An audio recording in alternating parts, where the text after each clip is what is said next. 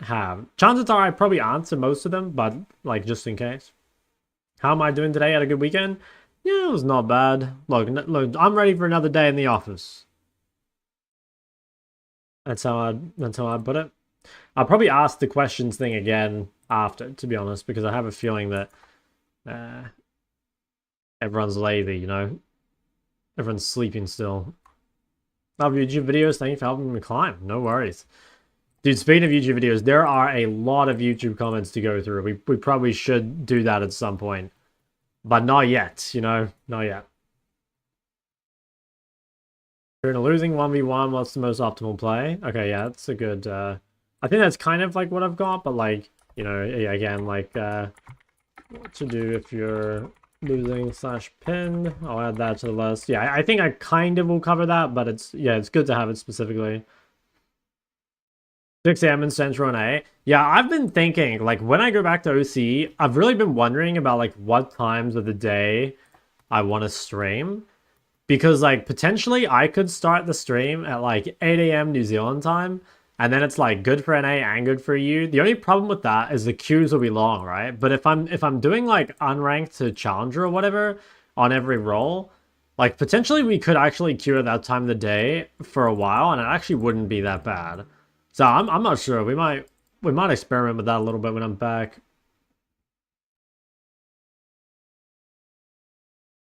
78 comments, I'm sure of it. What to do if the rest team fights in mid without reason? Yeah, okay. I guess I can clarify that.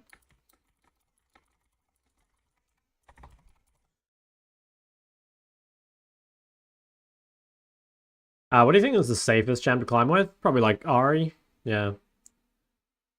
Hi, Chall, what's up, big man? How to play as weak side? Yeah, I'll talk about that in the video. How much longer am I in EU West until the end of April?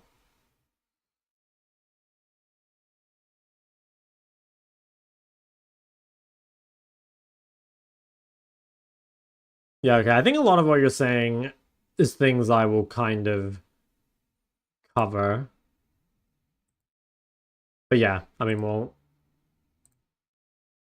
see. I mean, worst case, I'll answer the questions on the video. I'll ask again later in the stream when there's like more people here, just in case there's other ones.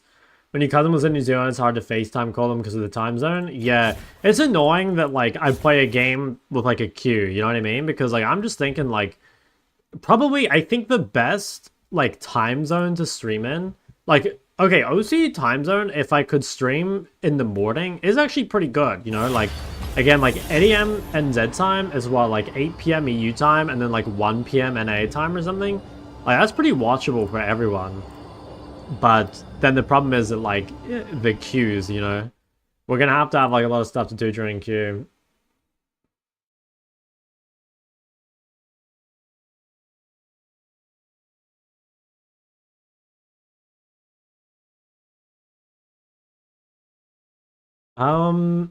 Value things like chess pieces to evaluate whether a push is worth. Yeah, okay, that's something I can kind of talk about. How to play with globals versus how to play against globals. Yeah, it's probably worth mentioning globals a little bit. I hadn't really thought of that. I'll add it to the list. How much of your lane is worth sacrificing in runes to make up in scaling? The way I would see it is like, you want as much scaling as possible because it's easier to play, as long as it doesn't like impact your priority. You know what I mean? Like if you, by taking scaling, start to lose prior over the lane, where if by taking early game runes you would get prior over the lane, I would definitely take the early game runes. But like I would say that like generally having more early game runes on top of already having enough to like secure the prior or the push or whatever is like generally kind of diminishing returns. But again, it kind of, I don't know, it just depends. Like, it's really hard to, and also I think other, like, different people value this, like, different amounts too. So it's really hard to say what's actually best. How to play champs like Vel'Koz? Yeah, okay, I'll mention, like, I guess, like, yeah, immobility / fed top. The thing is, like, I actually don't think that plays, like, that differently. You know what I mean? Like Vel'Koz plays the exact same as a champ like Ori. You know, like you still use the same like fundamentals to inform your decisions. Obviously, it's like, you know, it's harder for Vel'Koz to win the 1v1s. So like the amount you can push out is like you can't push out as far. But I don't know, I guess it's like still the same decision making. But yeah, I don't know, I can mention them. Do you know where the majority of your viewers are from? Well, if I go to YouTube, I can have a look. Let me see. Time for a cut? Bro, I had a haircut like 2 weeks ago or something. No way it's time for a haircut. I'll get one more haircut before I go to Korea because, you know, I'm not getting my haircut in Korea. I'm not brave enough. Let's see. Audience.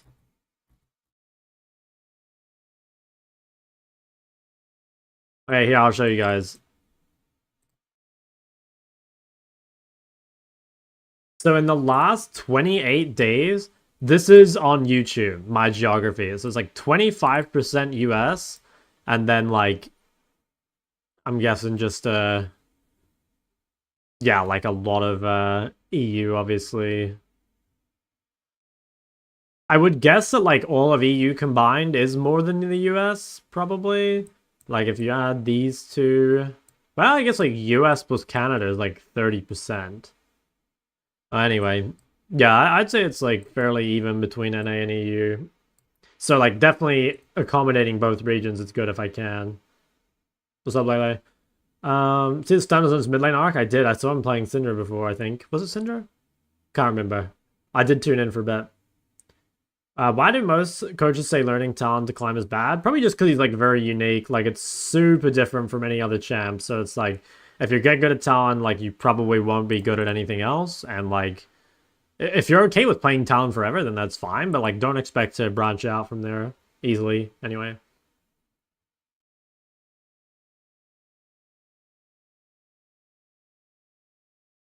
When are you coming to NA? Yeah, I've thought about that. I do kind of want to go to.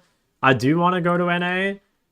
But I don't know, at the same time, like, I've already achieved all my rank goals in NA. So, like, I'd only be going NA for fun, basically. Which, like, I am down. Like, I mean, I would like to at some point. Yeah, I'm kind of down.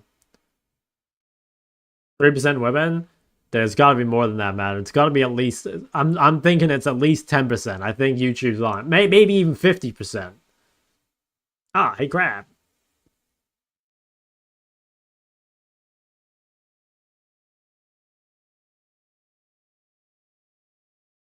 Yeah, I think, like, one negative thing I guess had is that like as a streamer, I have like constantly changed my streaming hours, you know what I mean?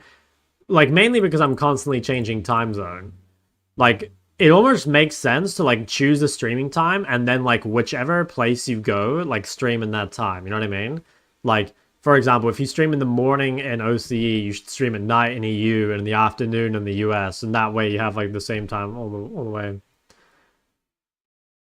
Why don't I call you anymore? Well, sorry, crap. Busy man, you know? 1200 LP on the EUS server. It's a lot of sponsorship deals and stuff coming through. It's difficult to, make that time. Doing your part, legend. I appreciate you. 50% women, 50% thirsty men. True. Finboy mentioned I'm summoned. They know you're online at the same time, they'll tune in regularly. Yeah, exactly. But it's just like, I don't know. It is hard to do that. You know what I mean? Like, if I stream morning OCE, I'm just gonna have like mega queue times. So like I could stream like I don't know, super late night OCE. Like right now in OCE, it's 1 a.m. for example. So I could do that, and then I'd have the same stream timings as NA, or sorry, as I have been in EU. I don't know. Straight up, like what I need to do is just start streaming like 16 hours a day, and that way everyone can tune in. I gotta stop being lazy and start putting up some 16-hour streams. Chuck's too cool now? Nah, never for you, Crab. Never for you, pal. Think women viewership reduced ever since the wife application form was closed? Yeah, unironically though. I know there's a few who have dropped off. A few love confessions that didn't last. Getting home from work and decompress with him stomping peasants. Me stomping peasants. Dude, poor peasants. I don't know how much of NA wakes up at a normal working human time. I would assume that like the majority of my viewers wake up at like 1 p.m., Maybe not the majority, but like a lot of them.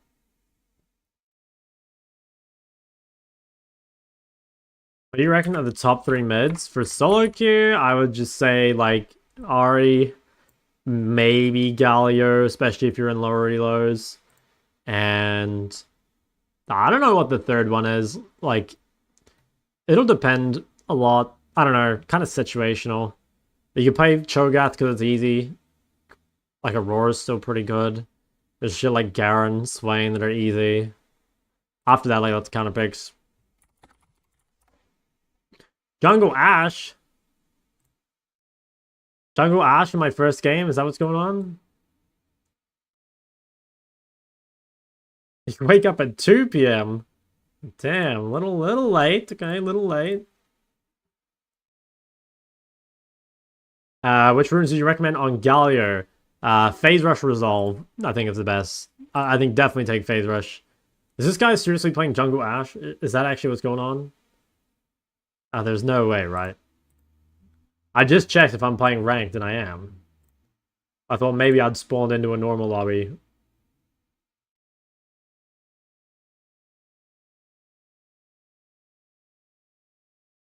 I'm the only frontline I can go tank. I would say tank is your default on, I think tank is your default for Galio. You can go full AP if you want, but I'd say it's like if you're solo AP, you can go full AP. But otherwise, you should be going tank, I'd say. So I do game reviews for subs. I don't at the moment because I do coaching in the MLA. Potentially, I'll end up doing something like that, but I haven't asked Curtis if I can even do that, so I'm not sure. Maybe I should review subs games or something though. I don't know. You know, Shock's he's a money crazed guy. The only thing this guy cares about is dollar signs and LP. So we might have to make that happen. Rumble. Mouse, I use Razor Trinity.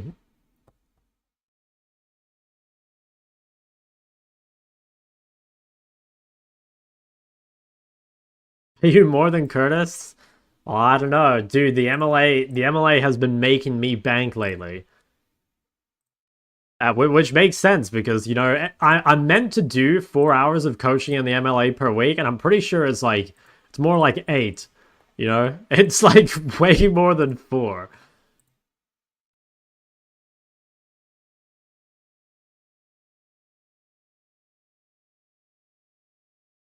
Is there any matchup you would take Aftershock? As far as I know, no, I don't think so. I think you're literally going phase rush every game. MLA, the mid lane academy. It's pretty good. I mean, it's really good actually. Find yourself having mana trouble? Are you starting D-Ring or D-Shield? Because there's a lot of matchups where you start D-Ring and just poke with Q. I can't imagine having mana problems with D-Ring, but if you're starting Shield every game, maybe? I'm not sure. And I mean, again, like if you're running Phase Rush, like you have Mana Flow banned. Oh, no, actually, you probably go Nimbus. I mean, you could go Mana Flow. Some people do go Mana Flow or even Arcanist, so there's like options there. Wow, what a weird game. 4 challengers and then just a bunch of piss-low, disgusting Grandmasters. Yeah.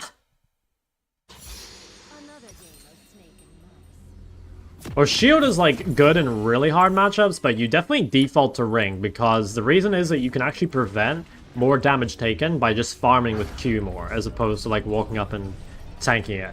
Like a lot of the Gallios make the mistake of like pushing for Prio in the first 2 or 3 levels, and you don't really need to do that. Like the first time your Prio really matters this Gallio is Scuttle Crab. So like, if you're ever going to trade HP for Prio, it should be then. Before that, you actually just want to like stay a little bit healthier. Should I be in the top lane academy? Bro, I actually should. I really should. I mean, I'm a fucking beast at top lane. Gotta be honest, I might be the best top laner in the world right now. Had it for 1 month, that's way better than any other platform. I'd agree. Like, I mean, you get so much for, like, if you're willing to pay for private coaching, you, like, absolutely should be willing to pay for MLA, you know, because you get so much more value out of it. Challenge Chibi to a 1v1 when I get to Korea? I could do. The problem is if it has bans, I'm fucked. You know, like, what am I going to play? Cast top, Aurora top, potentially Rise top. After that, then what? I actually already top, and a pure 1v1 is probably pretty good. Like, no junglers involved. Alright, do we think this guy's cheating the bush? Nope. Oh, D ring. Guys, a little brave, you know, these GM players, they have some ego sometimes. This guy comes up against a 1200 LP top laner and he's just out here starting Dorn's ring. Like, come on, man. Come on. Let's drop the ego now.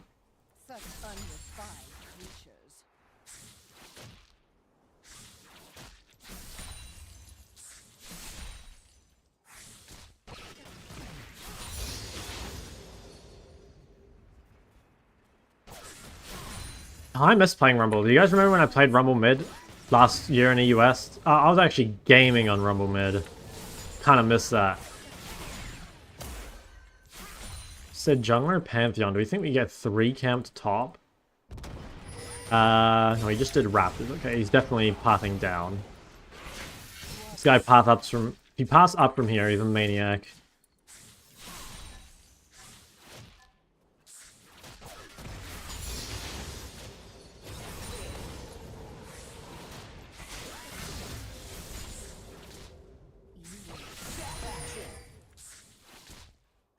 Get this under the turret and have this bad boy bounce back out.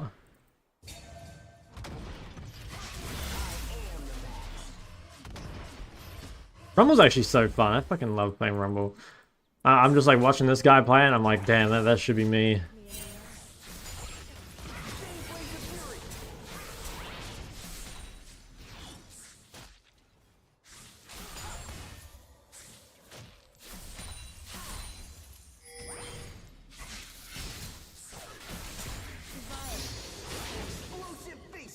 I don't think Pantheon can be back top yet.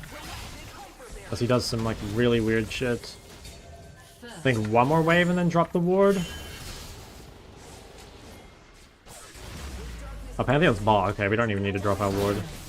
I just realized I have map cover off, but it shouldn't matter for the first game. I'm not even sure it matters anyway. Like, sure, no one knows I stream in a US, so it's probably fine. Hey, why is he pinging Pantheon, bro? He can't even be here yet. I guess he just thinks I'm dumb, but hey, I'm a 1200 LP top laner. Does this guy know who he's pinging right now? Whoa. Okay, I gotta be careful, because like I don't actually have enough mana to kill him, I don't think. But it's fine, like we'll get chapter first base, and then I think he's kind of cooked. If he's smart, he'll play Sword Shoes, or like Swifties or some shit, but we'll see.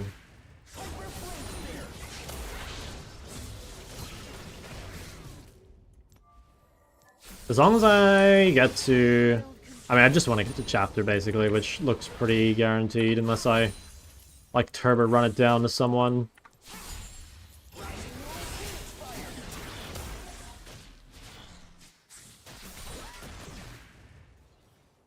Could maybe... Keep my base. Trying to keep this here. Okay, this is looking really good. Dude, I gotta be honest, like, laning against, like, this guy instead of laning against Caps. Oh my god, what a breath of fresh air. Like, this guy's not bad, but, you know, it's just nice to, like, breathe a little bit.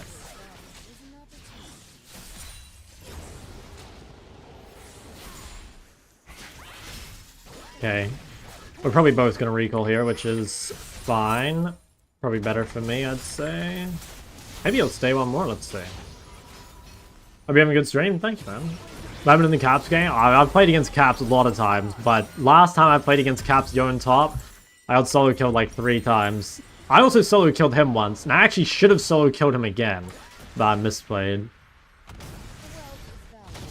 And I did win, of course, because I'm the youth, and the youth will never lose.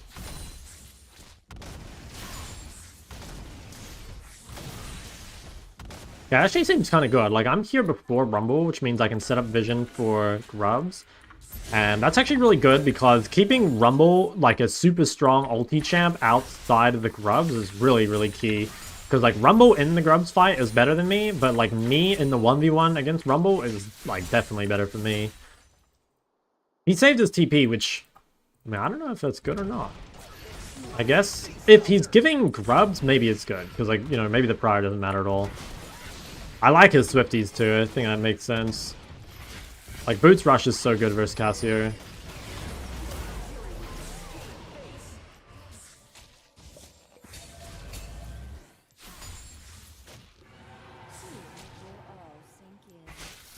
Dude, I just had this random, like, memory proc for me, which is like, I don't know if there's probably none of you, maybe some of you, but there was this, like, random time, like, maybe, I don't know, like, maybe, no, like, 3 months ago, when I was playing Cassio bot in OCE, and, like, oh, shit, there's DC.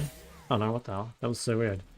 Oh, I had a tiny DC. I had some drop frames. Oh, no, I'm lagging. 200 ping? Oh, shit. Hold on, I'm running back to my turret. Oh.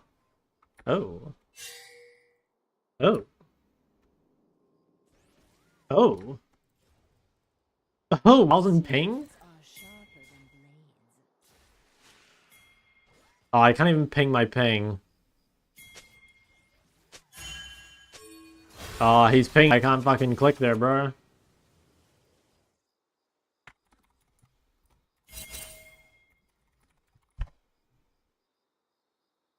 Oh my god. Oh.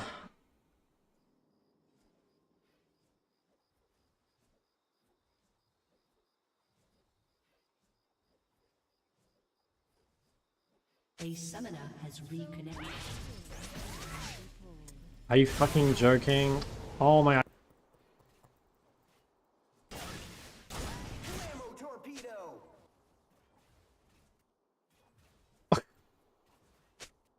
I know what everyone wants. Oh my god, I'm just gonna fucking get farmed because I can't move.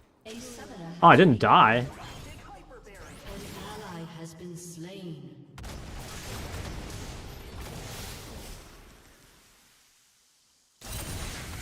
Wait, I actually get some of the CS?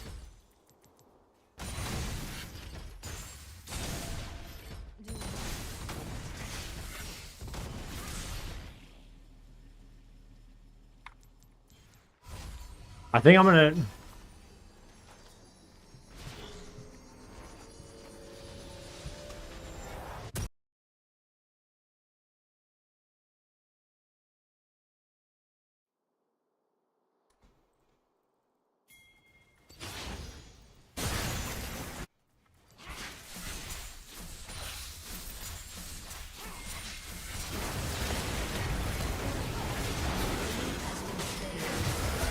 I can clean this up.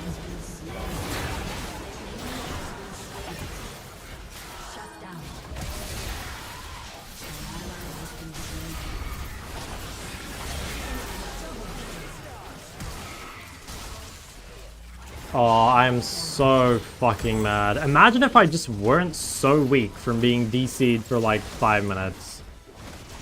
Oh, it's so incredibly frustrating.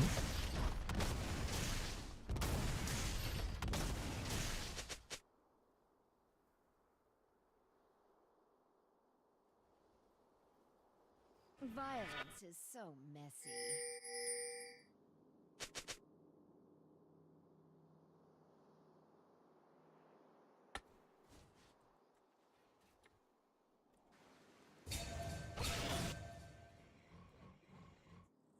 Many wars begin with a whisper.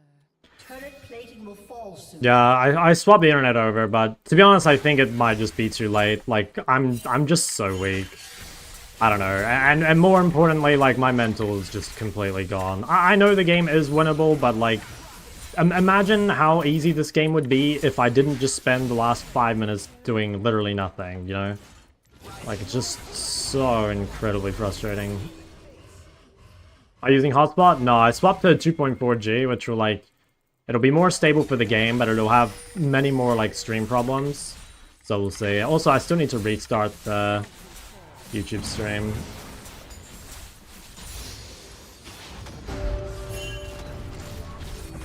Okay, I got mid turret, which is kind of good. Guys level 11.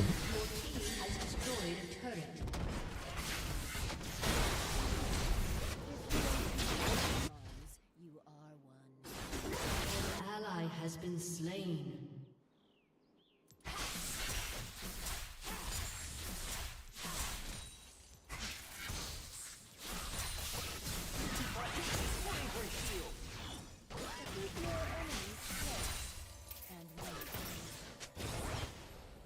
Kill you? Nah, he didn't. He didn't. He honestly, he was a nice guy. The problem is, like, the moment I got back from the DC, I TP'd bot to try and, like, save them, and it was an extremely close fight. I don't know if you guys saw it on stream, because it was, like, lagging.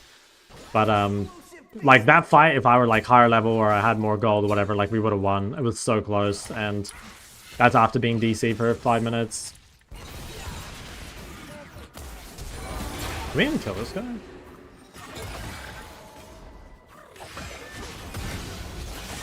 But I didn't even get a fucking assist.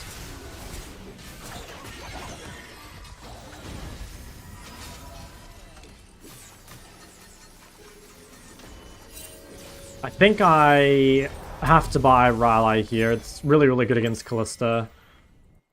Let's see if I can... Okay, yeah, nice. YouTube stream's actually working, which kind of surprised me. Alright, 2-item Callista.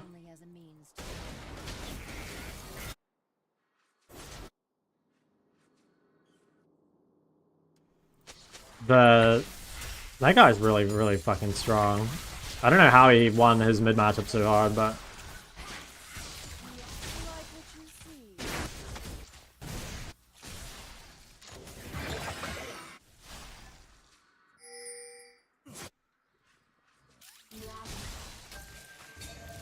Yeah, I mean, I can probably just neutralize bot.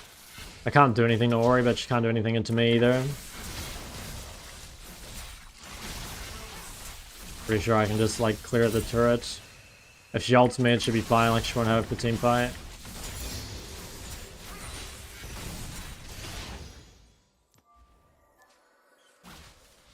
Think what I could offer. What to do with Katsu build if each item is required? I'm not sure exactly what that means.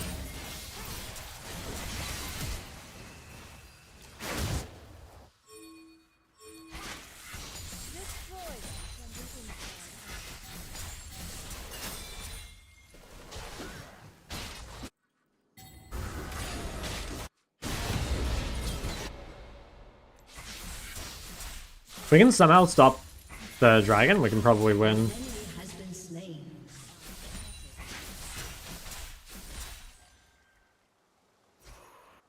I have 6 grubs. I mean, my Olaf has done so well to get all the grubs.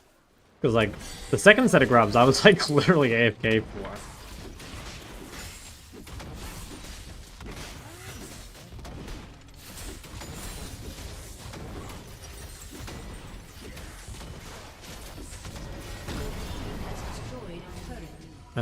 One more? I don't think I can push. Doesn't really make a difference anyway. Well, maybe I could have pushed the one. It's fine though. That's really a mid counter. This, probably a Kali, I think, is the actual best counter, but anything with CC for teamfight is not bad. If this fight, if I could somehow flash on the Callisto, I think we could win. She's gonna kite out the Olaf really hard.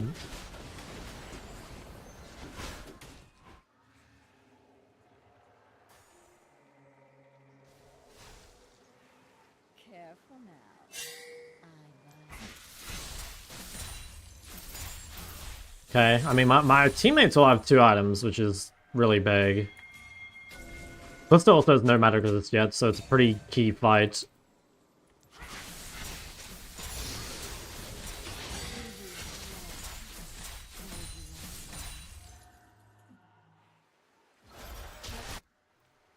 I feel like their 5v5 is actually quite a bit better than ours, so I'm not sure how this is gonna go.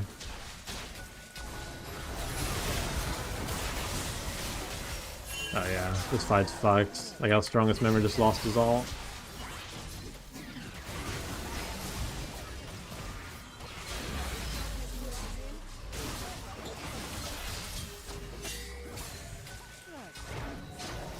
Yeah, feels pretty GG'd, like they're gonna get 3rd dragon.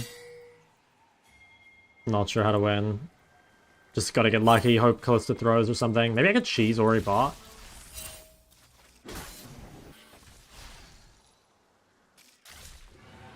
Gotta be really careful, because Pantheon could still be bought. Yeah, that's actually pretty good. Because even if Pantheon is here now, I might be able to win. Like, his items are not that great. If I could bait them into ganking me bot, that might even be good, because we're gonna get stuff top, and I have no bounty or dark seal stacks or anything. At the same time, like... do I TP top? And that guy's just fucking dead. I think I just keep pressuring bot. Wonder if there's ever like a reset to Atacon angle for my team here.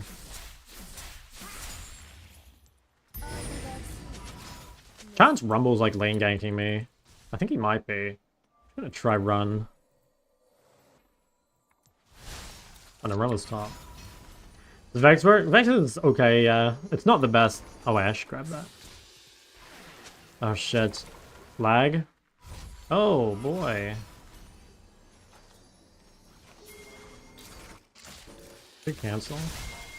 I'm not so easy to get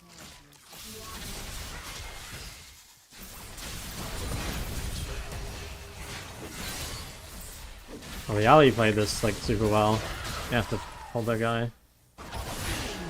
Yeah, Ali played that really well. I mean, I could base TP to this. He made the Ori waste most of her phase rush, which is big.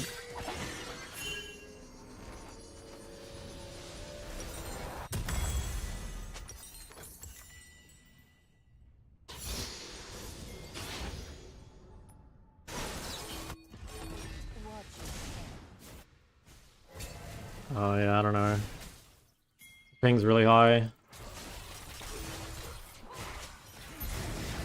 Maybe collapsible?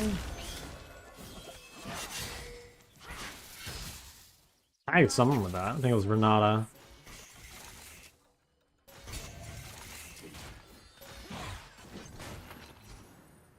This does not seem good to me.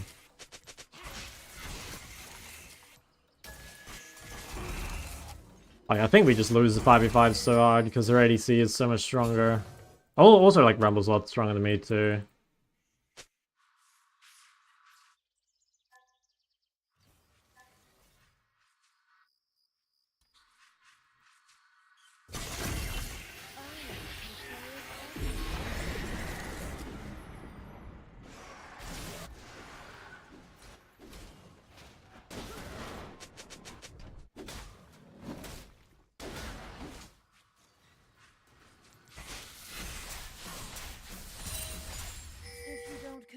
Well, I can go match as Herald and then, like, TPN or something, but...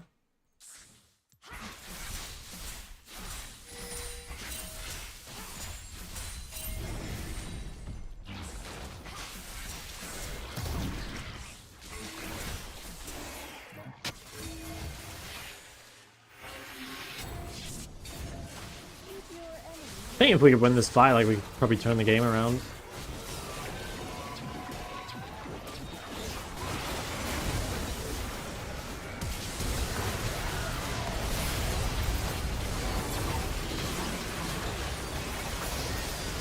Okay. Looks winnable. Looks really winnable. Oh wow. Nice. Good shit, team. I'm not sure if I did anything here, but I think I did get the Rylai slow, so... it's not too bad. If we can somehow... I mean, we still have to get this dragon, that's the other thing. Maybe I'll push out mid. Or Varus can push out mid.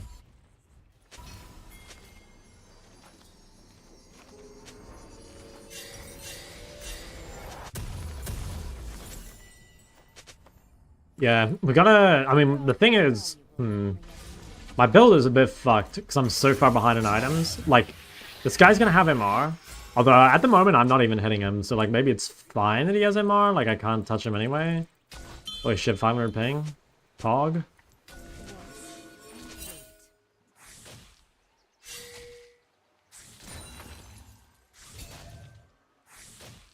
I just can't even fucking move. It's fine.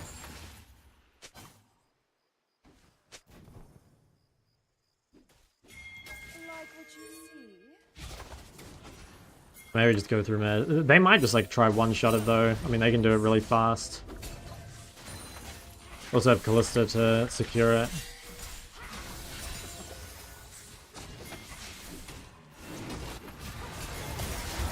Oh shit, he lost all his health.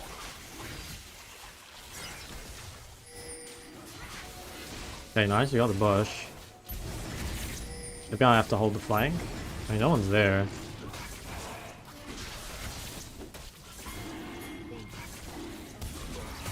Oh my god, go Ellie.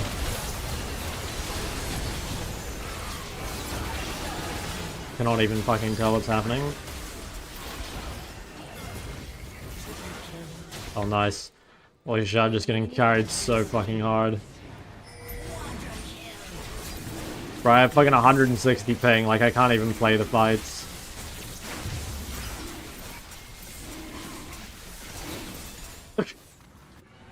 I honestly don't think I've done any damage. Like, I don't think I've done fucking anything. Like, I can't even play the fights. I even hear, like, all I'm doing is, like, rally slowing people. I'm not even sure I'm hitting them. Is Korea or EU harder? Korea is much, much harder, I think. But I don't know. I mean, I guess I'll find out when I go again.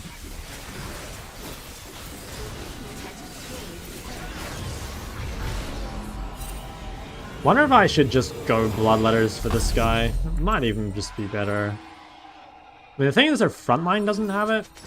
No, I think I still build Leandry. Because I'm not hitting Callista. And, like, I can't actually apply the MR. I mean, I still have... I can still pivot, I guess, if I need to. Is the best to go Shadow Flame versus Deathcap second? You pretty much never go Deathcap second.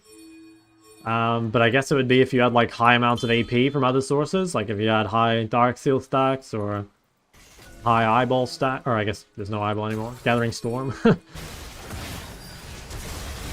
better walk here. This fight seems really winning.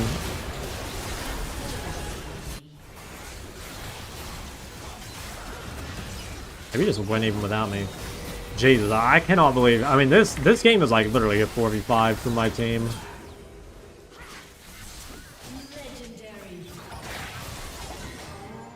Yeah, okay, I don't even want to see my damage, but I don't want to see my damage. I got carried so hard. I mean, it sucks, because, like, I was playing quite well, but... I'll show you guys, because I don't think it came up on the stream, because I was, like, you know, lagging at the time. But I'll show you guys, like, what you missed. I guess I could show it in the thing as well, but... I got onto this guy. 1200 LP. Buddy, I was already 1200 LP. Look at that. 1213. This is old news, okay? Old news for a man like me. Did he honor me? Bigfoot honored me. Who's Bigfoot? That was Alistair. Bro, I did 9k damage. Oh my god. Look. I'll show you guys what happened, okay? Show you guys what happened. So, all this time, right? I have like literally 8,000 ping, right? Like, you guys can see it up here. Like 1,100 ping. We definitely hit 8,000 at some point. And then, so I get back, and my internet finally is, like, working, right? We go down to 35, and I'm like, fuck it. I'll just, like, instantly TP in the fight. This is after being DC'd for, like, virtually, like, 5 minutes. And I TP in, and so, like, I'm super weak, right? Like, I'm level 9. I don't have Steris completed. Rumble's actually higher level than me. And, like, look how close it is, you know? Like, I flash in. Aurora hits them all. They, like, all live on, like... this HP. Like, just imagine if I had been connected and I, like, had my item, I was actually up levels on Rumble, and I'd spent my gold. Like, imagine how different this is.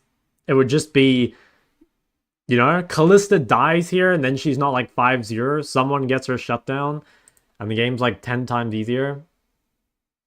Yeah, and, like, Aurora wouldn't die. You know, stuff like that, right? It's like, you know, obviously this was because I DC'd, but, like, this is kind of like, if you play better, what I'm saying is that at any point in the game, like, it's only little things that change it, right? Like, over the game, maybe there's, like, 1,000 decisions or whatever, and all these, like, little mistakes or little, even, like, good plays or whatever add up.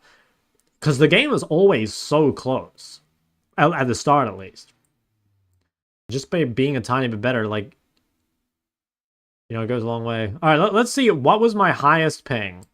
Okay, so at this point, I start to lag. Honestly, I'm really glad Rumble didn't kill me, because, you know, he definitely could have. Pretty sure I was, like, out there tanking the crease for a while. Okay, so we hit 8,000. Oh my god. So our record was 9,115 MS. Lagging again? Oh boy. Okay, hold on. I'll change my internet back.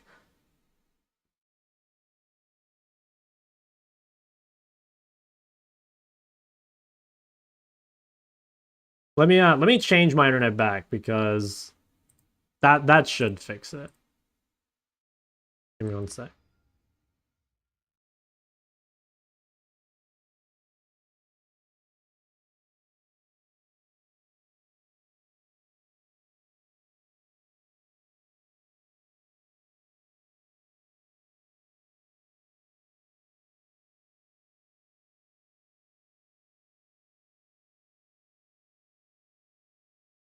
Okay.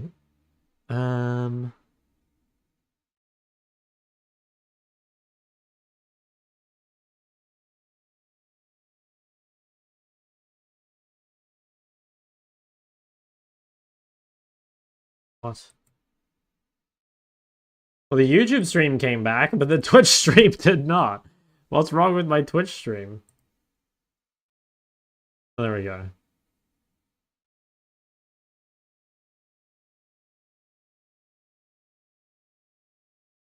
Okay. Yeah, I think I'll go play a game on a Smurf first.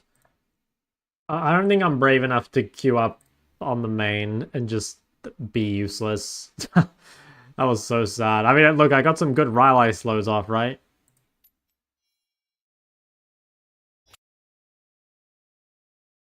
Going custom. Well, the thing is, like, it can come back at any time. So even if it's fine at a custom, like, what difference does it make, you know?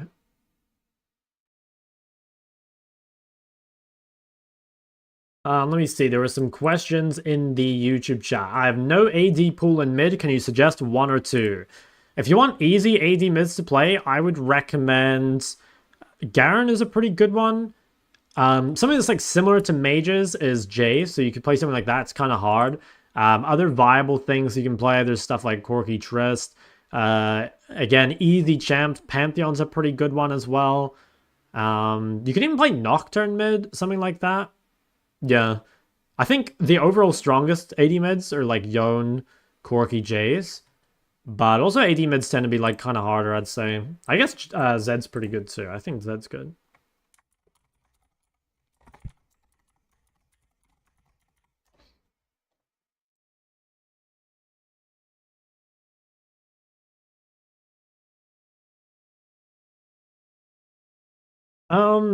When would you usually build Seraph on mages like Hui? It's like less required on Hui because he has like super long range, right?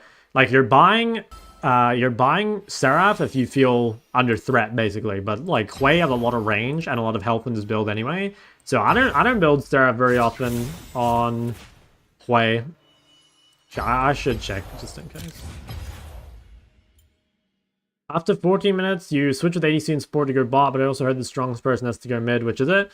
You should just go wherever you can get farm. Ideally, you go bot, because you want to get solo gold and XP, and you don't want to share it with your support. But if you, like, if your support or ADC or whatever is staying bot, then you should stay mid. Just make sure you get farm somewhere. Play a Veigar game? I played a Veigar game last week, and it went really well, actually. Do I still build Ludens first on Syndra? No, normally you go Blackfire. Normally you go Blackfire default.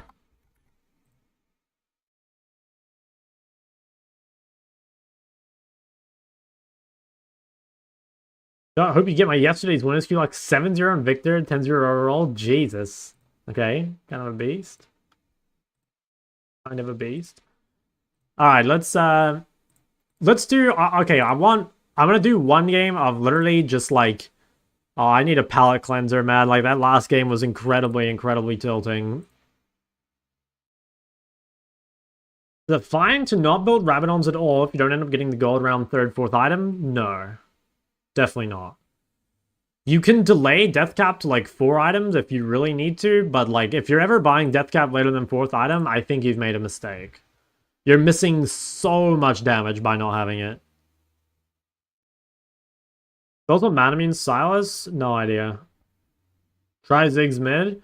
I could. I do need to play one educational RE game. I need to play that. I need to play another Education Mario game because the last one we played ended up as a loss, even though I got 19 kills. So I do need to do one of those, and then after that, I'm kind of down to do requests. Oh, I did want to ask the chat again. I never built a death cap on Casio. Yeah, it's like definitely incorrect then. I would say I buy death cap like almost every game on Casio, at least if I get the opportunity to. Like Casio has like very good AP ratios as well, so it's like, and you've got Conqueror for extra AP, so you definitely should be buying death cap on Casio. Seraph, Violet, Leandry, pen item end of a game. So in that case, it's like if you really need a pen item, then you should drop Rylai. Like if you know you're gonna need Void, then you should either go Seraph, Leandry, Deathcap, Void, or like Seraph, Leandry, Void, Deathcap.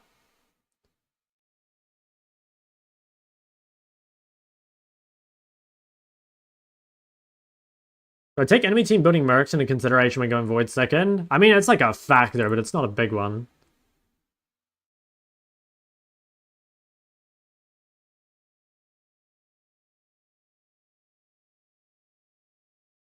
You've been trained in bad conditions. Well, I will say that, like, I think I'm the one with, like, the one-trick autism on Casio, you know?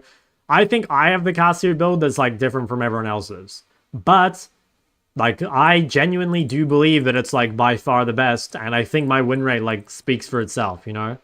Like, I have a 90% win rate over 29 games, and most of these games were in Challenger, you know? So, like, feel free to do your own thing. Like, I'm not going to stop you. You can build whatever you want. That's my take, though. Ultimately, I don't care if you build badly. It doesn't affect my elo. I think in general, you may want to build stopwatch more often than you do. I don't know. It's really hard to fit in the build. I don't really like Zonya as an item either. Like, I feel like Zonya active actually kind of sucks. Seraph, Rylai, Bloodletter, Deathcap. Well, then you have to cut Leandry, right? And Leandry, I would say Leandry is like more core than Rylai. What's the best ice cream? I don't know. Eat cookies and cream or something?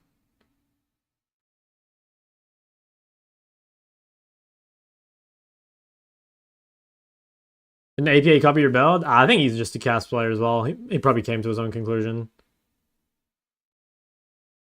Which is based. Chall, could you please analyze my OPGG? I'm sorry, man. I hate watching OPGGs. I'm really sorry. And the problem is, it's like, if I did your OPGG, it's that I'd have to do everyone's. If I versed Mysterious? Yeah, I versed him once and I lost. I was playing Azir. He was playing Syndra. Let's see if we can find the game. It's this game here. Yeah. I can't even really remember what happened. I think my bot lane was astronomically gapped.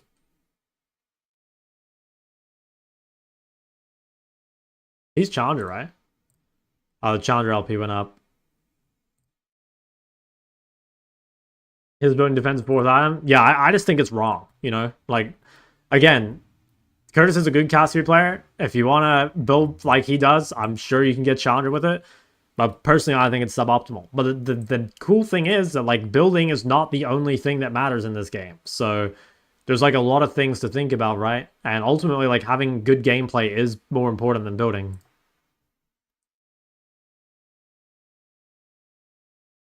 Shocking, you're analyzing RPGs? No, not like this. Pros build stopwatch every game? I think... okay, I definitely don't think pros build stopwatch every game. But if, like, Zonya is more valuable and competitive than it is in solo queue. Because, like, people are not as fed, and there's a much higher chance that you don't just, like, die immediately after. I feel like almost every time I see someone buy Zonya in solo queue, they Zonya, and then they just, like, immediately die. In competitive, like, people are less fed overall, you know? There's no, like, 10-0 Zeds running around in competitive. There might be, like, a 3-0 Z, but no one's, like, 10-0.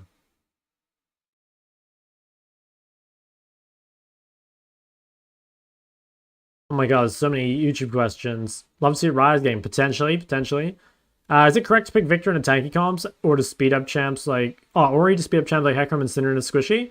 I think, like, kinda, yeah, that's like a fine way of doing it. I don't think Syndra, like, necessarily needs to go squishy. Syndra is quite good against melee champs just because of her CC. Like, even though she can't kill them, like, Syndra stuns are hellish for melee champs to deal with.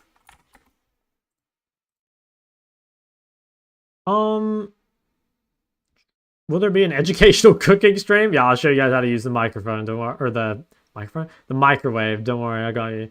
Do you know how to play jungle? Like, if you play jungle, would you be able to hit challengers jungler? I think if I learn jungle champions, I probably will be able to. I'm pretty sure I can. But currently I don't play any jungle champs. And but later in the year, like so I'm going to Korea in 6 weeks. And after I get back from Korea and go, well, to my home, I'm going to do unranked to Chall in all roles. So we'll see. We'll see. Is Jace mid good against who? Anything without CC is pretty good for Jace. Is ideal. But honestly, like, as long as you don't get fucked too hard in lane as Jace, you're in a pretty good spot. Watched so many of your videos. How many climb Master Ladder EOS so much? How is the game state today? I mean, it's fine. Like, yeah, I think the game's fine. First pick mid, I don't think so. Yeah, I don't know. I don't mind the game right now.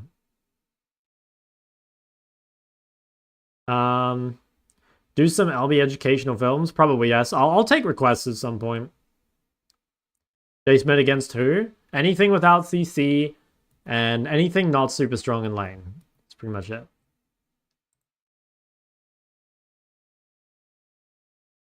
I may go back to the main after this game. We'll see. We'll see how the internet's holding up.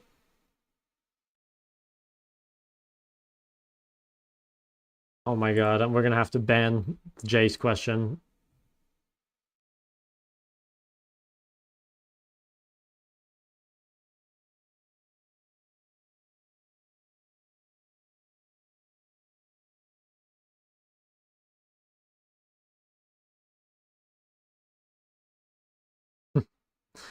Okay, what are you guys thinking?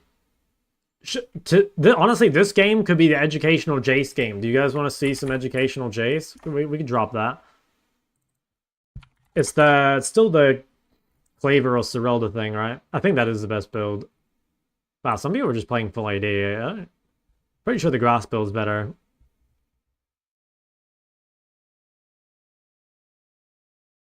I feel like first item Cleaver is actually better than first item Shojin too. Like, just having all that pen.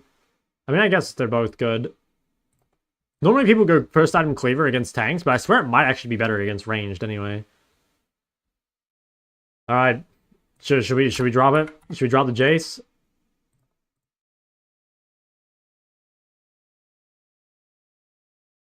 This is actually probably really good against Echo because it's a champ that, like, naturally takes bone plating. I don't want magic. I don't think I want biscuits. I think I'll do this instead. And then, do they have any tanks? Nah, we'll go Shojin, Manami, and Cleaver, I think. And then just 80 items. If we get that far.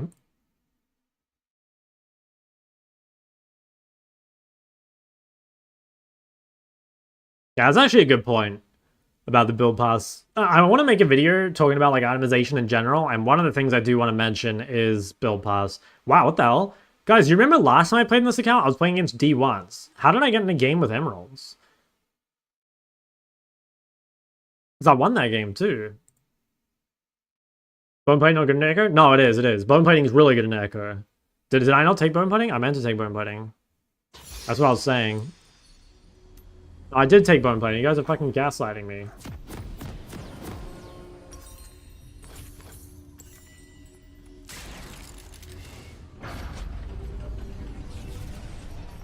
Oh my god, you scared me, bro. Wait, actually, it's Soraka top. Okay. Okay. Alright, fellas, I'll turn the alerts off. I'll probably generalize this one a little bit more. I kind of want to just, like, talk you guys through, like, how you carry games, you know? 30 seconds until I'll probably make it more about that, just, like, the carrying in general. So, when you're carrying, there's, like, 4 big things to think about.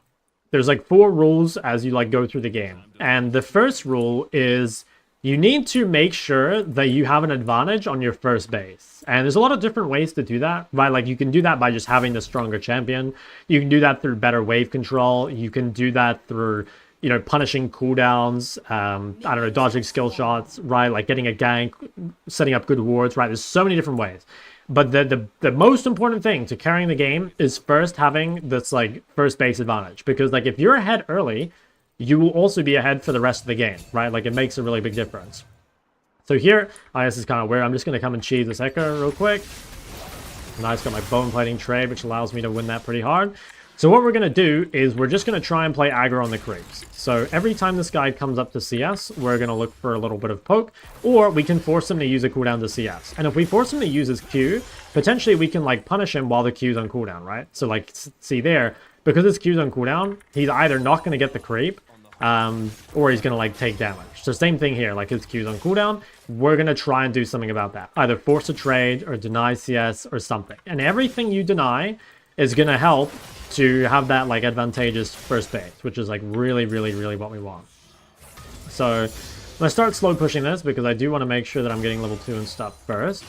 As long as we have the bone plating, we shouldn't be too scared of trades. See how we're like starting to build up the CS lead? Like we're already up a few, which is quite nice. And the bigger CS lead we can get, obviously, the better. And one of the big things, or one of the best things you can do is that on your first base, if you can make them recall first, that's like a huge deal. Because if you can make them recall first, you essentially get like +6 CS over them anyway. You might be wondering, why don't I QE this?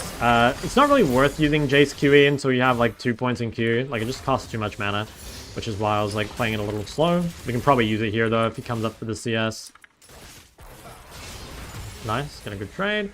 So see here, basically what we've done is we've just like used a combination of like, you know, basically punishing our opponent when they come to CS and like trying to zone him off the wave when his cooldowns are down or something. And we're already at a like really big health lead, which is great. We're also at a CS lead. So we're basically guaranteed to base with like more gold spent than our opponent. And that is the first step to carrying any game. Obviously, you don't have to be ahead in the early game in order to carry, right? But it does make a really big difference. Like if you are ahead, it's obviously really nice. Just quickly punish this guy. Nice. Cool. So that's basically exactly what we want, right?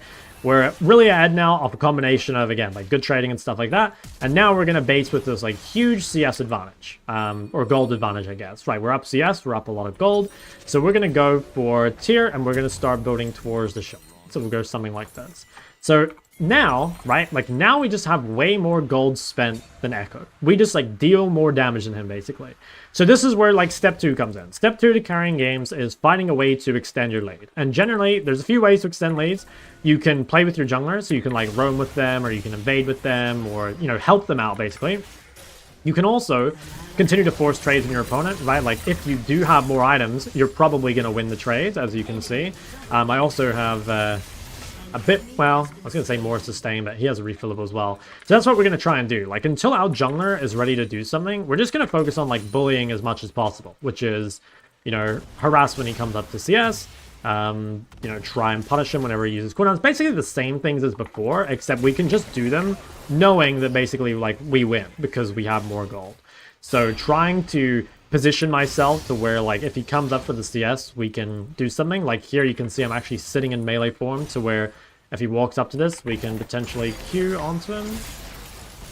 I missed the cannon, not worth. Definitely not worth. I probably went a bit too early. But you can see what I'm doing, right? Like, the CS lead is continuing to grow. His health obviously is falling, so it's going to be better for us soon, even.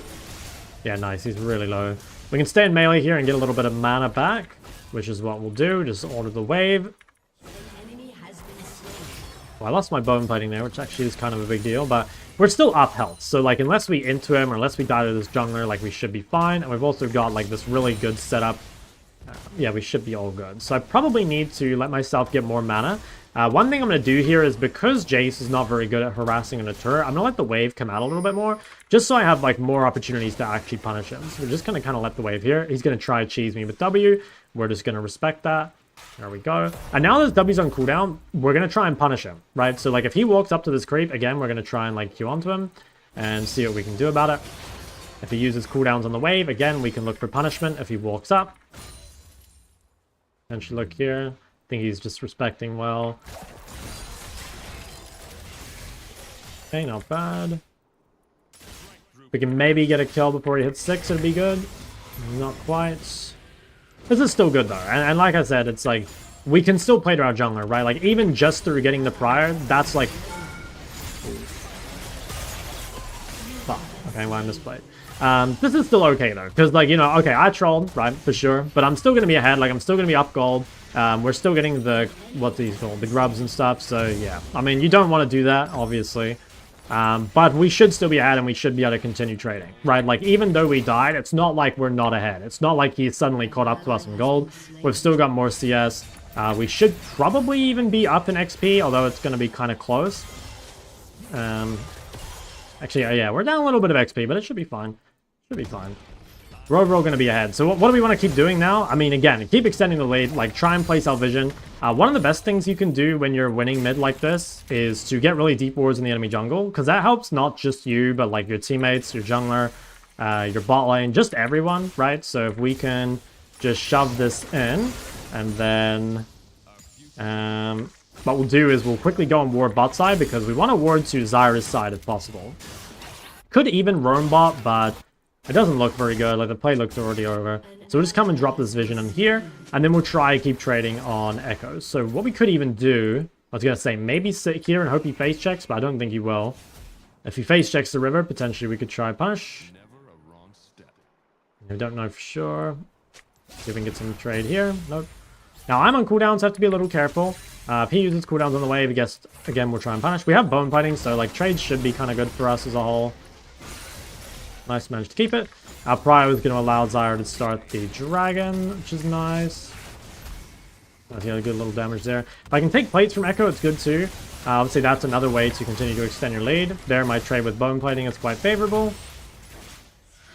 Now, at this point, I kind of have to decide, like, what is the best way to extend your lead. Sometimes it can be hard to decide, you know, what is the actual, like, best thing to do, because it might not always be clear. That seems fine. I've got TP, so I'm not super worried about getting chunked. Could even walk to this, like I do have prior. Yep, so I'm going to use my prior just to walk down and quickly kill the Thresh. That guy should be dead. Oh, not dead. Okay. Alright, well, that's definitely not ideal. Yeah, no, that's definitely not ideal. Okay, well, what we'll do is we'll buy this, and then I will probably TP back. I guess I didn't really expect... Well, yeah, okay, I guess the main problem there is I probably shouldn't enter bot river because my bot side is too weak. I should probably just, like, try and take the quick Thresh kill, and if I can't get it, I should walk away. That's definitely... I would say if you're going to lose this game, it's because of that. You know, like, I've now made 2 mistakes in a row. I got killed by Echo. I made a mistake in the bot side river. So I probably don't deserve to win this game anymore, but potentially we can still carry, right? Because we are still ahead of Echo, which is the good thing. But, like, I would say at this point, it's kind of... It's 50-50 if you win or not. But we'll try and keep extending our lead. So, like, we've still got good CS. We're still up items. Should be able to still win trades, which is nice. See if I can take the fight real quick. I don't think that was worth it. Well, maybe. Probably not. I think I lost a bit too much health for it. I did get gold for it, but again, I think I lost a bit too much health for it. So I have to be kind of careful. Like, right now he has the advantage, right? Like, he's up health and everything, so we do need to be quite careful looking for the trade. He's also up levels, so we're just gonna, like, disengage a little bit. Yeah, we gotta be really careful, actually. He might try and dive or something. We're pretty close to being strong, though. Like, we're gonna get our first item kind of quickly. Ping Echo going up. I can't really chase him in the fog here because he is stronger. I could maybe collapse with Zyra if he needs the help. Oh, Cog just rage quit. Okay, let's be careful we use all our cooldowns. Okay, well, I guess this guy DC'd, so we're just FFing.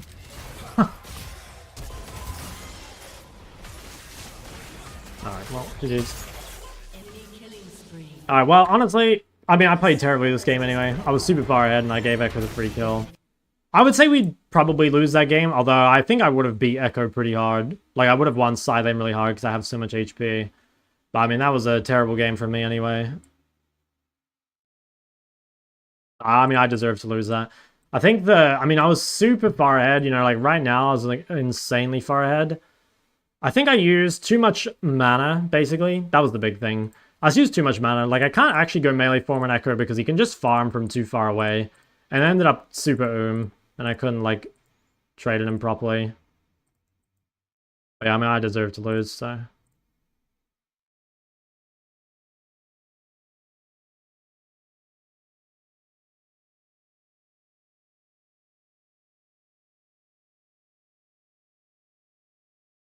The one guy for season 15 coming out soon. Probably not for a while. Yeah, probably not for a while because I don't have any like VODs of it. That's the only thing. I don't have any VODs. I'm gonna go back to my main because actually, no, I kind of did have ping problems this game. I'll try another on this account. I didn't have any like huge ping spikes, but I did have. There was a couple times where it went up to like 60. I could definitely tell. I don't think it impacted the game at all. Oh yeah, like here for example. Yeah, it didn't impact the game at all, but it did move around a little bit. I'll try another. See what happens.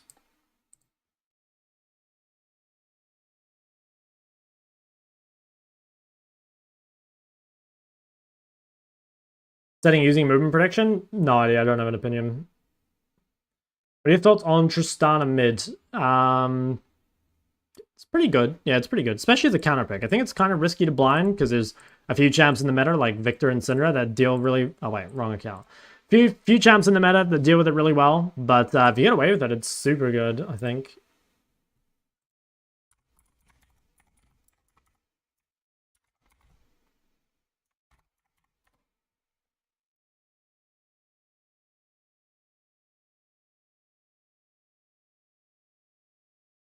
You playing Neferi? I played one game in Neferi in my unranked to master, but I wouldn't consider myself a Neferi player.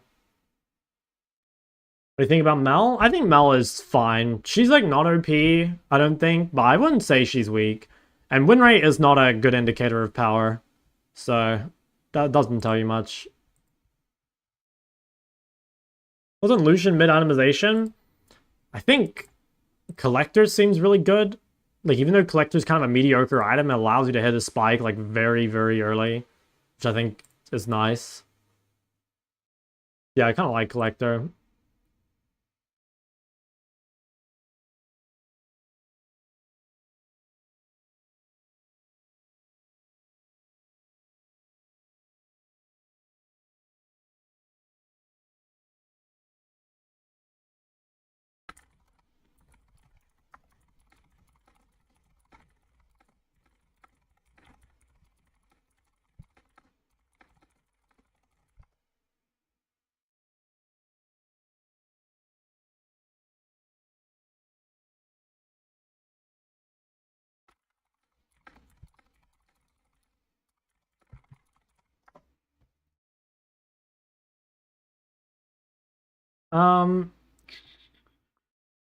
Tells you that's not a blindable pick. I mean, I think that's part of it. Yeah, I think win rate can indicate blind pickability, but I don't think it's like just that, right? Because like if we went to champions, right, and we just like looked at mid and we filtered by like win rate, like Azir is a blindable champ, right? Azir's actually one of the better blinds, but his win rate's really low. So I don't think it on its own says its blindability is bad. Because like same thing with Aurora. Like Aurora's a pretty good blind and her win rate's low. But it definitely is one of the factors. Like I'd say the biggest factors for win rate are how blindable the champion is, or I guess like maybe how required it is for it to have like its good situation. I guess the second thing is like how many people play it, right? Like generally more played champions, even if they're strong, tend to have like pretty shitty win rates, especially if they're difficult. Difficulty is a big one, right? Like I would say that like all these champions here are like pretty difficult. Maybe not Brand, but I'd say the rest of them are pretty difficult to play. What rank is this? Yeah, Emerald Plus. Why is Mel's solo win rate? My theory for the Mel win rate is two things. I think one, I think the champion is harder than people think. I think Mel is not super easy. And the reason I think that is because, like Yone, she has like conditions she needs to play towards. Like Yone and Mel both don't really want skirmishes early, you know? And like Mel it's really easy to feel like you're doing damage, but not really. And what I mean by that is like, it's easy to get a lot of kills on Mel, right? But like, for example, if you use your Q as Mel and you aim it badly, you're still gonna get like your comet proc and shit, but you're only gonna hit like one round of missiles, you know? Whereas like if you are good at aiming your Mel Q, you're gonna hit many more missiles, which is gonna increase your damage by a lot. So like she's actually way harder mechanically than people think because hitting Q is not that easy. And like that directly correlates to like a lot of damage. So yeah. Go 15 kill. Well, yeah, it's because like you're guaranteed to get like almost every kill as Mel. Like you're always gonna have a shit ton of kills as Mel. That's all your damage? Yeah, for sure. It is most of it, right? Like maybe you could say that like through all your procs, you know, like Comet, Blackfire, Leandry or whatever, like that's a fair amount of your damage just by like tapping them with Q. But like for example, like I said, like either aiming Q better or waiting like a literal half-second longer to wait for someone to get CC'd to guarantee all your Q damage or something, like that makes a big difference. So I think Mel is pretty hard. And also I think Mel is really bad at what makes solo queue easy. You know what I mean? Like the things that are easiest to play, basically, in solo queue is things that are like hard to die on, whether because they've got super long range or they're super mobile, they've got shit tons of health or whatever, and things that are really good at skirmishing early. Like something like Gallier is the perfect solo queue pick because it's super easy to play. You can't really die in lane, you can't really get ganked, and you're an insane skirmisher. Mel is like none of these things. Like Mel is kind of hard to gank, but she's really weak in lane, I'd say. And she really sucks at skirmishing too. So like Mel is kind of like, it's like Smolder, but not as extreme, you know? Like it is a hard play style to pull off. So yeah, I actually think even if Mel is balanced, which she might be right now, I don't think she'll ever be 50% win rate in a balanced state unless she gets changed. How was my weekend? It was not bad. It was not bad. I spent my weekend working, though. I made 2 guides on the tube. How was yours, though? What do you think about Jace x Katarina? As what? Like a fanfic? As a couple? I think Jace is too good for Katarina. Gotta be honest.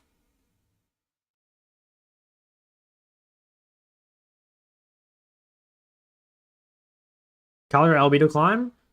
Let me say LB.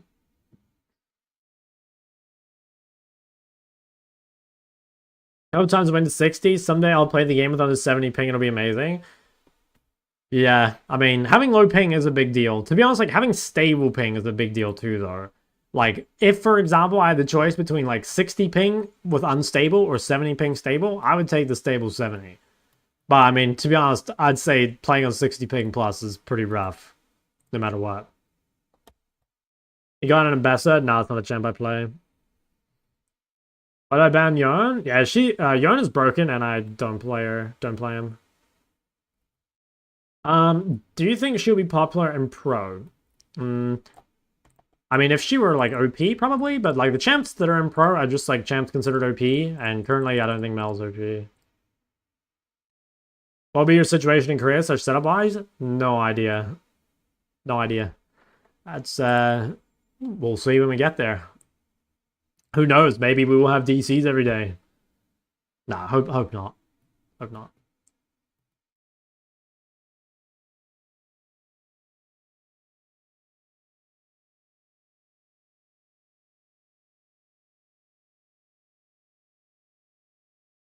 Dude, someone stole my Urgot mid tech. Dude, what if that's Urgot mid with the Mel ban? What if it is?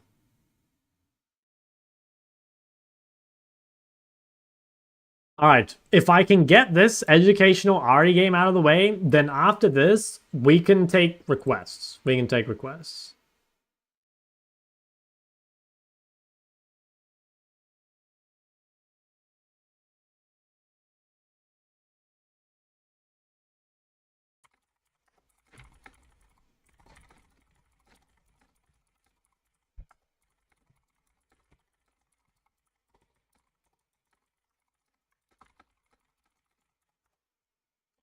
Okay.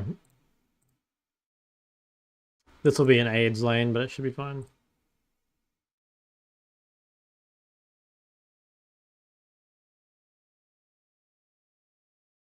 Promise me cat. Nah, I'm sure I'm a basic cat arena, like low-key. YouTube videos still worth watching? Honestly, yes. I'm gonna make new ones though, so shouldn't matter too much. I'm planning on making, like, redoing a lot of the fundamental ones.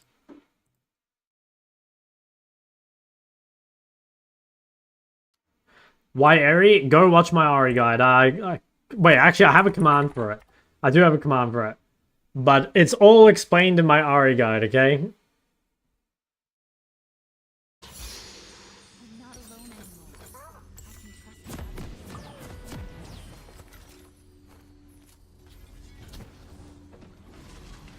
Vex viable? Yeah, she's definitely viable.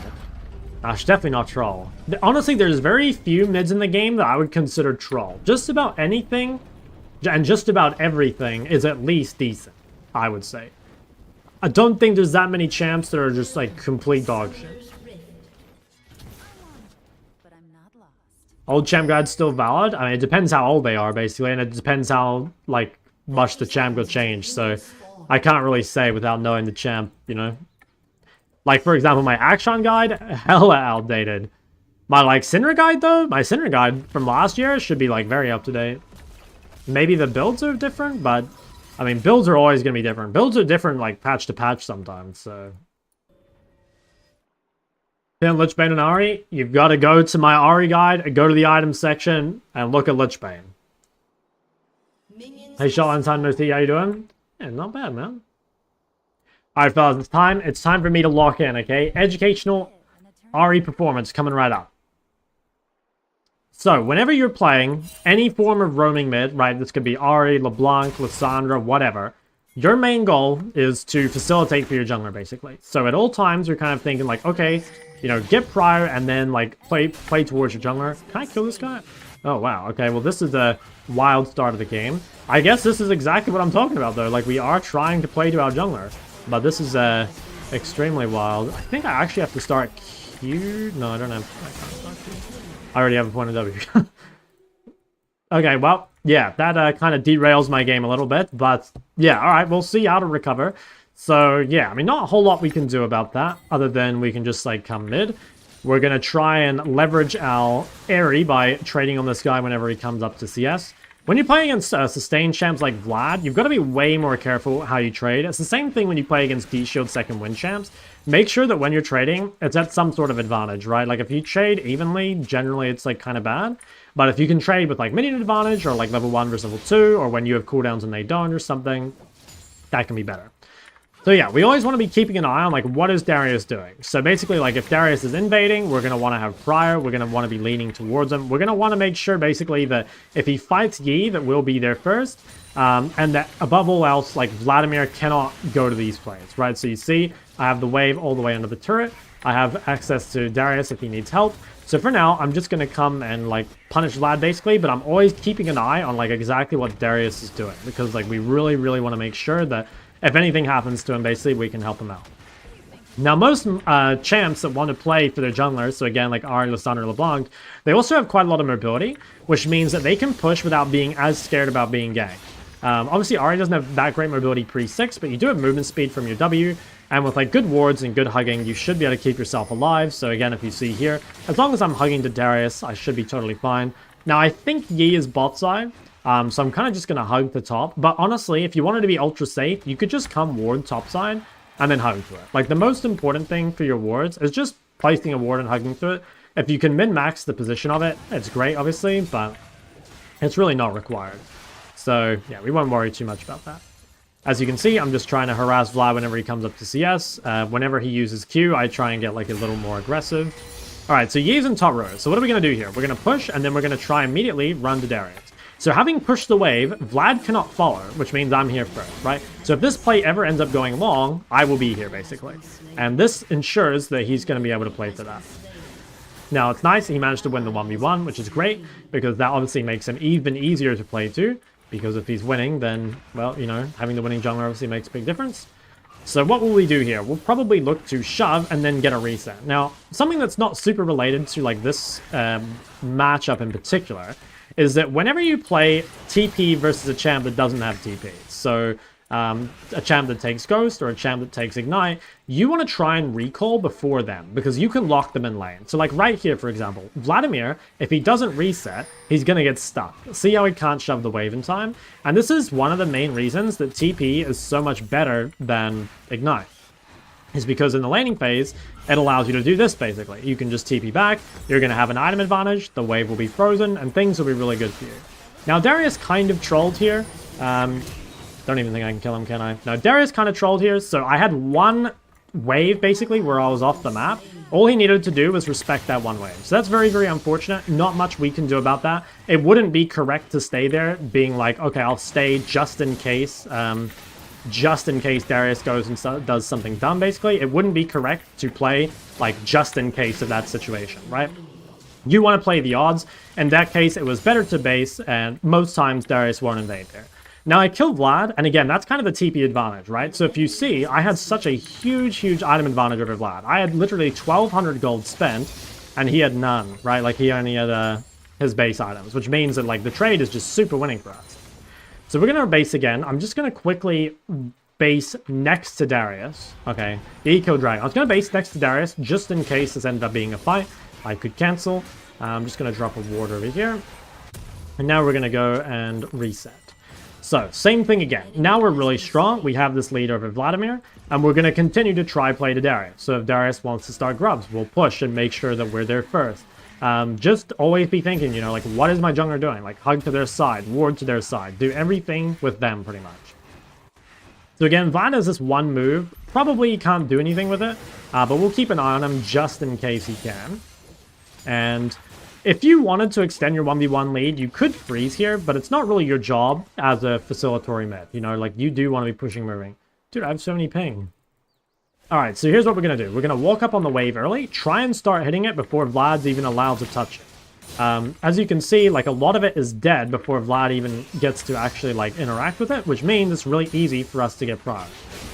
Now here, Darius made a play top. Doesn't look like he needs us or anything. So we're just going to... We could drop a deep ward there if we wanted, but we already have a ward set up. So we can just go back to punishing. Is pretty much what we want to do. So maybe we can go for a quick charm here. Nope, missed it. Blame the ping. I've got 85 of it. Yeah, we'll keep an eye again on what Darius is doing. We've got, like, good vision set up. We've got, like, really good mobility, so we shouldn't be worried about getting ganked. Darius is going to get in a fight here, so we can, once again, we can push and see if we can go to him. So I'm actually going to ping that I'm on my way top. I have a ton of time. Next wave is far away. I could maybe gank this Yi on his Krugs. I'd kind of like Darius to come with me. Yeah, the Krugs aren't up anyway. I would have preferred Darius to go with me there anyway, but it's fine. See how, because I left the wave so early, I was actually able to get back to the mid-wave in time without, like, losing anything. That's really, really important. You don't want to, like, roam so long that it gives Darius, like, it gives Vlad, like, a window to have prior. Now here, even though I don't have first move, I'm just going to run and facilitate my teammates. I rotate to these fights a lot quicker because I'm a lot more mobile than Vladimir, and also I'm a much better skirmisher than Vladimir in general. So just, like, showing up to these fights, killing everything is really good. Now you do have to be quite careful, right? So, like, in this spot here, despite the fact that we got kills, I am kind of weak, right? Like, currently I have a lot of gold that I'm sitting on, and I also have no ulti. So one of the most important things on any champ, but especially champs with, like, really powerful ultimates, is to try and maximize your downtime. If you're ever going to recall, you want to recall while your ult's down, if you can. It's not always possible to sync those up, but it's really good if you can. And the reason is that if you can be in base when your ult's not up, that's like you're not going to look for anything when your ult's down, right? So you might as well spend that time, like, recalled and, like, walking out of base, as opposed to when you're on the map. You never want to be in a position where it's like, you know, you're on the map ready to pressure, but we still need to recall despite having ult or whatever. So that's a really, really efficient base where, like, Darius is recalling and we can get a base off as well, and just everything works out super, super well, basically. So, what are we doing now? We probably want to swap our vision to bot side if that's where Darius is going to play. So we're just going to be kind of keeping an eye on Darius, see what he's doing. If he decides to enter bot side, we will decide to play for him. So again, we're just going to shove this wave. Dude, I am turbo lagging. That's not good. Shove this wave in. Yep, so he's invading bot side. What I'm going to do is I'm going to move my pink bot. I'm going to come drop some deep vision bot. And basically just do everything I can to ensure that he gets this. Looks like it'll be free because Yi's making the play bot. I'm just going to hold this bush in case Vlad walks in. Nice to get a really big chunk. And I have ult up in 10. So I have ult in 5 seconds. Just gonna charm this Vlad before he gets to the fight. Nice, that keeps him out. As you can see, we're here first with ulti if we need it. Could maybe have a look at these guys. Okay. Dude, I have 150 ping. Okay, well, I'm kind of doing well despite lagging, so that's kind of nice. What I'm going to do now is just immediately come back mid, and I will shove this wave all the way in, and again, just play towards whatever Darius wants. So if he wants to invade the topside jungle, we will make sure to do something with him. We'll shove this all the way in. Probably what I'll do here is, again, try and maximize my downtime. So I have no ult, I have no HP and mana. I'm just going to get into a fight, but realistically, I want to be back on the map, ready to fight grubs. So I'm going to buy Malignants. I'm going to TP back. And then we should be really ready to fight in a minute. We're not that strong right now because, like, you know, we don't have ult. But we should be okay. So I'm going to quickly just swap my pink now to top so that we can play towards the Darius. I'm going to focus on shoving the wave. And then I'll probably just come and, like, hug in the vision. So one thing that's really important is to... You don't want to actually DPS objectives as a mid. You want to come hold the choke. So this way, like, if Yi comes through here, we can chunk him. If Vlad comes through here, we can chunk him. And worst case, or I guess best case, if we're not needed, we can just get back on this wave. See how these grubs are dead and I'm already back on the next wave? This is really, really important because it means that Vlad never gets, like, a free window to roam or a free window to base or anything. So we're just always first. We're, like, always getting prior. We're not, like, seesawing it. We're making sure that we have prior, like, the entire time. We can probably trade a little bit, like we do have an item advantage over this guy. Maybe get a little bit of damage on the turret here. Seems fine. Gotta be a tiny bit careful. Just make sure in this situation you really heavily hug the top because, you know, Yi was bot side. Okay, guy's really, really low, which is nice. Alright, so Darius is going to get no fight with Yi here. What we're going to do is we're going to shove and then maybe immediately run. We might want to quickly tap this turret just for the plate. And then we're going to start hovering to bots to top side. We could turn around and try to kill Vlad. I'm also just going to ping that I'm on the way. See, I'm like I'm watching this fight to see if I need to commit. I think I'm going to go back mid. Again, really make sure you're paying attention to the next mid wave. You do not want to give any mid waves for free. So here, if the fight starts now, I actually can't go there. They have to make this play on their own. Because I'm not willing to give a mid wave for like what's happening here. Fortunately, they won without me, which is great because that means we get to shove this wave without losing anything. And once again, we'll just go for a reset. We could take a plate here. I guess a Thresh were in there, but it's probably better to base for tempo anyway. Dude, classic. 150 ping.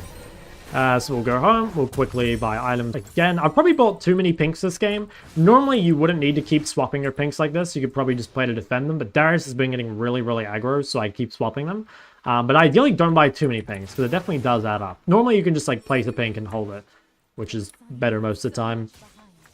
But okay, you know, we're super, super strong. Of course, we like always get prior here, basically any point. And we'll see what Darius wants to do. He probably has a lot of gold, so he might need to reset. If Darius invades bot jungle, I'll swap my ping to this side. But if he's just farming bot jungle, I won't swap my ping. Basically, like, I want the ping to facilitate if he's going to get really aggro, but otherwise I don't need to use it. Now, I do need to be quite careful at this point because Vlad is actually a lot stronger than me in the 1v1. Like, Vlad just on one item is much better than Ari. Holy shit, big lag spike. We can group up with Darius here and just see what he wants to do. So in this case, we can make a play bot side. Like, this Yi entering on the side where his bot lane has no prior like this is super, super greedy. So we're just going to pull up and we should be able to kill him. Should be like absolutely no way he's getting out of this. Nice, maybe we can even kill Caitlyn as well. Got the charm on her. Nice. Okay, so that's absolutely massive. In this case, we can just let Samira farm mid and we'll just keep pushing bot. So this is like basically the perfect... it's the perfect example of how to like carry a game as Ari, minus the fact that I've played on permanently like 170 ping. Definitely not ideal, but you can kind of see, right, that even in a game without great mechanics, right, because I just haven't been able to with the ping, plus I missed that one charm that I actually could have, you can still carry just through, like, understanding, I guess, like, what you need to do on the map, right, so understanding that, like, you want to push and you want to, like, hold division and play towards your jungler and all that sort of stuff. Okay, so what I'll do now is I will deploy bot side. I want to just make sure I can go farm somewhere. So in this case, like I can farm bot, should be totally fine. I've got TP if I need to TP back to my team, which should be fine. I yeah, so even though I want to play the Darius here, I do want to make sure that I'm still farming. So in this case, right, like, I don't want to miss all this farm on bot side. So what I'm going to do is just shove in. I have TP, worst case, if I need to group. So I will try and push this as much as I am able to. I do need to be a tiny bit careful. Currently, I am weak-sided, right? Like, there's the potential of the enemy jungler being bot. So we kind of need to play safe. Because if Darius is being a play top, and we're weak-sided bot, then all we need to do is wait, basically. Just gonna chill. So, might even want to come check these Krugs or something, just to see if he's on them. I'll probably drop a really shallow ward. This is kind of me just saying that, like, you know, ideally I would push further, but given that Darius is top, I just don't really have the option to right now. And I'm just gonna play really safe. And try not to interact 1v1 too much, because we do lose that. My teammates should be able to win without me. I could rotate to that if I really need to, but I'd like to shove the wave. Okay, I think I will need to rotate, sadly. This is kind of annoying because it does mean that I give up a lot of this bot wave. So definitely don't do that too often. Like, the only reason I did it is because, well, he would have died, basically. And this here, like, this really sucks. Like, this invade, where I don't have bot prior, this is quite risky because I cannot rotate to this. Now, again, my team won that, but that's, like, the punishment, I guess, of walking to that thresh instead of, like, shoving the bot wave. Although it's hard to shove the bot wave because I lose the 1v1. This time, though, we do have it shoved in. We can come and maybe, like, make a play here or something. Alternatively, we can just secure Dragon, so I could hold this bush and just make sure that it's kind of free for us. Okay, just gotta be really careful. So I have to give up the control here. They push me out. Just gonna try and hover here, make sure that we have vision of them, so it's not a surprise. Let's see if we can get a charm here. Did that hit? Can't tell. Doesn't look like it. Now, maybe we could kill this guy on bot wave. I think we can. He's going to try and go on Darius. Just going to get a charm on him nice and early and then kite away from him. I think he has to try and kill Darius, but it should be totally free. Just going to chase. Easy. Looks like our ping's going back to normal as well. Okay, I have one more ult charge. Maybe he's not expecting it. Damn, I tried to kill the creep and then charm him, but didn't quite die. We're just going to run away here. Like, I don't have ults. Although, my team's pretty strong, so maybe they can just carry me. Maybe charm the Yi. Nice. Got a really good charm on the Yi. That guy should be pretty smoked as well. Probably not worth flashing for him. He seems pretty worthless. Alright, and then we have an AFF. So that was pretty good. I mean, really, really good example of just how to play, like, facilitatory mids, like Ahri, and, like, how to play your jungler, or around your jungler and stuff like that. Again, like, really solid for any champ, like Ahri, Lissandra, LeBlanc, Aurora, anything like that. So yeah, the key things pretty much just being hug to your jungler at all times, like, make sure you're placing your vision well, and kind of knowing, like, how far to rotate, right? Like, don't go too far. Just make sure that you walk far enough to support the play, but always be taking a look at the, like, next mid wave. Make sure you're back in time for that. Yeah, that's a shame. I don't think I can actually use the, I don't think I can actually use that video just because I was lagging so much. I'm sure you guys noticed it on the stream. There's, like, 10,000 drop frames, so I don't know how well you can, I don't know how well you guys can even watch it, but yeah, it's pretty annoying. I mean, I guess I could, like, use the... I could just use the outplayed VOD, I suppose. I might do that. Yeah, maybe. New Rod, Lichbane, and Revs? No, I haven't, but I'm sure it's terrible. There's just no universe that built with Rod of Ages in it is good. Rod of Ages is such a shit item.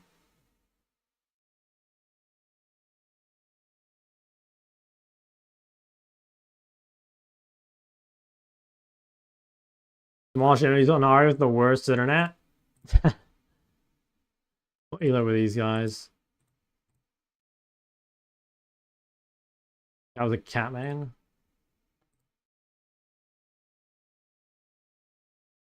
Guy's name was just Chickpeas. D4? Thank you. So useful, basically one without just mechanics checking them. I mean, there's, like, better ways to do that, though. Like, oh wait, you mean the video? I thought you were talking about Rod Pages. I'm so sorry.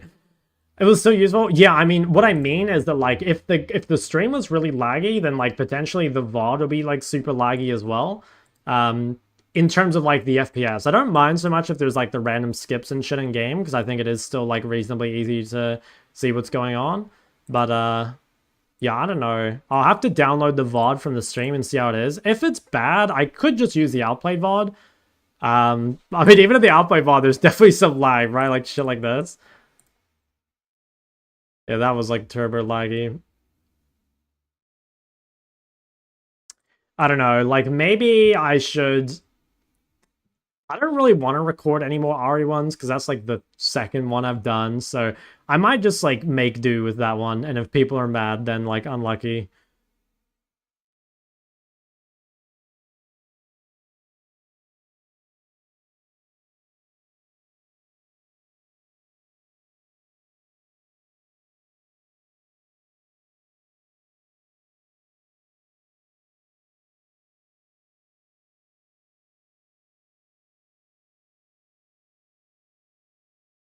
Do you own potentially? Could do an overlay of your voice. It should have my voice in it anyway. But I know what you mean, right? Like just like talking over. I could do that. I think it is better to do it like this, but I don't know, like maybe. He's gone? Wait, is he? My internet seems fine. Did I drop for a sec? That seemed fine on my end. I didn't get any like drop frames or anything there. That is weird though.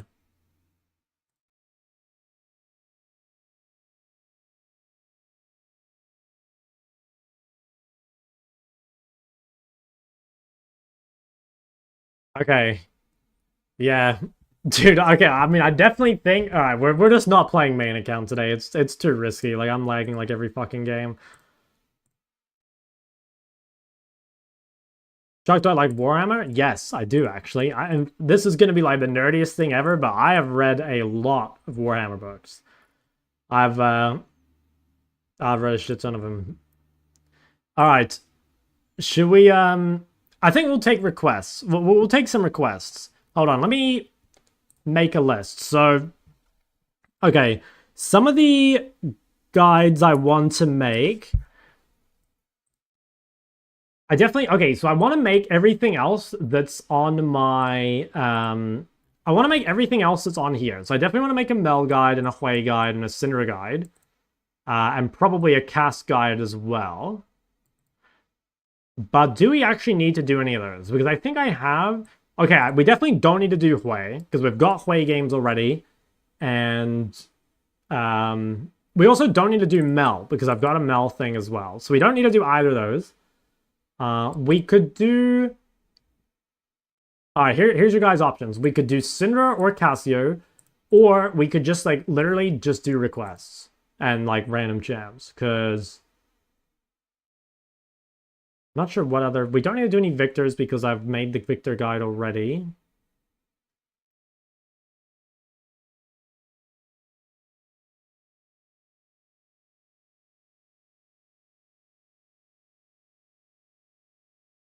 Dude, if there's a way... Is there any way for me to just, like, poll... I mean, okay, you know what? Let's do it like this. So, what are we saying in chat? See a lot of Leandry second. Is it really good even though you get new CDR? I think it is, yeah. I think it's so good on him. Really wanted to get into Warhammer for so long, it's daunting. Are we talking 40k or just like fantasy? Victor, Zoe, Amumu, Silas. A lot of people saying Zoe. LeBlanc, Karma, Azir.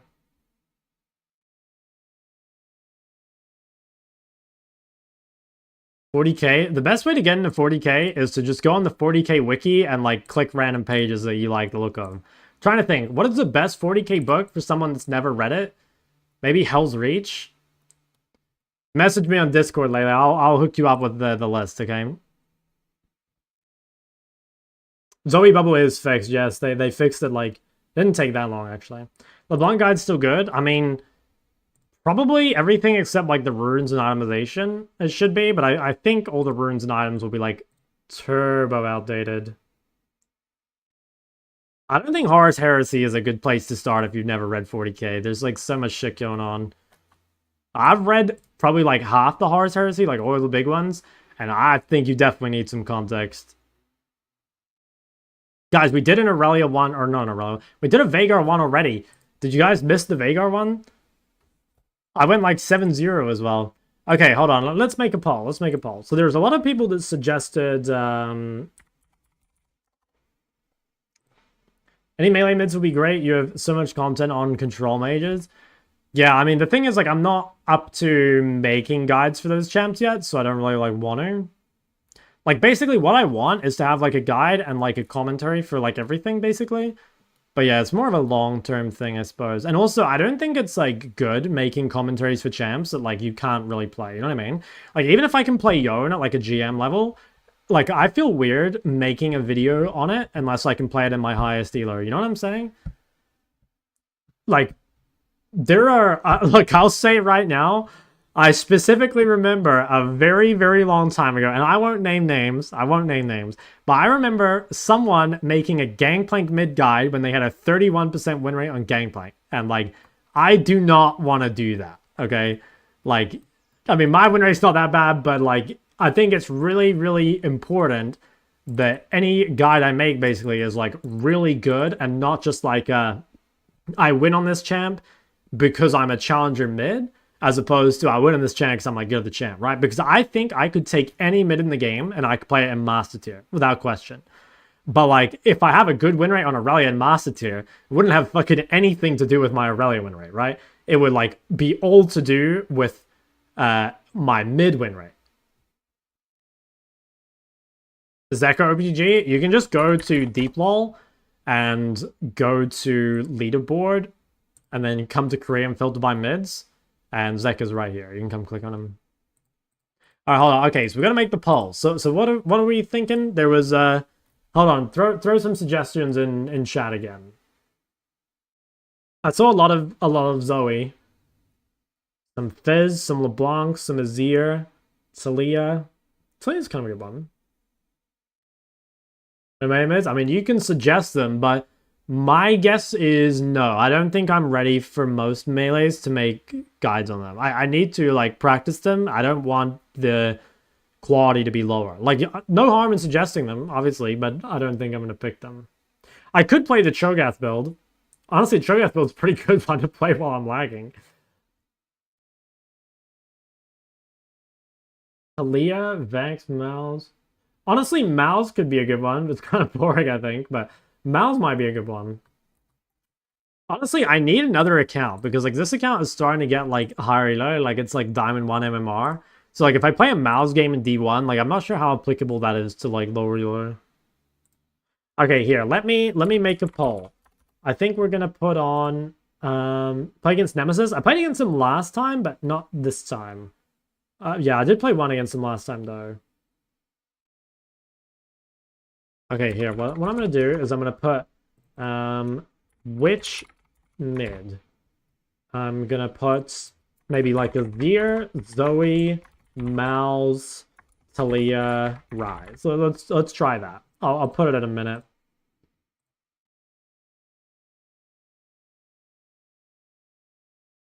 Can I cook on Skarn or mid? Yeah, actually, yeah. I know it sounds dumb, but like yes. What is education on the Smurf? Like essentially doing the videos I do on YouTube where I just like play a game in a full educational manner. I'll queue up in the meantime.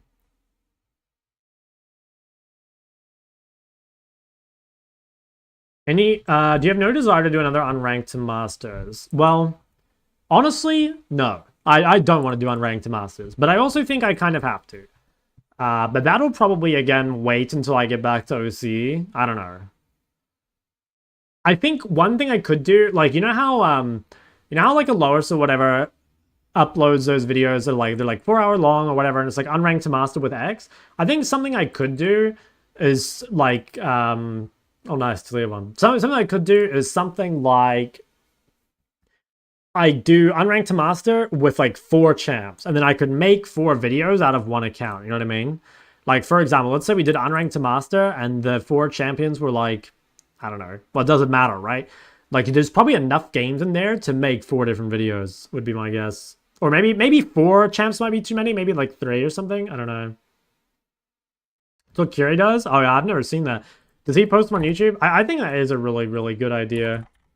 The thing is, like, I don't know. I really, really hate unranked masters, to be totally honest with you guys. Holy shit, in 8 hours. I don't know. Like, to me, smurfing is, like, very, very boring. I much prefer playing on my main, but I don't know. Or at least playing in, like, some high-elo, you know? Like, I don't know. What elo is this? It's like D1 Master MMR. Could do size guide. I think I will get to it eventually, yes.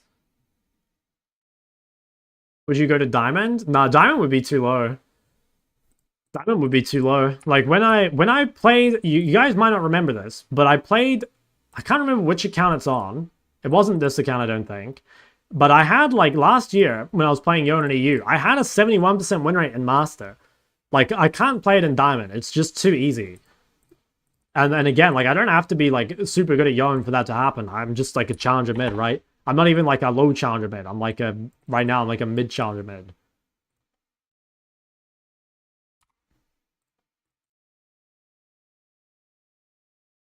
Think there are champs in your pool that are harder to smurf with? Not really. I think any champ can carry any elo. Did you press when autoing? Yeah, I press A. I have it bound to, like, attack, move, click. Bad as Masters level? Yeah, I mean, like, honestly, I think I'm actually probably better at Yon than I think I am. But, I don't know. I guess, like, I'm not, you know, like, would my Yon have, like, the same win rates as, like, my Sinner or my Ari or something in, like, high challenger games? Like, would I be comfortable versing Caps on, like, my Yon, for example? I think, like, fuck no. And, like, to me, that's enough, you know? And I don't think so, buddy.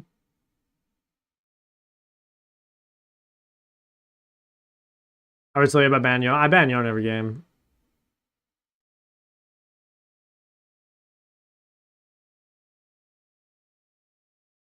Do Briar Mid? Bro, I versed Briar Mid and I fucking took it out back. I blasted it. Are you a fan of the 3-block process when you're not doing boot camp? Honestly, no. Like, what I do when I'm, like, not, I guess, like, streaming is I just play until I lose, you know? I think that's actually the best way to do it. It's for me, like, I would just play until I lose. And, like, if that's 10 games, then I'll play 10 games. If that's, like, 2 games, I'll play 2 games. Watch Odysseus for reference points. I don't, but if you wanted to learn Talia, you should. Like, Odysseus is, without a doubt, the best non-pro Talia. I don't know who the best pro Talia is. Probably like an LPL or LCK pro, but Odysseus is extremely good. When you play in challenge with Tank Engage, I made a list on stream the other day. I can't remember what the support pool was, but I was trying to keep it, like, kind of balanced. Have you versed Odysseus? I versed him last year. I played Ori versus Talia, and I won the game because Ori is, like, really, really good in Talia, but he played very, very well.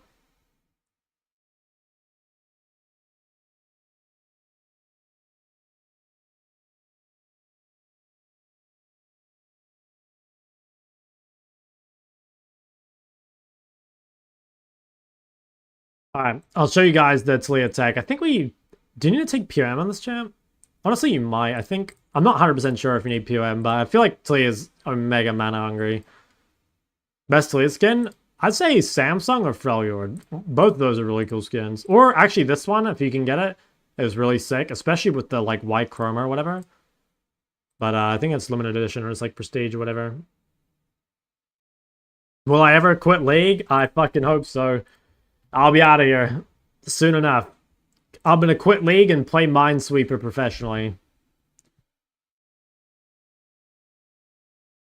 Crystalist Modus ever come back? I think it's, like, prestige skins are in the shop, like, once every, like, 16 months or some shit. I can't remember.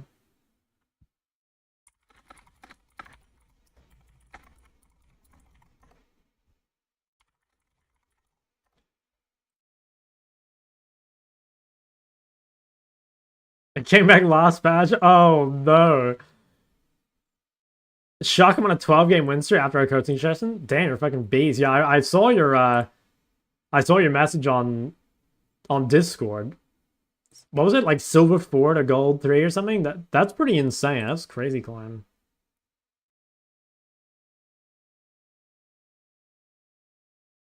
In 4 days? Yeah, that is fucking ridiculous. That's actually crazy. What do you think made the biggest difference? Like, you think it's just everything, or is there like one thing that you think was like way better?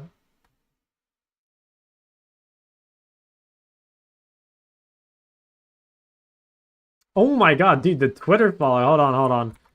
Let me do that right now. Juice Maker. This better not be a sus account. Let's check. How's Juice Maker looking? Okay. Looking like a normal guy. Let's give that guy a follow. Fuck yeah. There we go. Juice Maker 999. Legend. Warding, always prioritizing lost chapter components. I think the warding is a big one. Warding can stop a lot. I remember Shock's Twitter followings. Bro, there's like this one account. I won't say what it is. There's this one account that always gets suggested to me right now. And like, it's like the Green Goblin talking to me, you know?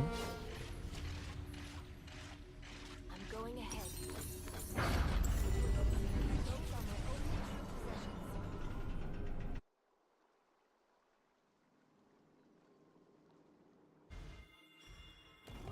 Wow, look at their fucking team comp. These guys, what the hell? They have literally full AP.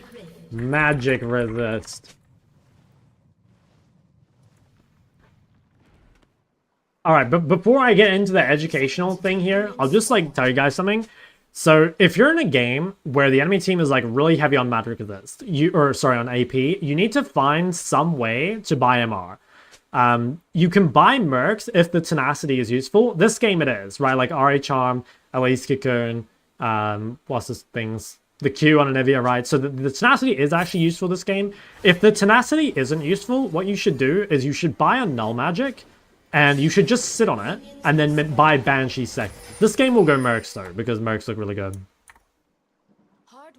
Alright, anyway, I'll talk you guys through this one. So, Talia, like, the thing with Talia is that she's actually pretty decent in lane because of her pushing early. But, like, mainly as Talia, you're looking to scale to, like, one item especially. Like, Talia's one item spike is extremely good. In the early game, you're mostly just looking to kind of use your push to allow yourself to neutralize. Sometimes you can, like, pepper them under turret with, like, harass. It's really, really difficult for most champs to keep up with your push. So whenever the wave is gone like this, you can look for something. So, like, here, even though we take an electrocute, we're going to get a ton of orders on her and some damage on the way out. Oh, I missed most of it, but that's fine. And one really OP thing on any champion is if you can push the wave in that early, you guarantee pushing the next wave, right? See here how I get 3 orders on this crate before she even touches it? That means it's like basically impossible for her to keep up with the push because like I just have too much control basically.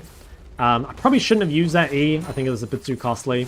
Totally fine to use mana early though and just like recall and grab like a tier or something. But be a little more mana efficient than I've been. This is I've definitely pushed like a little too much.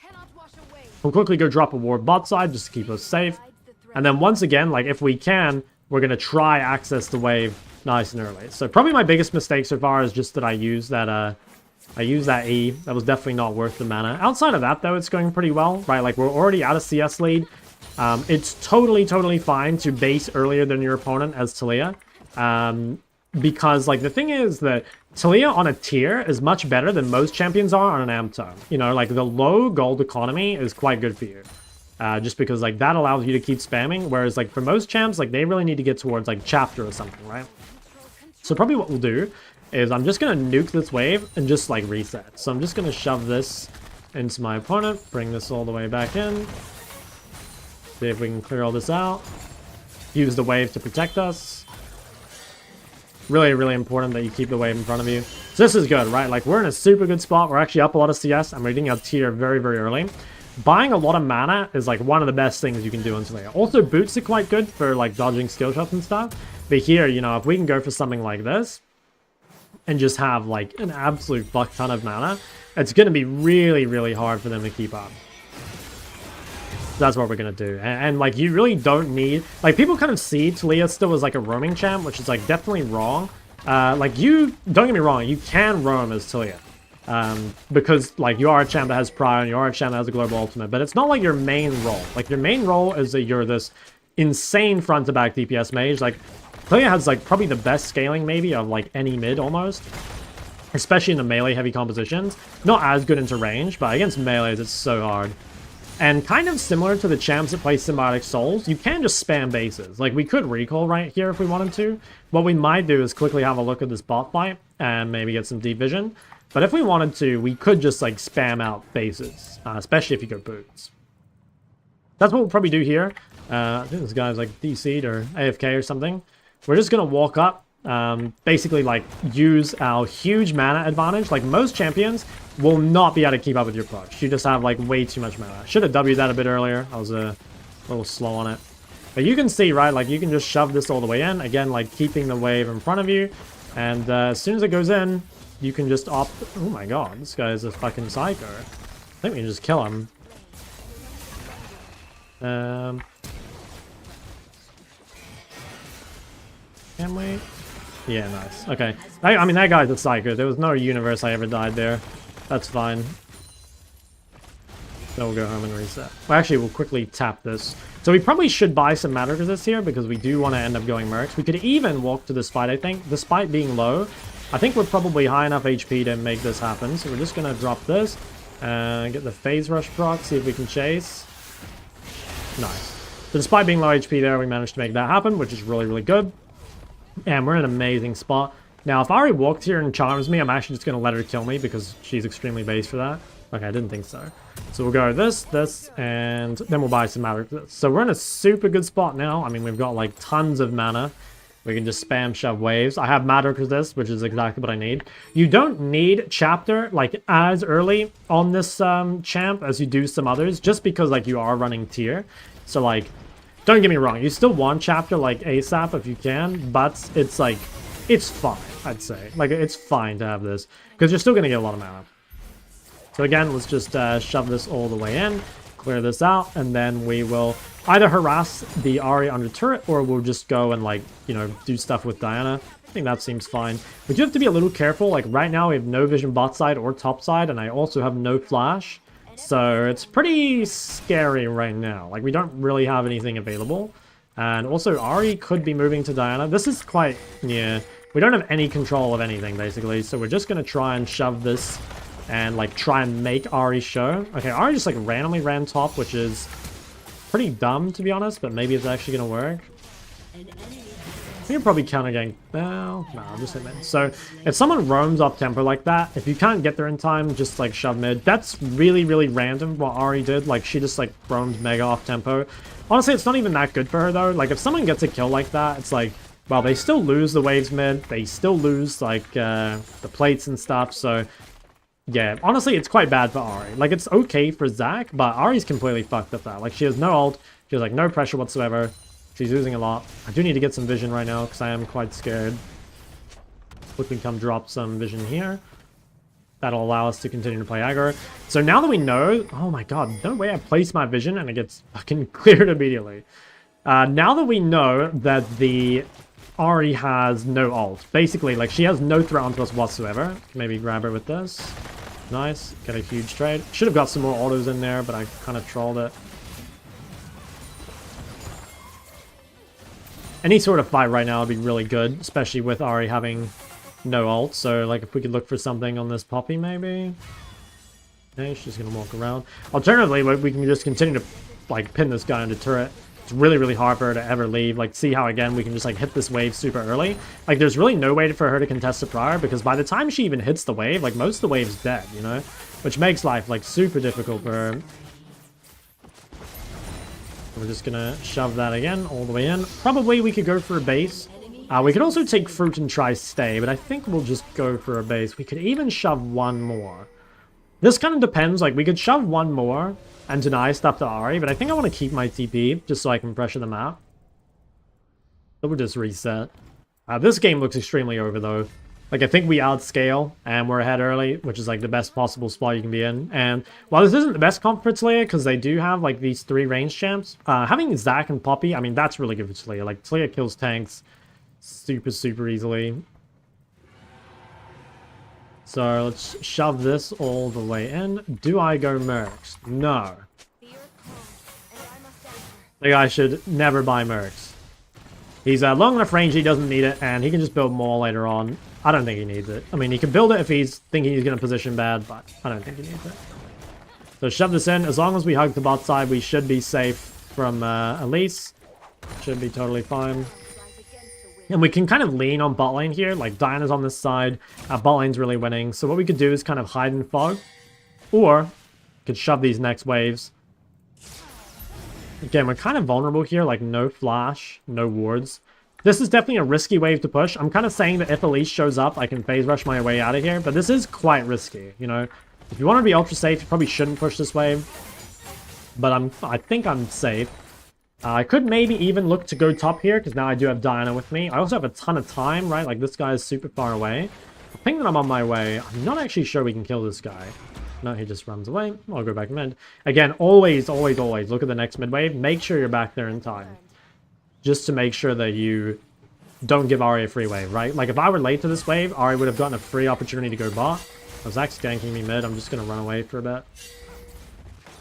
That's kind of annoying. I E'd the wave right as Zach showed up, so I'm actually going to lose a lot of it, but such is life. Now, this guy might dive me over the wall. If he does... Okay, no, he's going back top. I was going to say I can flash and, like, probably kill him, but... That's annoying. We did lose some CS. Now, that's Ahri's TP bot, I'm pretty sure. Yeah, Ahri TP bot. Could I get them out? I'll try... No, they're dead. Okay, so they're dead super early. Again, try and punish Ahri's off-tempo roam, right? So, like, Ahri roamed without having pushed the wave. What that means is that she's going to lose a shit ton mid. Even though she got the Caitlyn kill, she's going to lose, like, an entire cannon wave worth of gold. She's also going to lose, like, potentially 2 plates. We can bring Elise mid, which means Elise is not on grubs. And, yeah, like, there's no way we can really get there in time. Even if we ult. Okay, there's a Nivea. Potentially we could, like, look for some sort of TP behind Ahri or something, but... It's kind of weird to play away from your jungler. You know, like, if Diana's making a play top, I don't really want a TP bot. Oh, they surrender. Okay, so at least an AFK. Alright, well, GG's. That's kind of interesting. Yeah, well, we didn't really get to do that much commentary there, but... I mean, hopefully you can see somewhat how to use Talia's lane. Like, even though Talia's a weak laner, she's, like, kind of not at the same time. There's a lot you can do.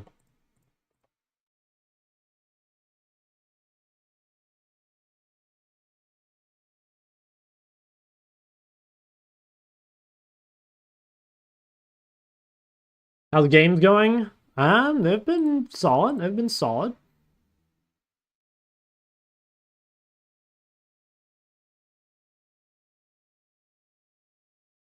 Damn, at least just straight up left. We didn't have any lag that game. That is kind of tempting me to go back on the main, potentially. Low-key, maybe.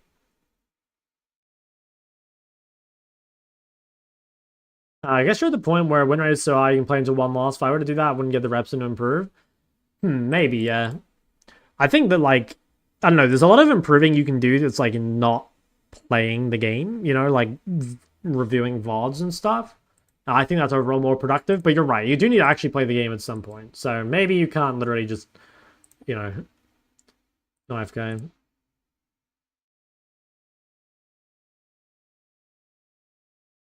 Alright. Hold on, actually, wait. Let's poll the chat. What did we do before? We polled the chat and we did, well, so we took Talia off the list. What else was on there? There was, hold on, let's poll. Which champ? There was Ryze, Zoe, we had Mouse, we could add LeBlanc, I guess. Yeah, we'll swap in LeBlanc, we'll drop the Talia. Watch the final, HLE versus KC. No, I didn't really watch that one yet. I watched most of the others, but I didn't really watch over that one. I didn't watch it live, and I haven't, like, gone through and, like, analyzed it. I did watch Game 1. I watched Game 1 live, but I missed the other ones. Scenarios you go tier first. I would say just default ring, but, like, tier first, maybe in matchups where, like, there's no direct interaction. Like, if you're playing, like, Talia versus Ryze, maybe, or Talia versus, I don't know, even Galio, or... Actually, nah, I don't know. I would say go D-ring most of the time. What are we looking at here? Mouse. You guys really want to see Mouse?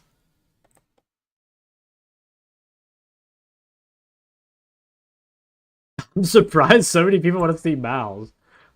I mean, dude, Mouse is low-key OP. I think people underestimate Mouse. Damn, Miles wins that with 6 votes. The people love Malzahar. Alright. Alright. If you say so. Mal's a sleeper, trust me. The way Shock plays Malzahar is different. People really, really, really misexecute Malzahar. But trust me, I'm a beast on the Mal's.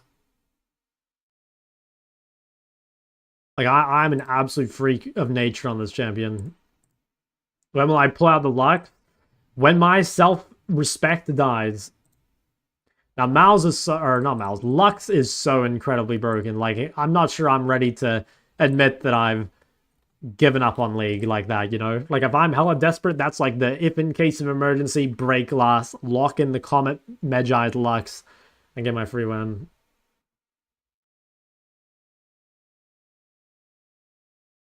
I think league coaching somewhat overcomplicates climbing. If you consistently bait the enemy abilities with movement, you end up ahead in most lanes of decent win rate. I mean, yeah, sure, but that's like one of like many things, right? Like you could say that the same about anything. You could say league coaching somewhat overcomplicates climbing. If you consistently farm well, you'll end up ahead in most lanes and have decent win rate, right? You could say that the same about like so many different things. But Jason's Leah, I did.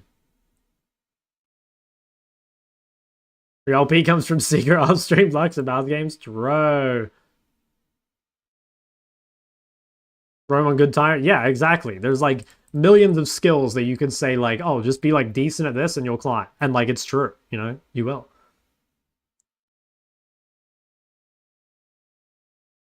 New to the game and end up win string all the way from Iron 4 to Bronze on Lux? Oh no. And thanks for your videos. Hey, you're welcome, dude. You're welcome.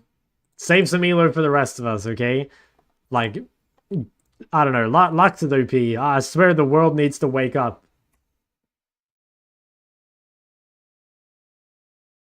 If you consistently win, then you'll climb? True. True. That's actually very perceptive of you.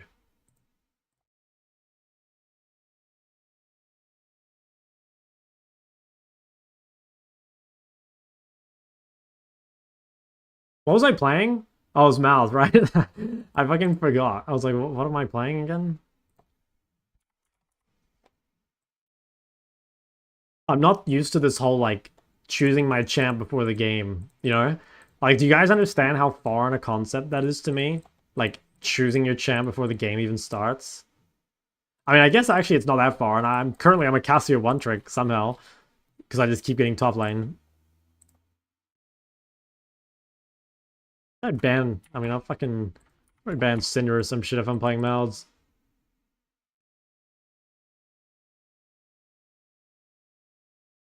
You're cooked when you see OC in the link.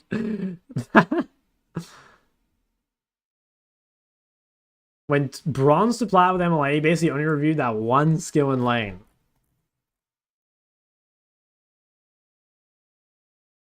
That is pretty wild. I mean, hey, maybe for you that was like a big thing, you know?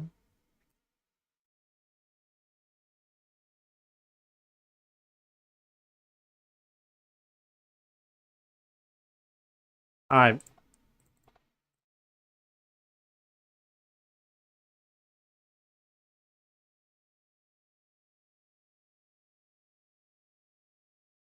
Oh, guys, this is not looking good. It's already looking like not a good Mal's game. Mal's needs melees. He needs short range, not Lulu and not Zaya. Come on, lock in, like... Okay, that's not horrible. Actually, that's kind of good. I will take those. I think both Kindred and Vlad are pretty good for Mal's. Can we listen to this? What is it? L9 races Kassadin, turbo boost, 100% win rate. Yeah, I'll pass. Maybe if we're on the Kassadin, we'll do it, but not this game. Oh, shit. Guys, am I about to play Mal vs. Smolder? Okay, is this a dodge? Low-key, I should dodge, no?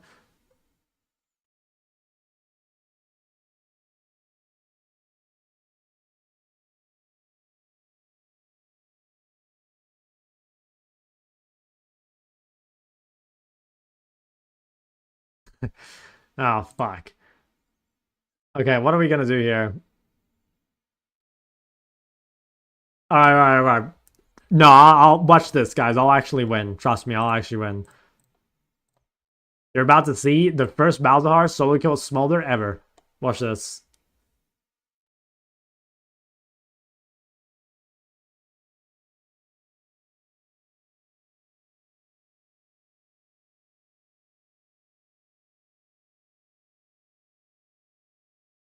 This is gonna be so fun. Watch this. I'm about to blow you guys' minds.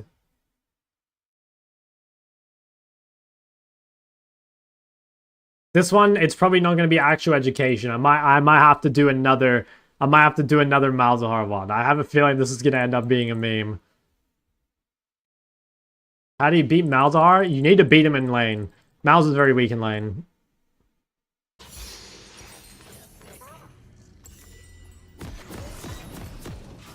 Dude, this guy is really up against the best Smolder player in the entire neighborhood. Like, what is this guy gonna do? This guy's gonna get absolutely shit on. He thinks he can counter my Malzahar with Smolder. Like, this is the... Dude, I invented this, okay? This guy is using my own spells against me. It's not gonna work. Welcome to Summoner's Rift. Oh, shit.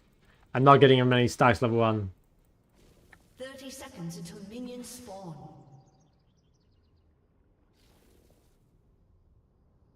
This has to be the literal, I think, like, one of the worst matchups in the entire game. If not the worst. I'm thinking something versus Aurelia is probably the worst. Just because you'd lose harder earlier. But this has got to be up there. You know, I played a game on my Smurf of Smolder versus Malz.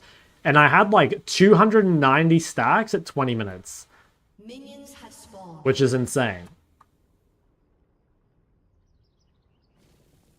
Alright, so I'll give you guys the rundown. When you're playing any lane that you're losing, and you're going to give Prio, you normally want to ward the enemy Raptors level 1, because like you're not going to be able to get that Prio anyway. You're not going to be able to get that deep ward. So what we're going to come do is we're just going to come and ward this. Okay, well we don't need to. This time we just see Kindred, so that makes it easier. And it's really important that you trade defensively. So in the early game, use the creeps to your advantage. Make sure when you trade that you have the range creeps with you, you know? Try not to trade without them.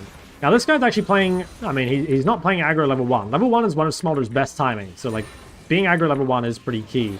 So we're just going to stay away. Okay, this guy, yeah, he's not pressuring. So you guys got to be careful of this. Like, if you're letting Malz through the laning phase, you know, that's not good. We're actually can play a little aggro here. Just walk up and E him. That's something you can do on Malz, by the way. Like, just walking up and E-ing someone if they're also playing a weak champion early actually hits pretty hard.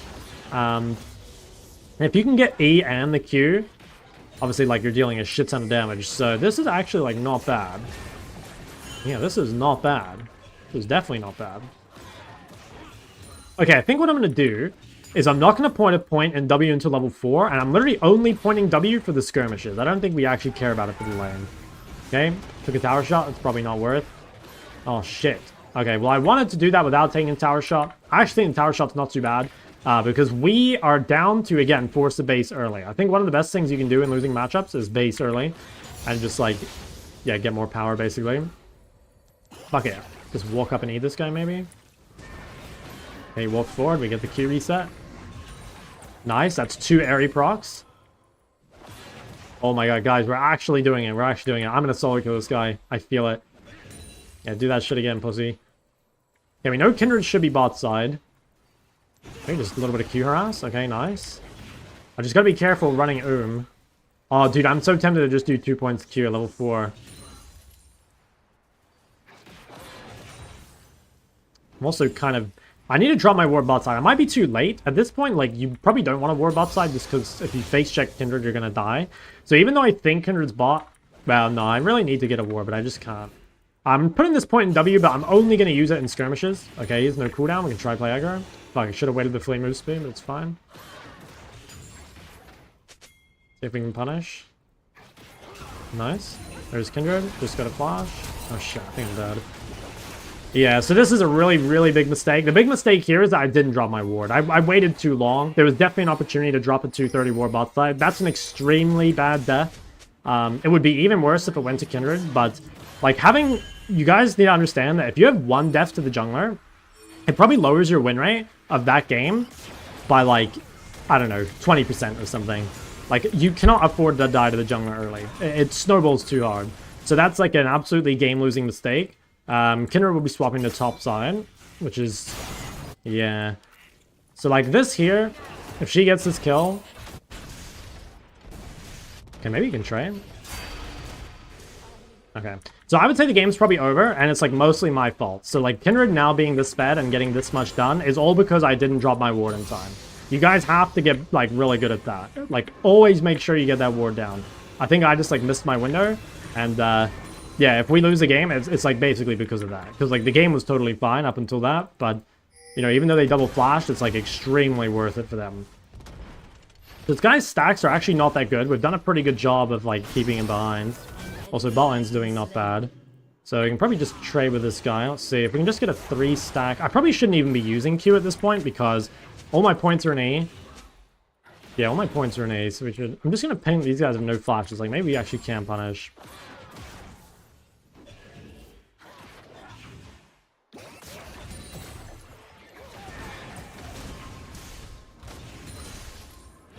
I think we don't use Q at all. I think probably what we do is just a level 6. Lee comes mid with flash, and then we like try and kill him with my ult or something. I think that is down. I need one more creep. I need fucking one more creep. Yikes. That's so sad. I thought it was one more. Oh, it's so sad. I think... fuck. I'm pretty sure the game's over. This game's actually, like, all my fault, and it's not even matchup diff. It's literally just, like, the one ward that changed the game. Maybe we can outscale, but, I mean, 3-0 Kindred, like, outscale in all lanes. It's gonna be really, really tough. Maybe if we get lucky, but it looks pretty over. So, what do we do now? I mean, I guess we push and... I don't know, try to do something bot side. Like, we can't win top side because Kindred's too strong, so we'll try and do something on bot.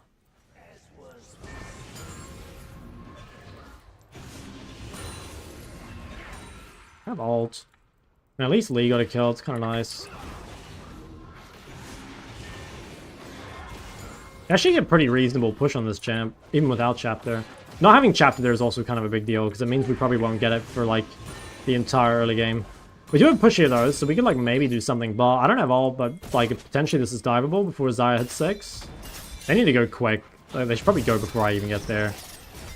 They need to not let her hit 6. Yeah. Yeah. Maybe arguably, like, I baited them by, pinging that I was on the way. Because they needed to go before I was there. But I think what they thought is, like, oh, we shouldn't go till Miles gets here. But yeah, this game is completely done.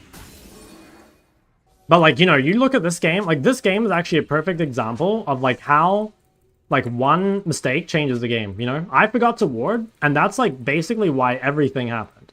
Like, that's why everything's going bad, you know? Like, even this. I mean, I kind of knew they were doing this. But... yeah. I can't get back to mid because I overstayed bot, and, like, the overstay bot is, like, only necessary because, like, we threw the play mid, you know? Like, kill this guy? I don't even think so. Oh, nice. Okay. That's not bad. Yeah, I'll wait for chapter. Oh, nice. Okay. The boys are back. Yeah, okay. Dooming is over. Can win.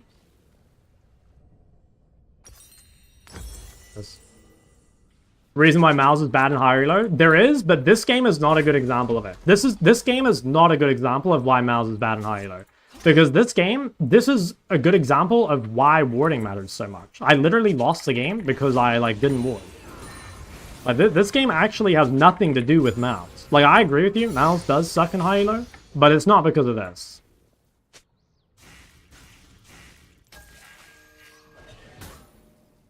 And I think it's important not to, like, blame champs, you know? Like, this is purely just gameplay, not champion. Okay, I need to try and ult Kindred. If I can ult Kindred or Xayah, like, maybe it's fine. We got this BT on the, on what's it called? We could actually look mid if he face checks. We can probably kill this guy. I don't think it's worth flashing.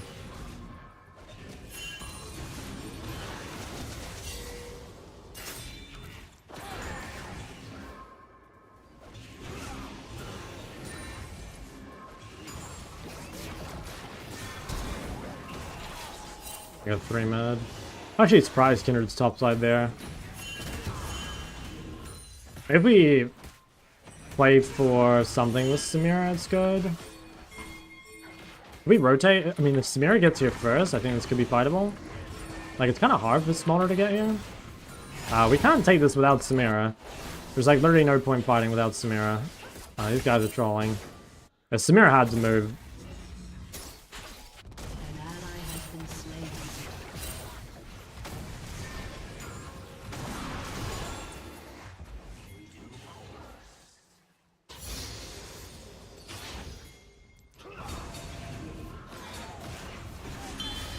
Maybe I could like counter the dive bot or something?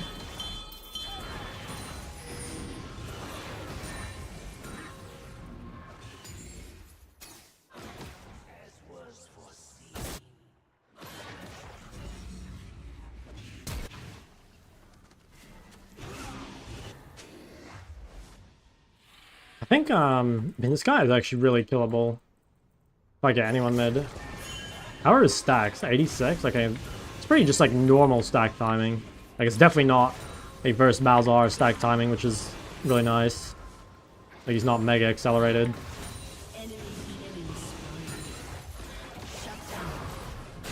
Oh, nice. Dude, Samira is fucking having sex with them.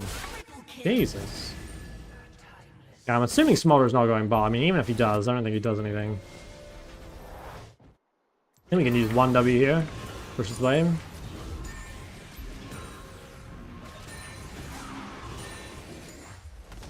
Oh, nice. He didn't even get the Void Link. Huge. Alright, I think we'll go... Oh, do I want to go Blackfire? I guess I should. I don't like Malignance on this champ. I'm not a believer. I actually think Malzahar is, like, low-key not even his best ability. I think Malzy is his best ability. So I think trying to play for as much power in that as possible is good. Kind of down to just, like, ult this dude. My dog's level 5. Unlucky.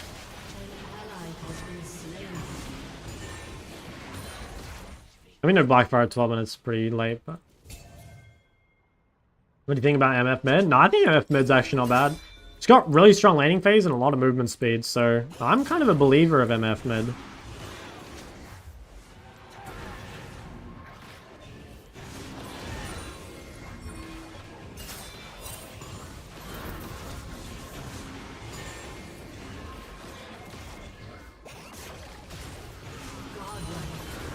Bro, I don't know what my Samira is doing, but I hope she keeps doing it.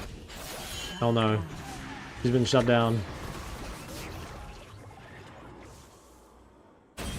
An ally has been slain.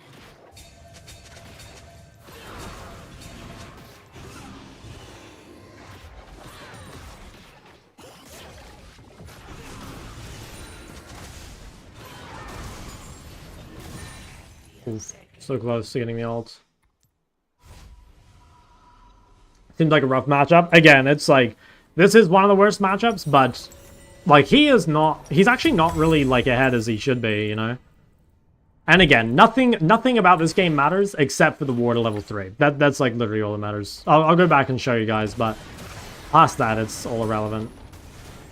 Because everything that's happened in this game is as a result or, like, knock-on effect of that. Early game is so important, and if you make such a huge fundamental error like that, like, you deserve to lose. I think we might be able to, like, win, but like, we'll be winning, like, because we get carried, instead of, like, winning because we played well.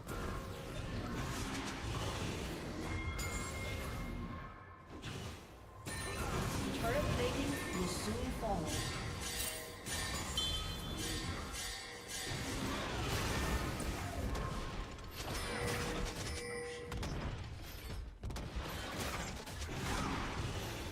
If we can kill this guy, it'd be really good. I think there's a universe I'd kill him. Problem is Kindred's in Ball River, I think.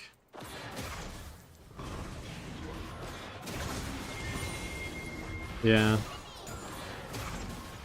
I mean, I could ult him, but... I think I have to ult him. I didn't press W though.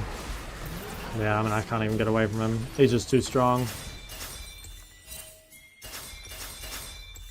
Maybe if I did more damage with W, like Samira would kill him here, so that's maybe a big issue. Okay, well Lulu's gonna die for free. Okay, actually not bad. Maybe they can kill Kindred on the way out. Ooh. Nice. I think she dies. There's a universe where I do more damage than Small to this game. I'm not even kidding.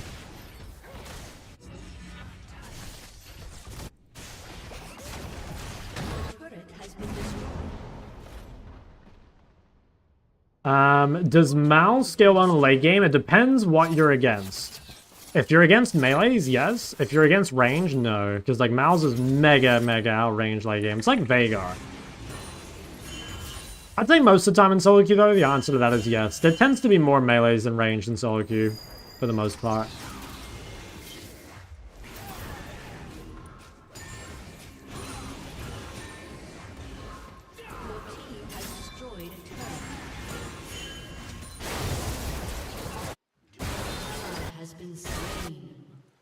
I was just gonna get polyed. Yeah.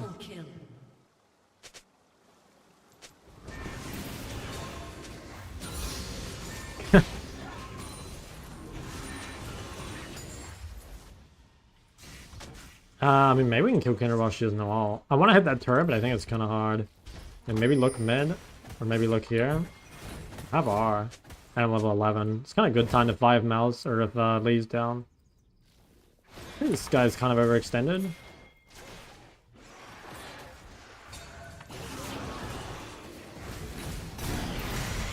If I can kill him without ulting, it's good.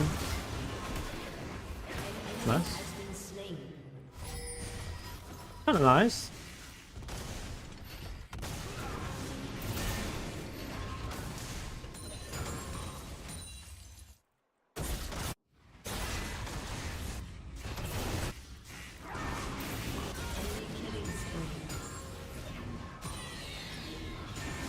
Okay.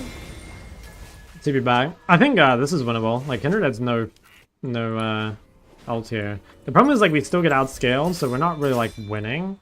But like if I can be here early. Holy shit, the BT healing. I need to try and ult Kindred basically.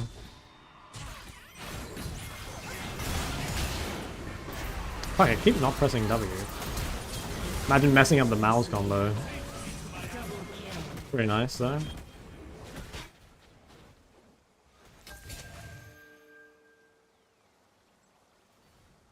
Alright. I think can win, probably.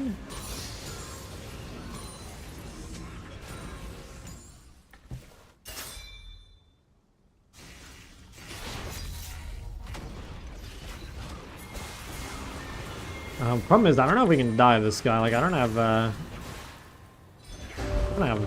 my thing. An enemy has been slain. I don't have TP. I think Samira shouldn't be here, but it's fine. I guess she can push.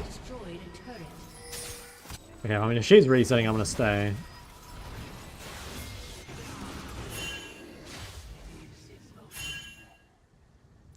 Bro, I swear I'm an out damage smolder. Oh fuck, might be in trouble here. I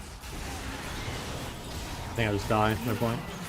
I was gonna flash, but no, there's no point. Damn, Kindred MS is fucked.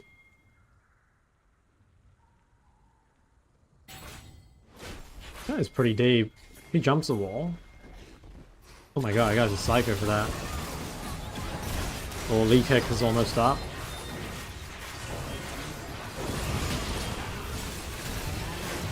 Yeah, if Lee had kick at the start of that, was a totally different play. Holy shit, the exhaust going nuts. God damn. That was the game of inches there as well.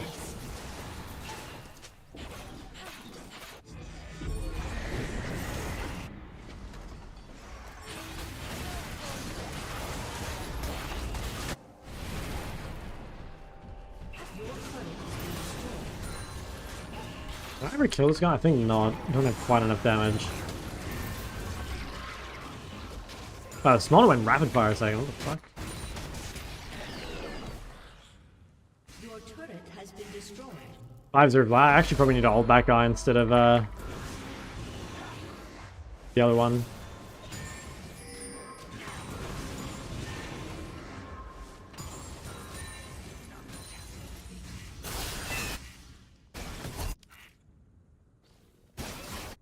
Now this is kind of risky.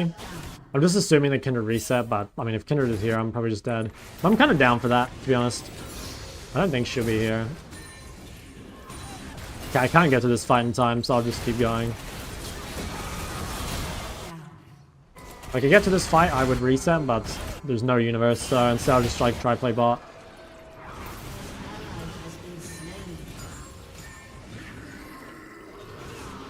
They probably get Atacon here, I think.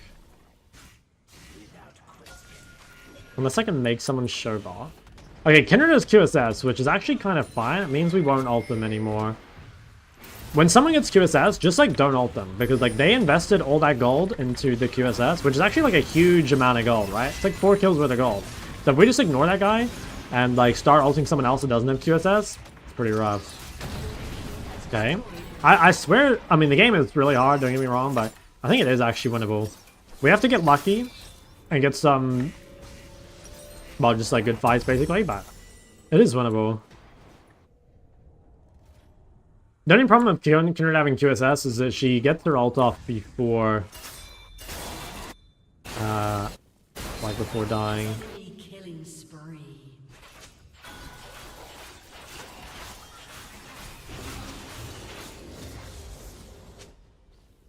My Russian friend. Wait, these lane assignments are fried.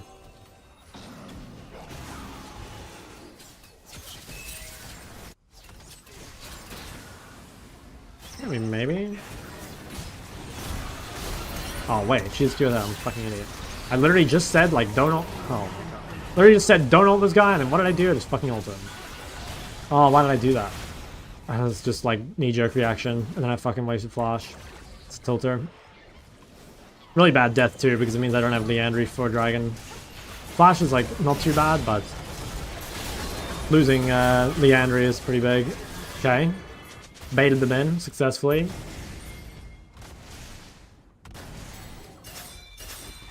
Yeah, not having like if I can sell ring, but I guess I don't have to now because my team got the picks, so I probably just don't even have to sell it.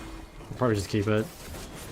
I'm assuming my team gets this like regardless. What I might do is walk top, farm Leandry, and then if that fight is contested, I reset and go to it. But I don't think they'll fight it. I'm pretty sure we can just shove top. Okay, I mean, if I ult Vlad or Zaya, I think the fight's really good. Smolder seems kinda useless. Or not useless, but he's not that strong. Let's quickly delete this wave. And then I think we just reset and come to the fight. Because we've got Leandry now. So it's definitely bad that we got this late, but like at least we get it better than nothing. We're gonna have to TP here, which again kind of sucks, but because we made mistakes.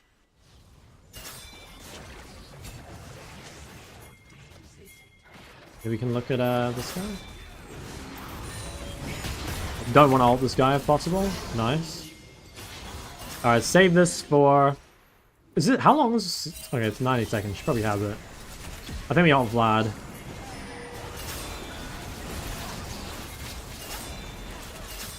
Bro, she has QSS. They're all paying me to ult her. Oh, nice. Okay.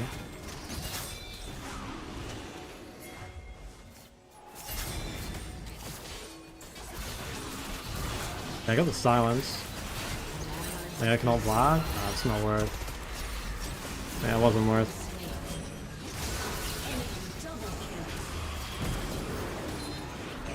That's hard. We overchased. I probably just shouldn't ult. I should just DPS. Yeah, no, that was definitely a misplay. I shouldn't ult at all. I should just like play with EDPS because that's what I've built for too. Like I don't need to ult. It's pretty greedy to do so. Alright, I think we do this. Probably winnable, but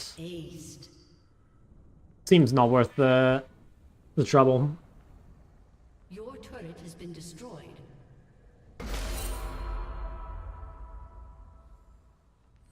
I don't want to resave this build. Well, you want to do that with every build. Like that's just a core part of Malzahar.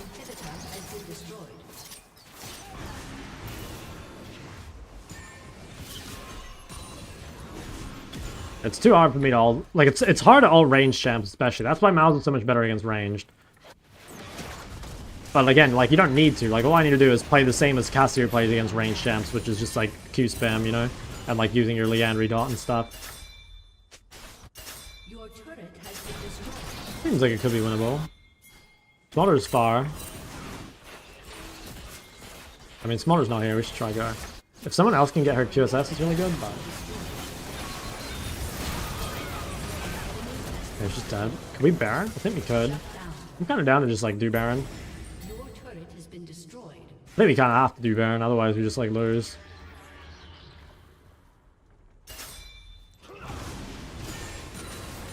We still have one inhib, so, like... Okay. That goes base off. They're dead for a while.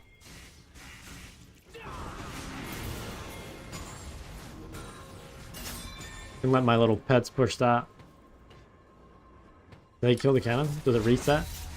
Oh, I got it. Just gonna ult this guy early before he goes in.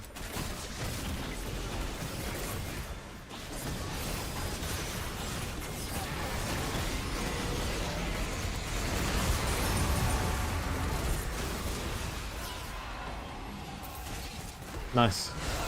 Huge outplay on that guy. I think we might just want to dip here. Yeah, I think we stayed too long. That's kind of fine though. It's not bad.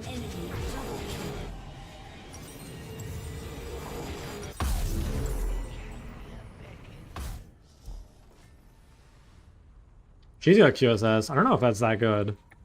Maybe she needs it though. Okay, I mean, seems fine. Smolder is actually strong now though, like he's got real items. Took him a while, but he fixed his build.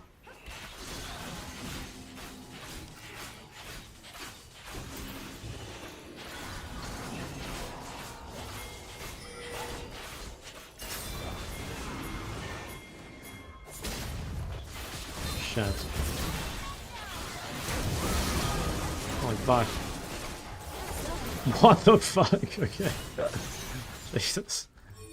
I don't know if that's worth though. Like he used flash and there's no objective. I don't think it is worth. Like it looked cool, but I'm pretty sure it was actually bad. I should probably let him lifesteal that whole wave. Yeah, I mean if they disrespect and we can like take stuff, then I guess. Oh my god, it's lost all my health.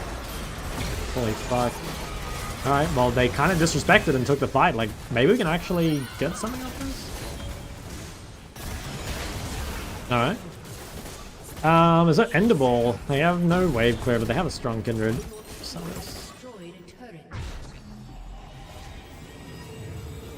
next fight's really difficult. Samira's got no flash, which makes her life really hard. I mean, I guess with this QSS, like, it's kind of good.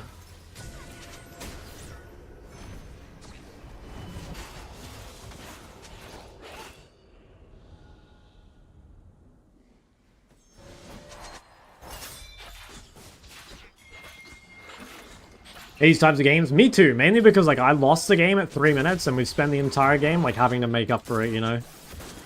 That's why I hate these kind of games. Should I TP for tempo? I think I should try save it. I mean, it really doesn't matter at this stage of the game, but maybe.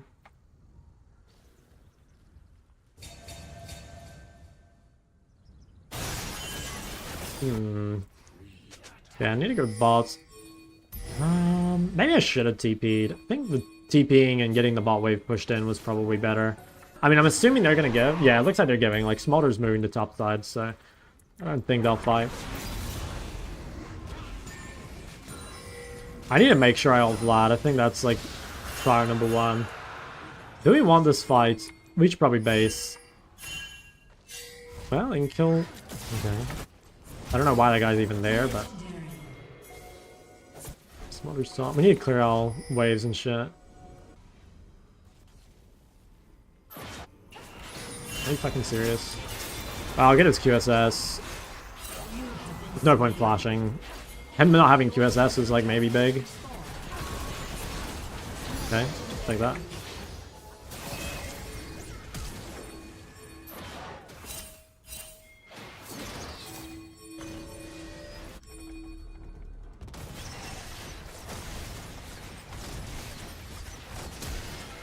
Holy shit, does this work?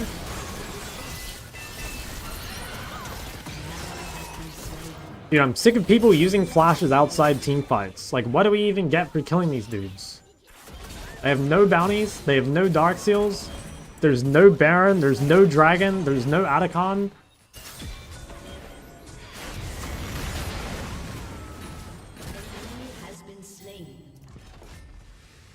And now I just have no Leaf Flash, no Ambessa Flash for team fight. I don't know. Seems so shit to me. At least Samira's is going to be back up before the next one. Your team has destroyed a turret.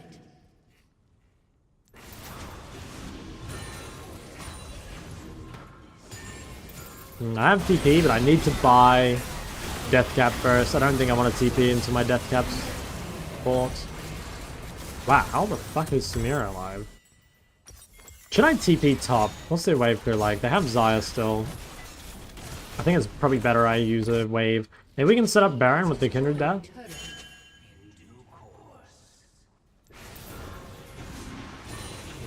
Sieging this? Is Xayah alive? I mean, if no one's defending... I might TP to this. Mainly because I have the wave pushed already. Like, the TP doesn't really do anything, but... Yeah, I got rid of that guy's Banshee.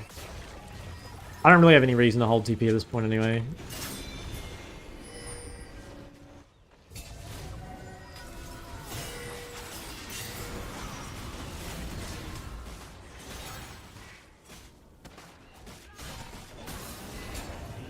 We're definitely late on the map as a team. Resets. I don't think they should have... Well, I guess I had a shit ton of gold and they probably just didn't base before. I'll quickly try to get the Scuttle. If I can get that, like, gives a lot of vision for the fight and the MS.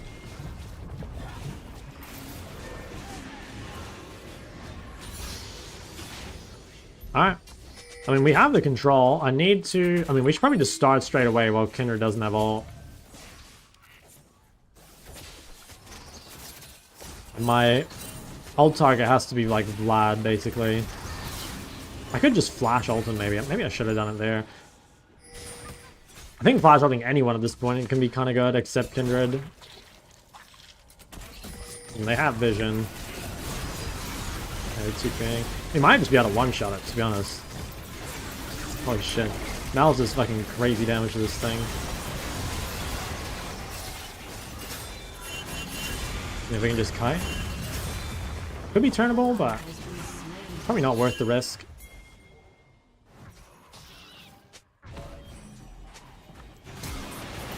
Okay, no flash. Smolder. Damn. That was greedy pathing by me. I shouldn't have walked that way.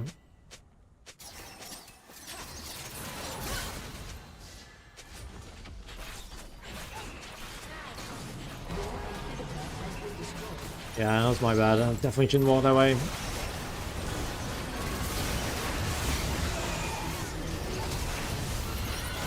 Alright. Well, anyway. I could have won this game. If, well, obviously, like, if I didn't path that way. But the most important thing this game is level 3. There's, like, literally nothing that matters beyond that point. Because, like, everything that happens this game happens after that, right? I'll show you guys. I'll do another Mal's game because... that one, like I said, it didn't have anything to do with Mal's, and I just, like, lost the game at level 3. But one of the most important fundamentals in the entire game is you need to make sure that you have a ward and that you can hug to it, right?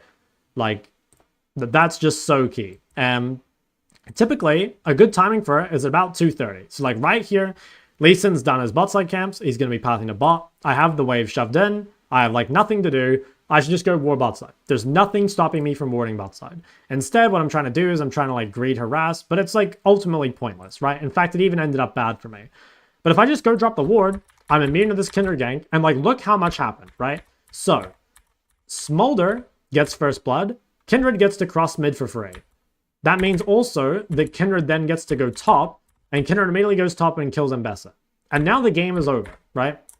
Because jungle, mid, and top are, like, all losing just off my mistake to not place a ward. So when people ask about things like loser's queue, like, this is loser's queue. oftentimes the difference between winning or losing the game is one decision, especially early game. And like if you're tilted, if you're in loser's queue, if you are not confident or you're upset or you're tired or whatever, over like the 1,000 decisions you make over the game, it's super likely that you make one extra bad play. And like that's it.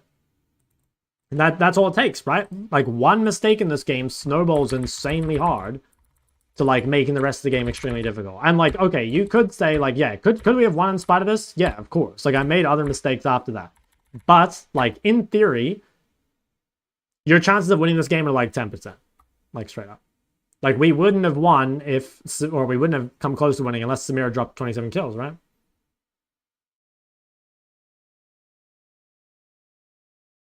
You should ward Raptors. You want to ward to the side your jungler's on. So like in that situation there, my jungler is going to be bot side in a sec. So if I ward top side and I'm hugging to top, if Lee Sin gets into a fight in the bot river, I can't hover to him.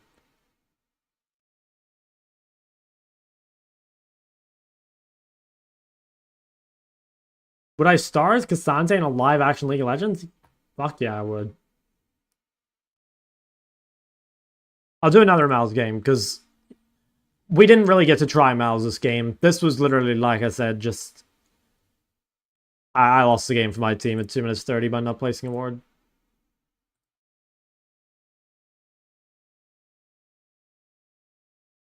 Johnson's Kindred 3 camps mid from topside? Well, then it won't matter, right? Like... if Kindred 3 camps from topside, and you're hugging to bot side, she shouldn't be able to kill you, you know? The reason she killed me in that mid gank is because I wasn't hugging to his side. Like, she ganked me because I was in the middle. But, like, if I'm here and Kindred ganks from here, she can't kill me.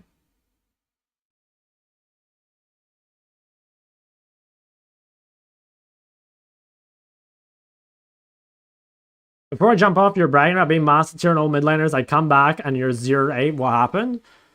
Yeah, I mean, I played bad and I lost. Dude, it's not like a gotcha moment. I played fucking horrible.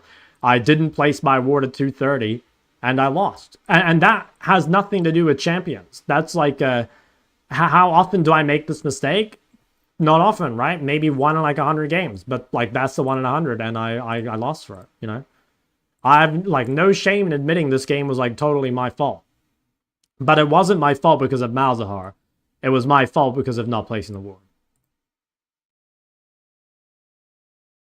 Mana Crystal refill have been an option? I mean, you can do it, but I feel like Mouse, like, with Thorin's Ring and your E, actually does, like, do a lot of damage early.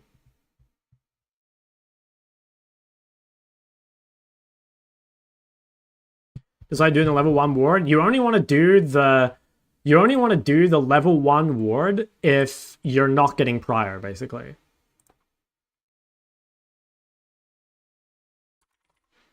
Like, if you're not going to get prior of your lane, and so you're getting pushed in, then it's good to drop the ward. But if you're pushing and you have no ward, then it's a problem, right?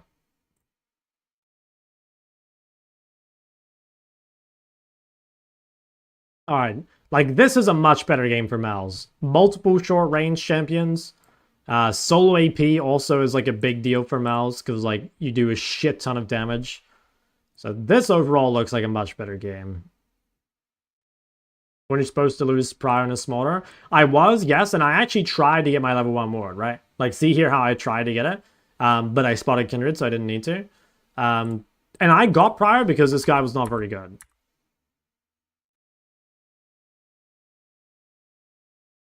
Isn't the Raptor ward very risky because they can face check you there? If you go late enough, it's not very risky.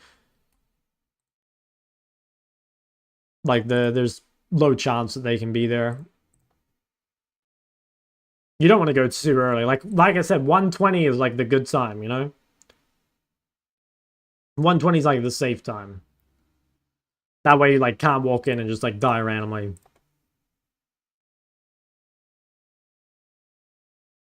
Old women's liar. Right. This guy's been burned one too many times.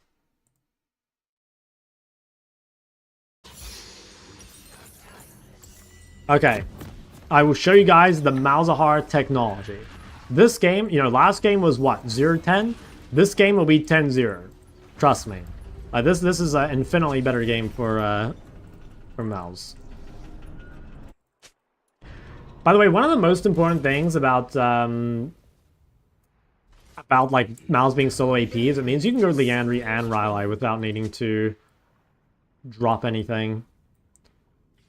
Fine if you got 120 you're late to the wave meeting? Yes. Yes, you are. But, like, it doesn't matter because, remember, you're warding level 1 if you lose prior. And if you lose prior, it doesn't matter if you're late to the wave. It only matters if you're late to the wave if you want to contest prior.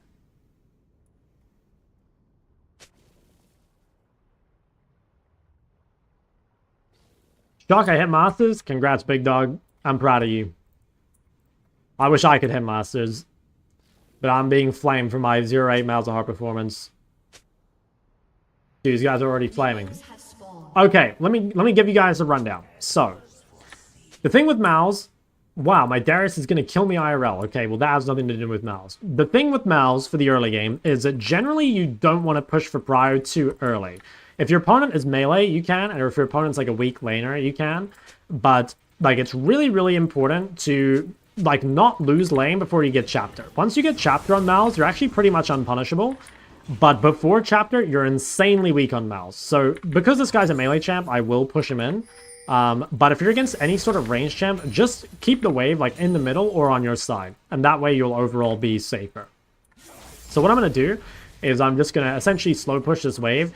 I'm not going to interact with Zed like a whole lot because I can't basically, you know, like Zed's too safe a champion to like really hard punish. I'm just going to instead like look to push. Also be careful how many cooldowns you use on the wave. Like remember, every time you use a cooldown on the wave, that's a cooldown that your opponents can punish you on, you know? So sometimes as Mouse, it's actually better to just hold your cooldowns defensively the entire time. Right? Like here, see how he goes on me, but I actually have cooldowns to like trade back reasonably. That's like actually not too bad. But if I would use my E on the wave the whole time, I could actually be in trouble.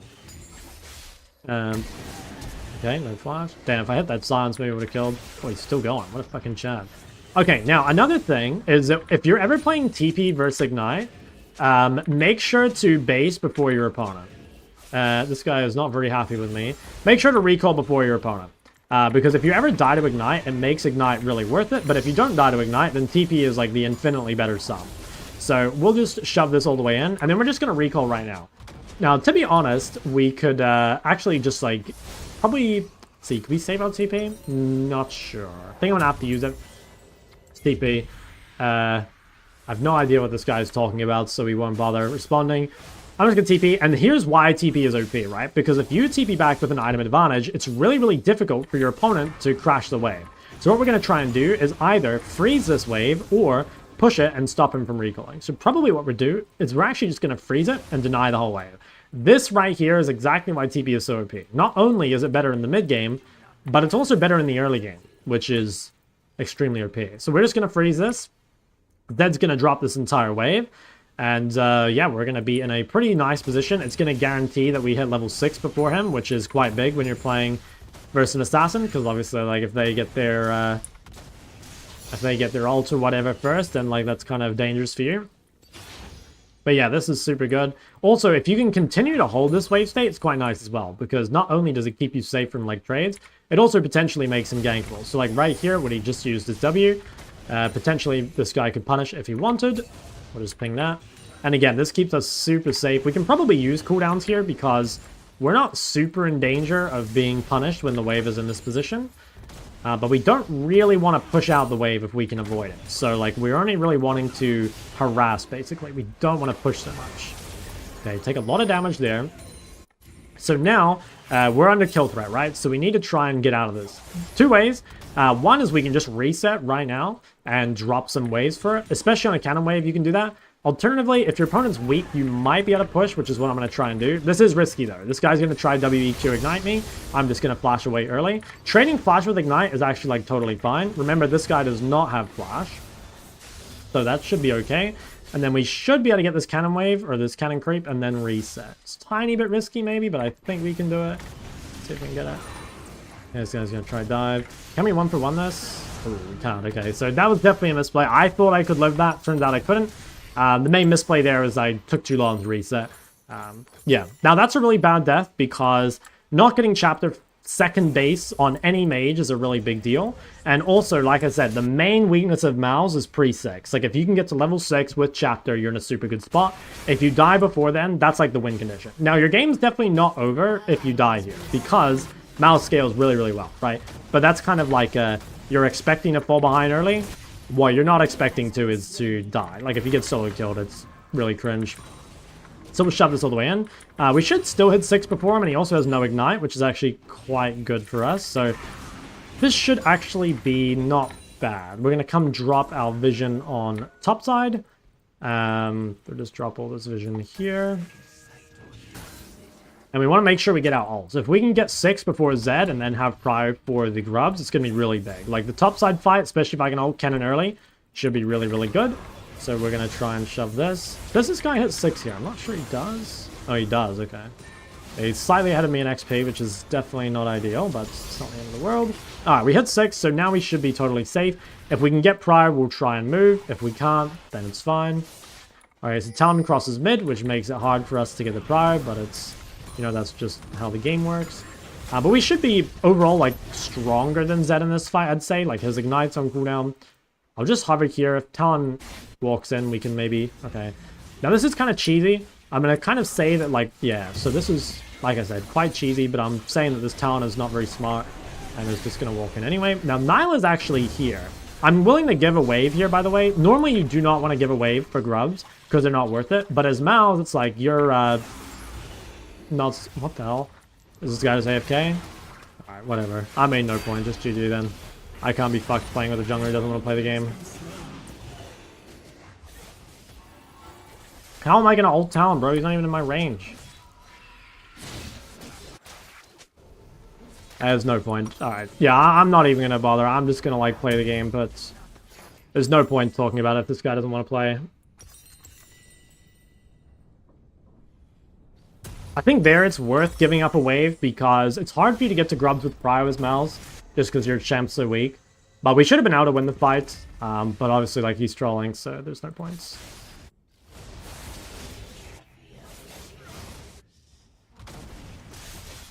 I think the game is still very winnable, though.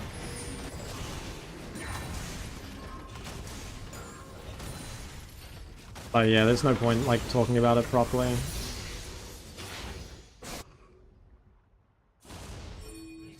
Report and hope for permaban? Nah, it doesn't do anything. You can't get banned in this game unless you, like, type the N-word or something. I think I'm dead. Yeah. Unless you type something really bad, like, you can't get banned. This guy just has, like, so much gold now that I can't really beat him. This guy could just flash the wall and kill him. Took too long. Waited for his W to come up. Maybe he still kills him. Okay, not bad.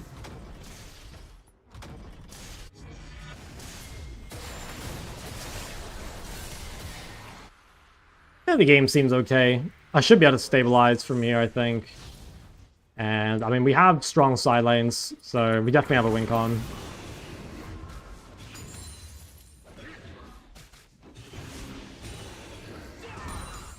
I probably should have taken Resolve in this lane, actually, thinking about it more. Just like Bone Plane to help survive, probably would have made a big deal. Or a big difference. Yeah, he has a full Eclipse and I have a Chapter, so at this point we're like insanely mega gapped, like we can't win trades at all, but it's fine. We have the scaling at least, so.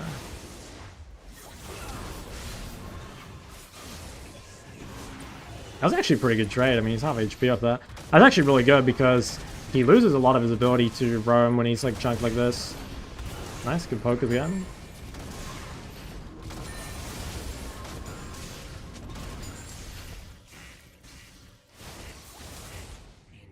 And he's out of energy. If he's out of energy like this, like, we could probably walk up. This guy's actually maybe solo killable pretty soon.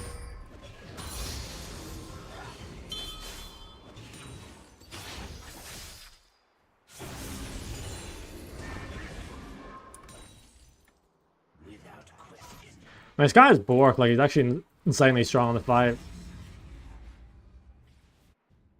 I think this guy is probably... Wow, okay, he's actually staying. I mean, there is a universe where we just kill him, I think.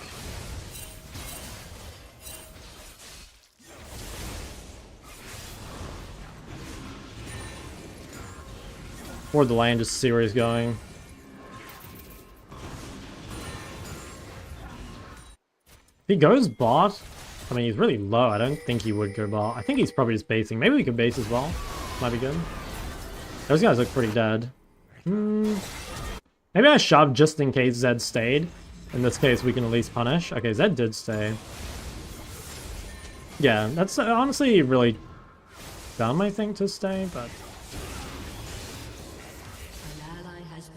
Wow, the buff play actually didn't work. That's surprising. I actually thought that would work. They look pretty low.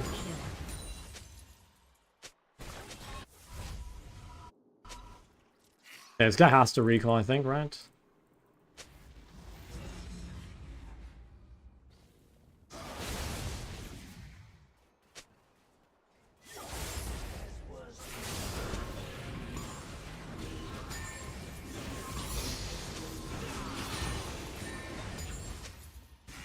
I want to play for kill. He has a clip shield, so I have to be careful, because if I can't quite burst him, like, he'll definitely out-DPS me.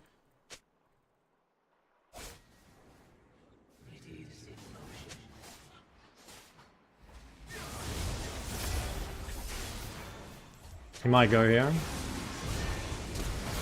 Oh my god, the Mao's outplay. Oh my god.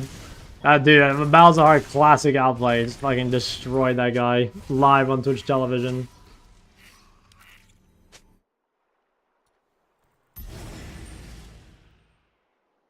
We'll probably shove one more. If Talon comes in and kills me, then at least we get grubs for free. Or not for free, but like, we do get them, right? Okay, I would say the game is like really, really good for us right now. I'm not going to bother walking to this. I have too much gold and no ult. Don't get mind controlled by Yi here. He wants me to go, but there's no points. So I'm just going to reset. Like, if you have 2,000 gold, no ult, and no HP or whatever, like, don't bother. Really important you play to your own win condition.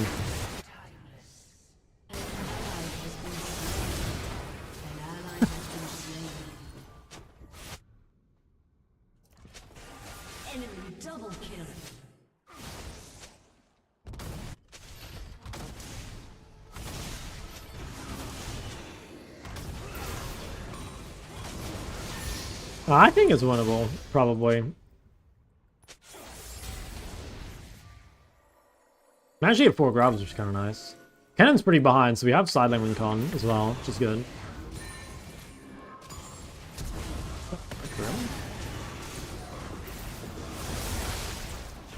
Wow, this guy actually kills me like that. That's fucking insane. I think he dies though. Yeah.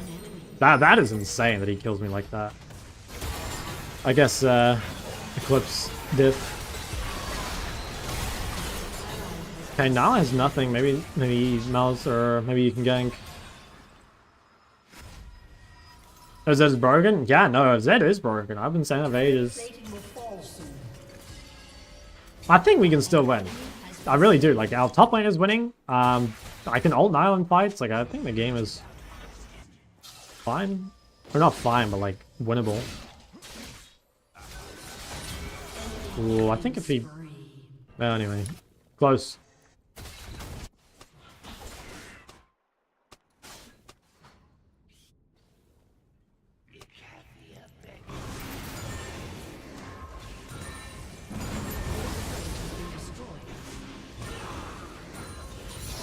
Can I do something bot here? I think I can go bot and like maybe get this Nile shut down? Or play with Yi. Yeah, I think we can kill Nyla. He doesn't have Lantern, or? Okay. I thought he had Lantern, but maybe it's on cooldown. An ally has been slain. I might have to TP to that mid turret, which would really suck. Oh, I don't want to TP, but I can't give Zed the turret.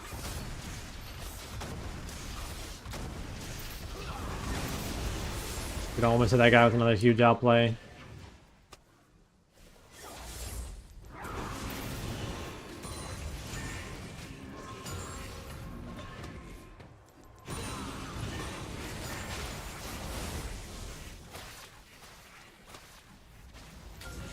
Town has so much CS.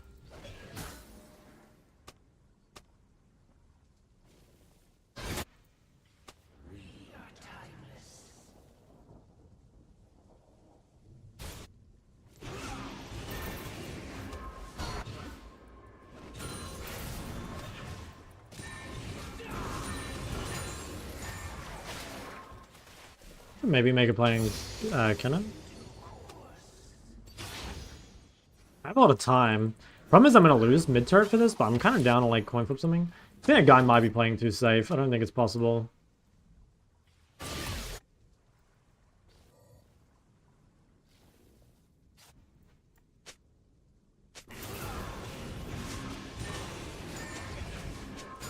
Okay.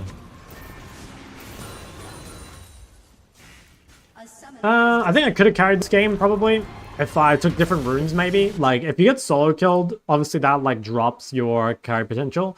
I think that was kind of the case of just, like, not knowing the matchup well enough. Like, in my mind, Mal should be pretty good in the Zed, especially in the team fight, but when I died here, or rather, like, this trade really fucked me up. So I think I probably have to go, like, resolve. Like, if I have bone plating or something here, like, it stops that trade. So that was kind of just greed by me. But that game was winnable. I mean, obviously my team is all tilted, but like if I'm less behind and like we can swing the grubs a little harder, by like the reason I didn't get to the grubs is because I was stuck mid. I don't know how he expects me to ult town because he's like too far away, but yeah, I mean there's just no way, right? I think it was mental diff anyways. It is, but like you guys, you know you can control your team's mental. I mean that in a serious way. Like, if you win lane, do you guys really think my teammates would have FF'd if I were, like, 5-0 that game? They wouldn't have. They definitely wouldn't have. So, like, in some sense, you can control your team's mental. Like, you can't fully control it, but in the same way as you can control anything else in the game, things you do impact everything, you know? Like, if you play better, it does impact your team's mental, for sure. Since Darius and you were already pre-tilted? Yeah, sure, but like, you know, the moment the game like really started to explode was this, right? Where Yi decided to like stand still and like let the enemy team kill him, you know? And imagine if I had played my lane better, took different runes, didn't die solo, and then because of that, I can be here early, and maybe if I'm there early, I can ult Talon, and maybe that guy never gives up, right? You would be surprised how many games you can win if you just play well. Like, sure, maybe we'd lose anyway. We can't know for sure. But I suspect this game was winnable.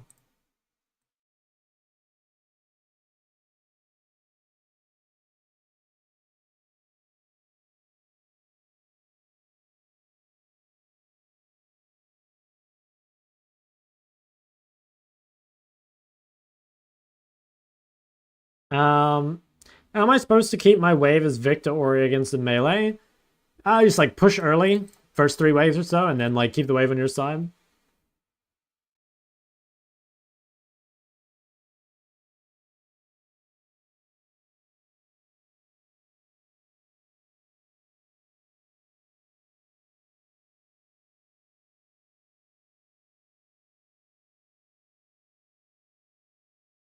Have to play how he wants you to think, not how it's optimal to achieve that. Only if I'm behind, right? If I'm ahead, I just have prio and then like I can be there anyway, you know? Like if I'm ahead, I can be like hovering in the bush, and then the moment I see Talon like commit to the pit, I can start walking there, right? So I don't think so. I think, well, I don't know. Honestly, I don't give a fuck what Yi thinks. All I think is that like if I played better, I would have won. Full stop. No like questions about it. That's what I think. Feel free for all of you to disagree. It doesn't bother me, but I think I could have. All right, I'll pick Mal's into Victor. So this is like probably, it's probably one of the hardest matchups. So this will be a good example of like how to neutralize bad matchups. Like this is definitely one where like you don't want to push. Probably don't take resolve. I don't think second wind will actually make the difference. So I might as well just go full scaling.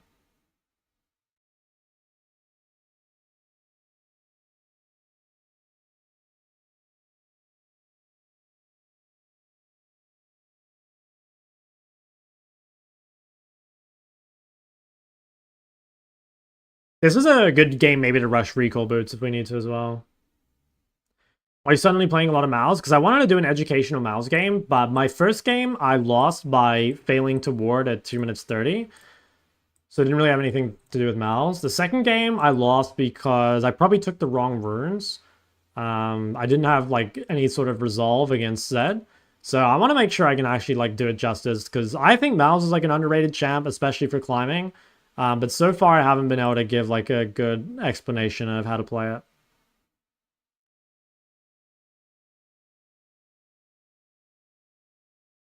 If you have a great mindset to climb and improve, it's definitely a valid take the Yi for on entered and Yos because of him. I mean, we can lose because of him and also lose because of me, right? Like, those things both can be true. It's not like there's only one person in the game. Like, we could even say that maybe Yi is most at fault, right? I think we could say that. But, like, was I the difference between winning or losing that game? I would say yes. And that's all that matters to you. That's literally all that matters to you. Nothing else matters beyond that point.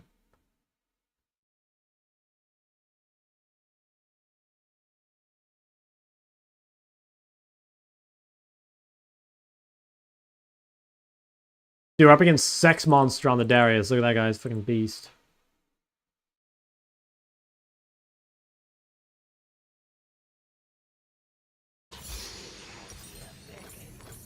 Alright, so I'll show you guys. Like, this is probably the most unplayable matchup of all time. Actually, not the most unplayable. Well, we can probably play it, but it's going to be rough. But we have two good ult targets in fights, like Darius, Nautilus. And also, Darius will get Lulu ulted, which makes it even better. Since there's, like, so many buffs put into him, like, locking him down is really valuable. Alright, so let's see. The best thing you can do, starting from even level 1, is if you're in this losing matchup, make sure you take this bush. I think this guy wants me to hover me. No. Someone else should hover this. He wants me to cover race because no one's hovering it, but it's really important. Okay, I'm muting this guy. It's really important you hold this bush. And the reason is that you, in the losing matchup, need to get the ward on the enemy raptors at level 1, right? So the problem is, if you hold here and the enemy mid holds here, the moment you face check this bush, you get chunked and then you can't ward it. So it's super important that I hold this and someone else holds this. I'm not allowed to do it. By holding this, though, I should be able to get my 120 ward without, like, losing too much. And that's really, really critical. Oh, is he placing the ward? I mean, it should be my ward. Oh, he wants to start, though. Okay. Well, that definitely changes things. I mean, okay, we're going to split map. Alright, well, that's kind of weird. Now, we do not want to push into Victor. If you're in a losing matchup like this, sometimes if you're in an even matchup, like, push can change whether you win or lose it, right? But if you're in a matchup that's as losing as this, you're not going to be able to change it even by getting pushed. So what you want to do is instead just, like, keep the wave on your side. Potentially, these sort of matchups can be good to rush the recall boots, because that way you can just, like, trade out your HP and, like, spam bases and stuff. But yeah, if we can just, like, keep the wave here, basically, it's, like, sort of difficult for him to... he can poke us, but he can't, like, actually solo kill us. We're still going to bleed stuff, which is, like, normal, right? Like, it's a very bad matchup. And now, hopefully, by picking Mouse, like, you would be outscaling in this situation. The problem is that, like, Victor's a counter to Malzahar, so we will just be, like, farming, basically. I'll probably even take W level 2 here, just because I don't think Q's gonna do anything for me. Like, I can't chunk him out. He doesn't have, like, bone plating for me to proc or anything. So, we'll probably just focus everything on farming. This is kind of good, though. Like, we're actually in a reasonable spot. If we can base early and go something like Boots Refill, it's good. It's kind of annoying not getting chapter early on Mal's. It's actually not too bad, just because, again, we can just go the Recall Boots and we can kind of get our mana that way instead. I think it might actually be better. So we'll just kind of chill. So yeah, I'm just like always trying to stay with my range creeps. At least this way, if he walks up, like, he's kind of limited in how long he can take the trade for. Now, I think we could probably shove this way. So I think what we'll do is we'll use our cannon to protect us. We'll just kind of keep it in front of us, and we'll try use cooldowns to shove. This is kind of risky, because he could punish our cooldowns, but there's, like, enough creeps in the way that I think it should be fine. If Victor's really smart there, what he should do is he should actually tank my E, because I can't kill him anyway, and he has plenty of health left over. So I'm just going to reset. Actually, I think I could stay. So the reason I'm able to do this is because he used too much mana. Normally you would not want to do this, but like because he went completely I'm not sure if he... Maybe he only has 1 point E, I'm not totally sure, but it's a big mistake obviously to beat here as Victor, and that's actually going to put us in a good spot. Like if we can get a reset here without being behind, we're super happy. Like we're actually up CS on our first base as Mals, which is crazy, especially in a matchup like as unplayable as this. So, what do we want to do? Probably do want 1 chapter component. Let's do this. Actually, I'll go 2 chapter components. So I'm kind of saying that, like, I don't think I'll need recall boots. Actually, I'll buy the ping instead. I don't think I'm going to need recall boots because I've managed to get to this stage without being super far behind. And normally, if you, like I said, if you get to chapter without being, like, insanely behind on Mals, the game's pretty good. So that's, like, the hardest thing, though, is, like, getting to this point. Now, I do actually have first move to play with my jungler here. I'll just ping to top side. Maybe I can hit this ward and spot out with Darius. Really important here that we're playing around top side, not bot side, because our bot lane is getting absolutely fried. But, like, we do have this top lane that we could maybe play around. So we're just going to focus on getting shove over the wave. Try and make sure we're autoing down the one that has our dot on it. And maybe even drop some more. We have a lot of mana to work with here, and it's totally fine for us to reset again so that we can go home and buy chapter. So, for now, we can just kind of, like, use all our mana. Probably what we'll do is shove 1 more and then, like, maybe just go for the base. So if we can hit the wave nice and early like this, it's kind of nice. Maybe even a little bit of poke there. He's going to order my little voidlings. Okay, I probably pressed that a bit too late, but it's fine. Gonna have to respect Victor here. Okay, probably actually won't be able to get this in time, which is kind of annoying. Victor played this well, to be honest. I'm just going to drop these and then I'm going to base. So I'm kind of hoping... Oh, I didn't press W. I meant to press W. Okay, I kind of fucked up there. I was hoping my voidlings would kill everything. Maybe they still will. Do I get this creep? Yes, we do. Okay, so we managed to get our chapter, which is good. And now we're sitting in a pretty solid spot. We should be stronger than Victor in early skirmishes. Obviously, being like Flash Ultimate 6 or something is really, really good. But he does outscale us. So we kind of do need to have some sort of lead. Mouse doesn't scale badly, though. It's more that, like, Victor just scales insanely. But this is, yeah, I'd say we're kind of fine. Like, we're kind of chilling. So we can clear all this out. And just hit this. Okay, Victor reset, which is actually really good for us because it means that we get all the setup on the grubs. So we're going to shove this all the way in. And come to the side and... Okay. See if we can... Alright, that's going to go all the way in. Now, the perfect grub setup is this. It's pink plus a ward. So if you can have something like this, you can hold this choke, which makes it just impossible for them to contest. If he does, he'll get chunked for free. So most likely he's going to go into Vi's bot side, which we can't actually do anything about. But, like, at least we're aware of it. It does guarantee the grubs for us, which is super, super nice. So, yeah. Now, we're going to get shit on in trades, but we're kind of saying that, like, we have enough wave clear on the Mals that we can just kind of ignore trades at this point. Like, Victor definitely will not be able to keep up with our wave clear at this point. So we can always just shove and hug our jungler. And it should be really good if we just, like, flash ult mid at 6. I mean, that would be great. Kinda... I'm not sure what I want to do here. Like, I could let the wave come into the middle and try set up for the Vi gang. Or I could shove. Might have been better to keep this wave in the middle, I think. Just in case she wants to come after Raptors. But it doesn't seem too bad. I mean, that wave is going to go under. And Vi's not 6, actually, so I guess this worked out. Okay, so pretty much we're just playing around Vi's temper right now. We want to just, like, scale up in team fight. And if Vi ever is, like, ready to do something, we'll do something with her. Okay, Darius swaps to top. Us having push over mid is giving us, like, a lot of info on Darius. Let's see if we can shove this wave. I think we can. Like, Victor E'd us, which is kind of good. Like, it means that we're able to just get the push over the wave like that. If he ever E's us and not... Oh, I could have maybe ulted him. I didn't even realize Vi was there, to be honest. If he ever E's the wave and not us, it's, like, kind of good. So I'm going to probably buy these. That's good. We're able to just, like, use this wave clear to spam reset. And that's why Symbiotic Souls is good, too, if you do want to run them. It's because, like, it really synergizes with this, like, push and reset playstyle. So, let's see now. Vi's going to make this play bots.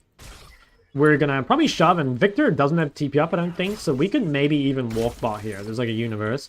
If we could cancel this guy's base, it'd be even better, so let's see if we can fish for it. Just let our things kill the wave. Okay, nice. Gonna get the cancel. That's really good. Like, now we can lock Victor in lane until he has TP. Also very possible for us to flash ult with Vi. If Vi's doing camps, then we won't worry about it. But if she starts looking mid, then we'll definitely play for it. It's also possible that Darius is in her top side, so we could rotate right now. I have first move. What I'm going to do is I'm going to ward the Raptors, I think. But if Vi fights Darius... Okay, yeah, I have first move. So this is great. Absolutely love this. And we should be able to... Yeah, he's doing a good job of kiting, to be honest. He probably had vision of me. Okay. That should be a dead Darius. Nice. That's absolutely perfect. Like, we have prior mid. We group with our jungler. Victor is still stuck on the map, so he doesn't have any ability to, like, follow or to, you know, push mid or anything. So that was great. Absolutely love that. And that's why it's really important that you're always hugging to your jungler. It's, like, not only for safety, but just in case they get into a fight, like, you want to be there first. I have TP, so we can always reset here if we need to. Get a little bit of chunk there as well, which is nice. This guy needs to base more than me, so I think it's kind of fine to keep shoving. Gotta be careful. I mean, he can ult me. That should shove. I mean, we can just kite away. He knows I don't have ult, so he's probably not scared of me, but that's fine. Now, should we... I think we should sell this pink and buy Faded Ashes. Normally, Faded Ashes is a pretty bad component, but it's not too bad for Malzahar. It's one of the few champs that could actually buy this without trolling. It does increase our push in the wave kind of nicely. The thing is, you do want to get off this as soon as you can. Like, if you can get to Blackfire quicker, it's kind of a big deal. Might even be able to cancel this dude's base again. Let me see. Oh, I trolled. Okay. That guy's much, much faster than me as swiftness boots, so, I mean, that was very troll. You don't want to lose your flash for free, but better to also not die. Can I stop this dude's base? No, too far back. Not okay, though. So we have ult in 30 seconds. Let's, again, just try and push and do something with Vi whenever she's ready. So we should be able to have this, like, mostly shoved by the time Victor TPs. He knows I have no flash, so I am, like, very punishable here. I actually don't even think... Oh, I could die here. That was very close. That was quite risky what I did. Probably not worth it, to be honest. The prior didn't matter that much. I maybe should have died. We can do the same thing again, though, where we can just, like, take control and basically just ult whoever, like, face checks. So that'll be this Darius again. And, yeah, that's why, like, holding this vision is so OP for grubs. I think we can even just kill this guy as well. Let's chain the CCs. Nice, there we go. Fuck yeah. That's super, super good. By holding the prior and by having this vision set up, again, the pink plus the ward over the wall, it makes it, like, super hard to contest. And Darius kind of just has to say there, like, okay, since my mid doesn't have prior, I've just got to, like, go somewhere else, basically. But he's, like, trying to grade contesting, which, I mean, he's not even that strong, and, like, neither is Lulu, so, like, Lulu can't really, like, make that happen either. That's super good, though. I mean, that gives us all the grubs and also a lot of damage on the turret. We're going to go home and grab a black bar. So at this point, you're so happy. Like, the game's amazing, basically. Victor will eventually outscale us, but it's going to be so long. Like, one thing with scaling in this game is that, like, you know, Victor will outscale me at, like, 5 items here, but, like, he's not getting to 5 items this game. Like, I'm going to be ahead of him the whole time. I'm going to be able to accelerate constantly. Like, any fight we take should be good for us. So we'll just chill a bit here and wait until I have my ult. Obviously, without ult, I'm, like, kind of weak. I'm not super weak, because I do a lot of damage, but I should be a little bit patient. And also wait for Vi. I mean, for her to be, like, ready. I think we don't take this fight currently. Like, no ults in either of us is probably a bad idea. 6 grubs with a Yorick as well, by the way. That's really good. Darius is bots? I could maybe rotate to that. I don't think I should, though. I think it's a bit too far away. Oh, dude, can I get that plant? Will you notice? Fuck, you know. Sometimes people have, like, plant blindness, and you can just take them. Now, maybe I could roam top here. I have so long on the next wave that I could actually run top. If we can get this kill, we, like, almost definitely get top turret, so, like, it is actually kind of good to go for this. I think we can kill. Hey, I think Yorick might have trolled me a little bit here. Yeah, I also was too slow on pressing stuff there. Did she die? Okay, that's not bad. So normally I wouldn't like to give a wave there, but, like, Yorick can potentially dive this guy, and he has 6 grubs, so he can do a lot.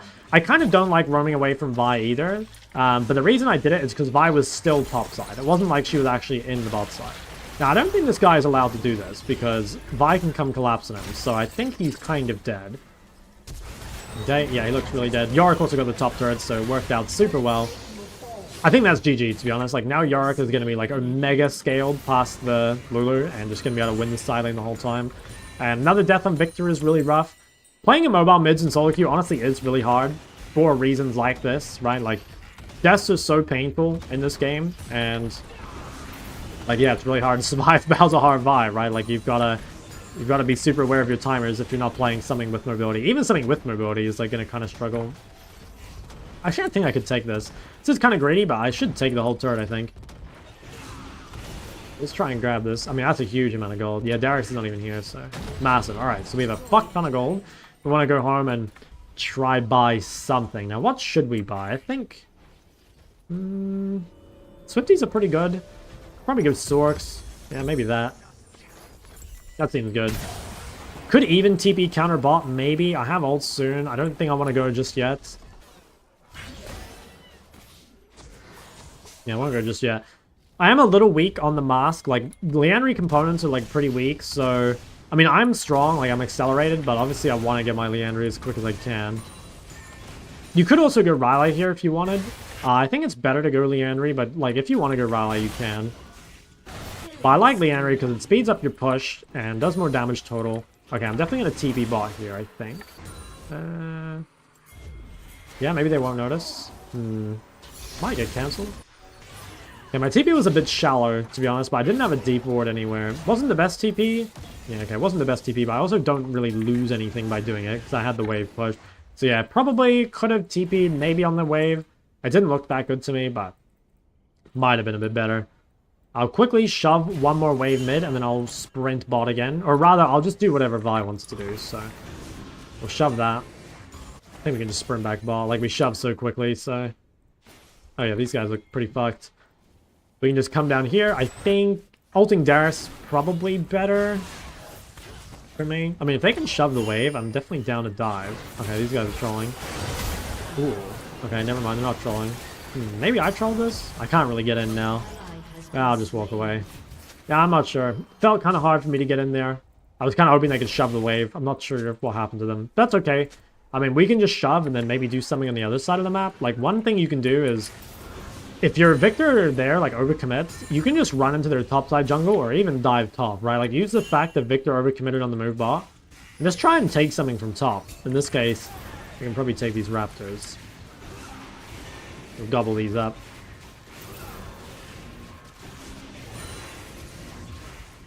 It's pretty nice as well. Like, mouth kills camps reasonably quick. Get most of those. Okay, we're sitting on a bit of gold, but there's not really anything worth facing for. Like, Faded Ashes are not worth it. Should I go this way? I don't think I can, actually. I'll have to flash, yeah. I graded my movement there. I should have walked the other way. Still fine, though. I'll just hold the Nautilus. Didn't really need to, but...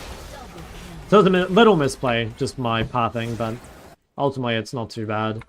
I'll probably reset here instantly. Although...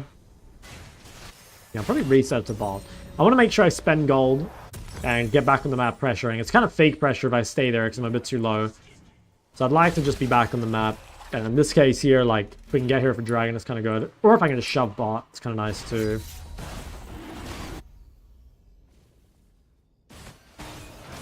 Okay, this seems chill. Now, I don't have TP, which makes side laning a little hard, but it's not too bad. We should be able to shove most of this. I do really want to make sure that I don't fight for a bit, though. Like, currently I'm halfway to Liandry, or, like, you know, halfway on the space. I also have no ult, no flash, so I'm extremely weak right now. But I'm going to be spiked, like, really soon. So just try and avoid fights for a little bit here. Farm up your Liandry, get your ult, and get, yeah, everything, basically. And then look for fights. Before then, though, I want to be really, really careful. I don't know if I can hit this without dying. Probably not. I definitely lose side lane to Victor, so we have to be quite careful of that. I do have TP in a minute, so once I have TP, I'll be able to group with the team. Until then, I probably just need to chill bot. If you don't get pride on the side, like if you don't win the 1v1, you kind of just have to play around your jungler. So like in this case here, I probably won't look to push this unless Vi is here. Now this guy's kind of trolling a little. Like I think I can maybe push. Okay, I think I might have killed myself here. Actually, maybe I can kill him. I think he's trolling. Oh yeah, it's one shot. Okay, what the hell? I do so much damage. I'm level 14, I guess. Wow, okay. Well, anyway, I can't TP to this. And also there's no point. Like, I don't have ult, so honestly just fine for us to rage split right now. Like, we can't TP into this, so we'll just shove this side. And with 6 grubs, I mean, you can take a ton of gold. That's one thing you can kind of consider on the side, is that, like, sometimes, even if you don't have TP available, it can still be worth going side, just because you can get so much gold that it's actually worth it. You know, like, here I get so much gold on the side that even if my team loses the fight, it might actually still be good for us. So let's shove this all the way in. Probably just reset, go home, spend all our money. I come mid. Nah, I don't have too much gold. No ult. That was base. And then I should probably build Rylai here, I think. Yeah, probably best to build Rylai. You could go Death Cap if I had a bit more money, maybe, but Rylai's just pretty good. Don't get baited into TPing here. You don't have ult, and also having TP for the side lane is super important. And, like, the center dying doesn't really matter either, so it's really not worth TPing. If you can walk and get there, though, it's not bad. Kind of down for this. Okay, I actually missed the silence, which is all the best. Don't think it's worth ulting. I'll ult this guy. I was going to say, not worth ulting the Nautilus. Okay, this guy cancels me, but he should be completely fucked. I'm gonna get the reset, maybe. Did he just die? I think he died. Holy shit. Yeah, there we go. Alright. So that's really good. I mean, we're insanely accelerated. So we'll come and... Dude, this guy says well played. Does he know what champ I'm playing? I think. Alright, so again, shove this all the way in. Currently, we don't need a base just yet, because these guys are dead for 20. We do want to make sure we get a base off before these guys respawn, because we don't want to be on the map with, like, lots of gold. But if we could really quick take this bot turret before anyone spawns, that's really good, because it would give us our Rylai gold. So that's, like, insanely valuable if we can just quickly get this. We need to run after this just in case we get TP'd on or something, but... Yeah, we're rich as fuck. So we're gonna go home, buy our Rylais. I think at this point... I mean, I'm the strongest champ on the map, basically. Mouth on 3 items is insane. And, I mean, I'll be even stronger Death Cap, especially since I've got, like, Gathering Storm, full stack Dark Seal. But yeah, right now I'm fucking insanely strong. So, like, any fight is really, really good for us. So let me... What do we do? Yorick's pushing top. We can just kind of chill, I think, and let Yorick win the game. But I actually think we can win a 5-4v5. Okay, Vi's recalling, so... If Vi's resetting, we should be a little safe on bot side. Yeah, we're getting a lot top. Basically, I just need to not die bot right now. Are they on Atacon? Not yet. I don't know where Darius is. He might be in my jungle. It'd be a really, really bad time to die right now. Okay, Darius is top. Alright, so the moment we see Darius top, we can start pushing. We're not scared of anything except Darius, basically. So now we're totally fine just to push in. We can shove super far, pretty much. We can set up our vision. We know everyone's top side, or at least, like, far enough away that they aren't really a threat. We'll kill all that. Okay, so then I have vision in a little bit. Dark wants to be bot, which I think is good. We'll let him split push. I've got to kind of stay bot for now, because Dragon's in 40. If I could get bot, or sorry, if I could get top in time, and, like, be ready to pressure, I would, but it's just too far away. So for now, I just want to kind of stay around here. Dude, this guy's a psycho for this. I think it's not worth ulting Nautilus. I do want to ult Darius, but I also don't want to ult Darius in melee range, ideally. Yeah, I kind of don't like that. Like, I was a bit too far up. I think it's still going to be fine. I mean, I spread my dots to, like, basically everyone here, so I think they're all dead, but that was a little greedy. I probably should have actually flashed away and then ulted, rather than the way I did that. That's super good, obviously. Could TP top, maybe, for tempo, and just, like, pressure the map. I think I value holding my TP higher. And I won't go Magi's here because, especially with no flash, my chances of dying just went up a lot. So, I'll probably just deploy straight top. I don't think anything else really matters. Maybe I could have stayed and pushed. Could have done that, I suppose. I didn't really think we could end, but honestly, like, I could have stayed and maybe we could have got double in him. So that was probably a mistake by me. But I did not realize that we had so much strength. I guess, like, we had 6 grubs. So we pushed pretty quick. And we have a Triforce. Oh, 2 Triforces. Yeah, I probably could have stayed there. So I kind of misplayed. Anyway, we'll push top. I'm a little vulnerable at the moment because my entire team's bot. But, like, honestly, I don't think anyone's really threatening. I think this Lulu's also just going to die. Holy fuck. Mouse damage alone.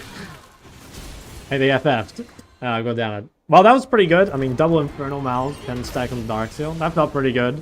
And yeah, hopefully that's a pretty good example of how you guys want to play the Mals, and also like just a good example of how you want to play these champs that are not super strong in lane. Just kind of like knowing what windows you need to neutralize, and like you could have gone you could have gone the recall boots in this game if you wanted to as well. Would have helped a lot.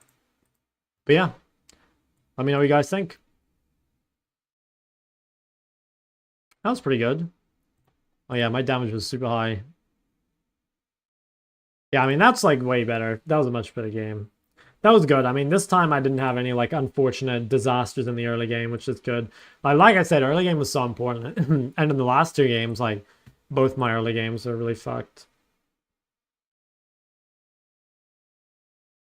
When is it worth buying Medjai's when you have Dark Seal? Basically, only if you think you're not going to die. If you know you can't die, then it's good.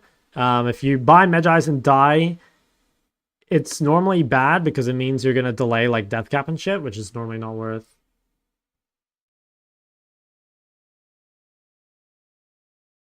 Level 1, did you let him in auto range so the wave pushes faster? Not in particular, no. I just don't want to like...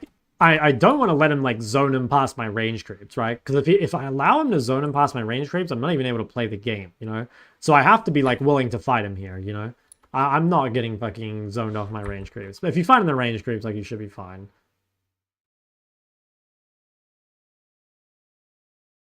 When he walked past my wave, like here? I mean, he already has push over the wave. I don't know. Maybe I could be a tiny bit further back. I don't think it was too bad, though. I don't know. Maybe I could be, like, ever so slightly further back and not take the Q for free. But it didn't seem bad to me. I'd play my main again today. We probably could, to be honest. I didn't have any lag. Yeah, we probably could. I'm glad we got the Mal's game out of the way.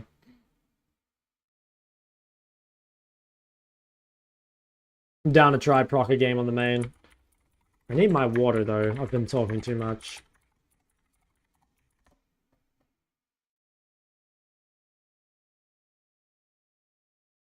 Opinions on Maokai Jungle.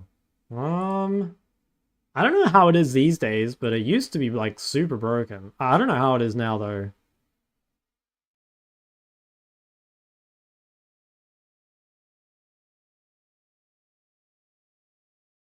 I think Maokai kind of as a champ is just, like, kind of OP, you know? Like, I think that champ is super over-kitted, I guess.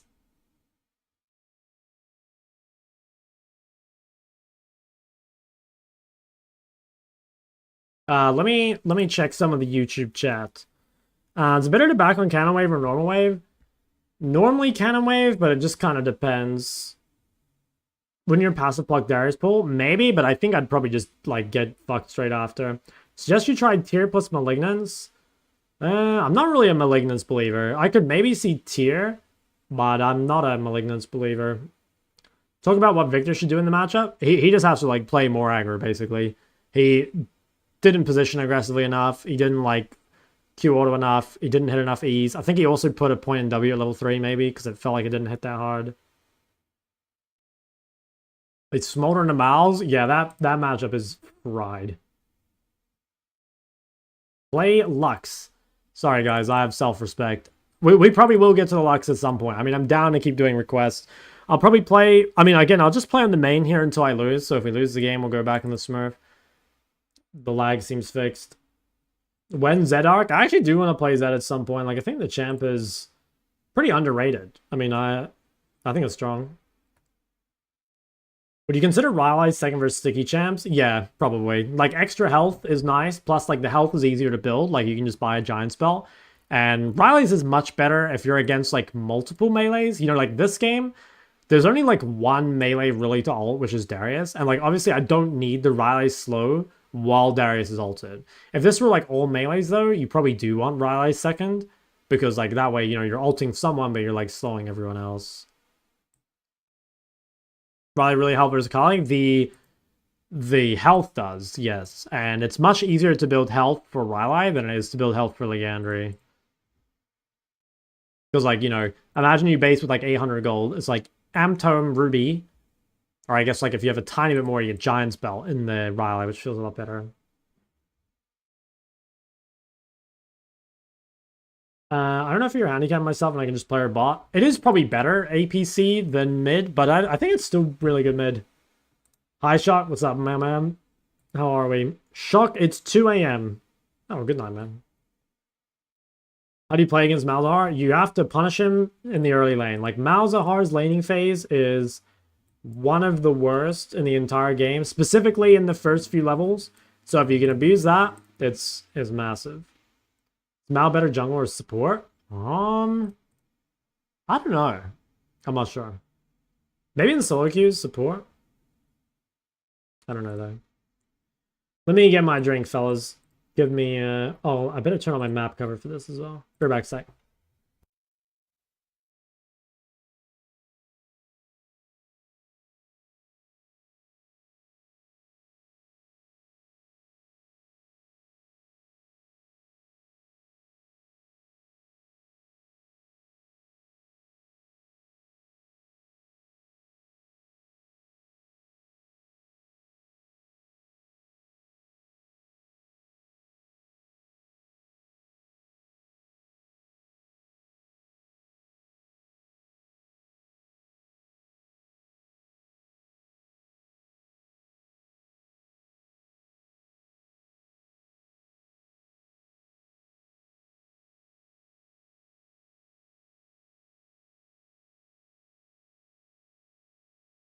Dude, you know, low key, I'm actually really looking forward to playing other roles. Like, I'm really looking forward to doing like unranked 2x in other roles. I think that'd be really fun.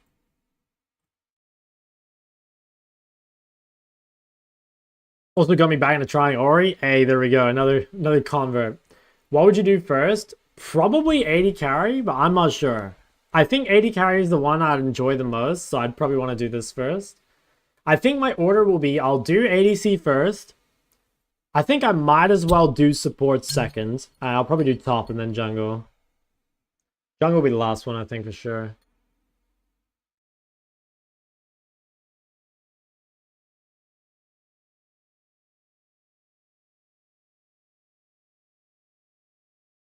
As in, like, ADC champions in bot lane. I think if you're playing, I mean, there's no point doing, like, unranked 2x playing mages, because, like, I could already do that, right? Like, clearly I can play top and bot and support. I haven't played jungle on stream, but, like, I already know I have, like, in my, like, I could play cast top, I could play mages bot, and I could play Lulu bard support, and I'd get challenger on all those roles now. But I'd like to do it with actual champs because in future, I would like to... I think eventually I'd like to make my content a little more... I don't know if generalized is the right word, but a little more wider in scope, you know what I mean? Like, for example, if I make a laning fundamentals guide, I'd like to be able to include all the roles in it as opposed to it being like mid lane fundamentals, you know what I mean? Because it's not insanely different. It's really not. But, you know, there's just like a few things. And also I think that like it's important to have the credibility, you know? I want to be able to say that I've been challenger in multiple roles, even though I know I could already do it. I think it's worth taking Phase Rush on Victorian's heavy ganking in the jungle matchup. Yep, I think it's really good. Best way to beat Mal's, punish pre-chapter. Like, trade as hard as you can pre-chapter, basically. Punish his cooldowns if he uses them on the wave. Try and fight him as much as possible. You want a really big lead. Yeah, I'm definitely down to do, like, fundamental guides for other roles. The thing is, like, I think you got to be a little careful because, like, you know, most people are watching me from mid, right? So, like, if I make a guide targeted specifically at 80 carries, it, like, you know, there's a lot of people that will be very interested in that, but not a lot of my existing audience, I think, would be interested in that. So, like, probably when I make it, I'd have to, like, yeah, either just focus it on all the roles or just, like, not make too many videos, you know? Like, I think, for example, if I did, like, I don't know, it could be really efficient to do something like, let's say I do unranked to challenger, learning ADC or whatever, right? And then like out of that video or out of that like climb, there's like a few things I can do. I can make like a, you know, I climbed a challenger in ADC, like here are the most important things. I could make a video being like, I don't know. I could make champion guides, I guess, for the champions I played if I end up doing that. But again, I'm not sure I want to do that. Well, I don't know. I'm not sure. I feel like if I make champion guides, it kind of needs to be like supplemental content instead of like just that. Hi, Chall. I'm new to League and I'm having a hard time with itemization. Are there any shortcuts or is it just going to come with time? I made a video last year called like an AP itemization guide, which is not bad, but it's like a little out of date. I'd recommend just watching a guide for whatever champion and like copying the itemization from that, you know? Itemization is hard, but it's also like not...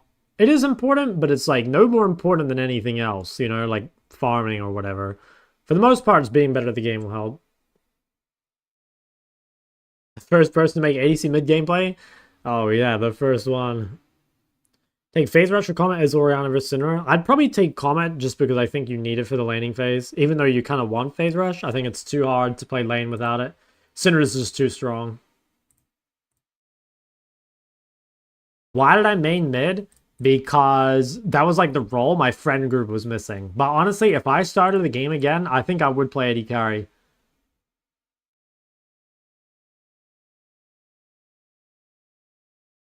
I don't know. I guess like one thing I'm wondering about is like when I go back to OCE, if it's better to first like expand my horizons in mid lane a bit. You know, for example, maybe we should do like unranked to challenger with melees before we do the other roles, you know? Like maybe if we could put in like what are the common ones people ask for? It's like Zed, Yasuo, Yone, Akali, Sylas, or something like that, you know? It'll take me a little bit to learn these, especially Yasuo and maybe Aurelia if people ask for that, but I don't think it'd take too long. I don't think it'd take a ton of time. And most of it would be the last stretch anyway.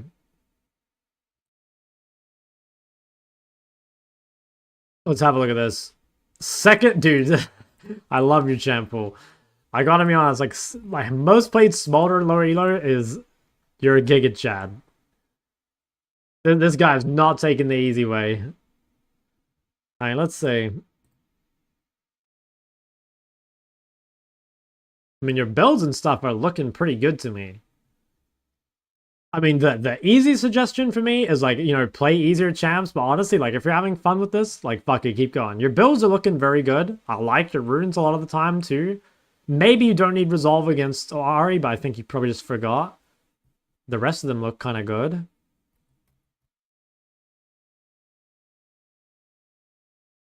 Yeah, I mean, honestly, this looks pretty solid. I think the only suspicious itemization I see here is I see a random Merc Treads. Be really careful buying Merc Treads. Like, Merc Treads don't do anything for you this game.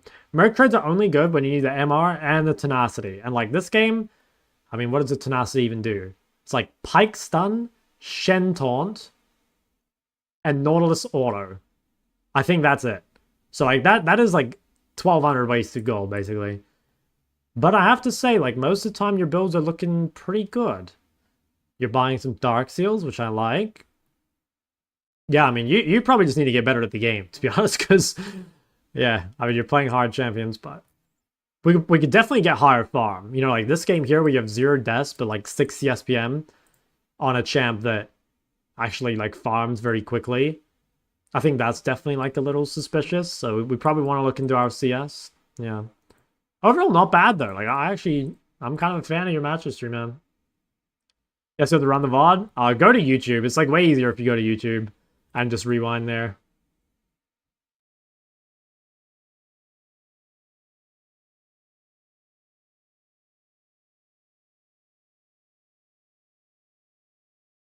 It says Jace mid, and then this is going to be Rumble or Cannon top last pick.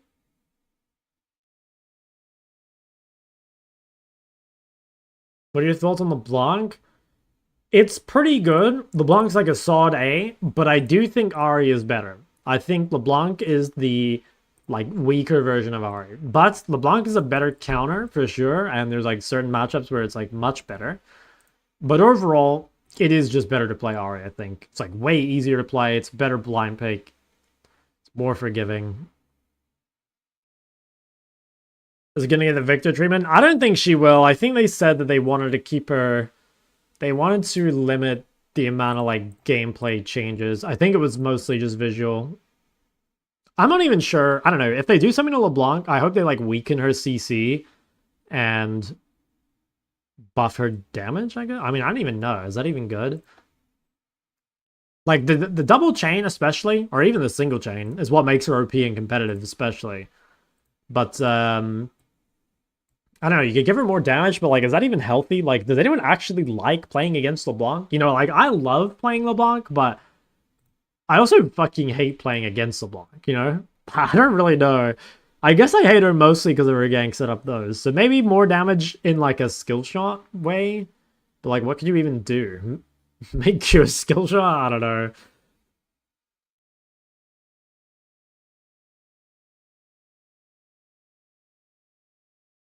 Don't get C.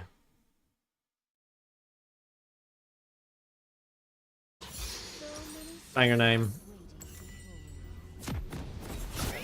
Just close to 8-9 really falls off. Late game? Yeah, I mean, honestly, like, that's pretty common, but I would say it's, like, you're probably just bad at side laning, you know? I mean, actually, I can guarantee you're bad at side laning because you're in bronze, but I would say you're probably better at other aspects of your gameplay than your side laning, you know? Like, maybe you have aspects of your game that are silver or even gold, but I suspect your side laning is quite weak if your CS is so low.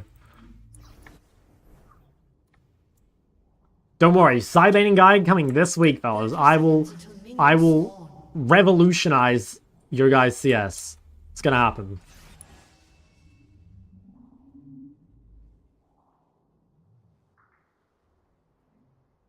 Like what you see? I can come with him, I guess.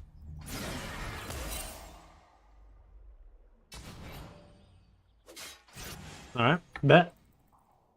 Bad at side laning? It's fine. Like, honestly, you and, like, just about everyone else in this game. Like, it's really not that bad to... Well, no, it is bad. You need to get better at it, but it's not unusual, you know? It's really not.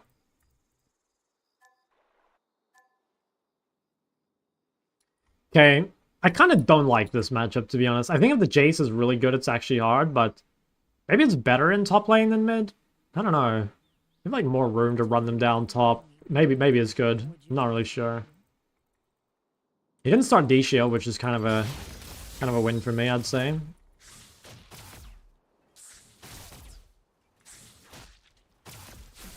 There's a Universe Talon 3 camps top, I think.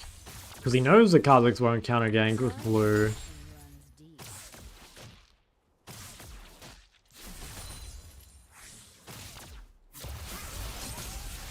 I don't know if that's that good for him, is it?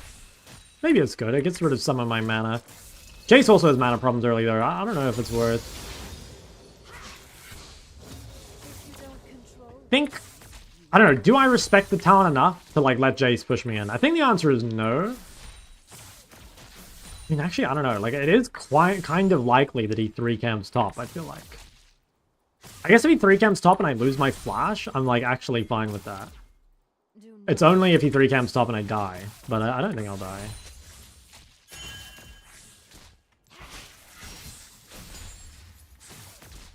Okay, he just crossed mid. Alright. It's basically just 1v1. And Jace can actually QE me now with his mana. He might use it here. I gotta be really careful. What he's gonna try to do is, like, phase rush onto me and then dodge my Q and chase me down with autos. I absolutely have to make sure that I don't miss it. I might actually just Q these creeps and just let my dots kill them. Just because it's, like, really scary there with the way the creep's positioned. You can jump on me easily.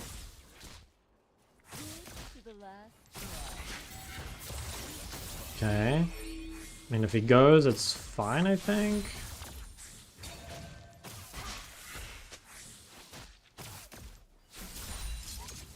Okay, nice. Good spacing. Yeah, I'd say we're ahead. I mean, the wave's coming to us. We've got a big wave to collect. Not sure if I'm actually ahead in the game, though, just because, like, they have a lot of range, and Cassio's not very good against lots of ranged.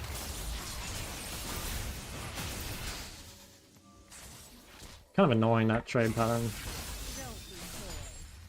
Just ping that this is warded.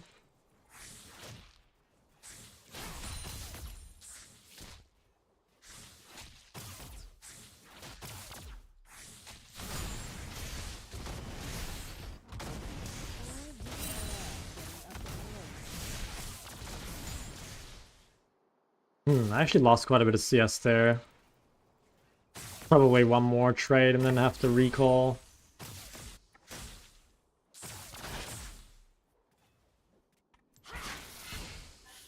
Nice. That was a really good W. First blood for Azir. Wait, that guy picked Azir into Acel. That's weird, because like Acel's like the main champ people pick into Azir when they have the option.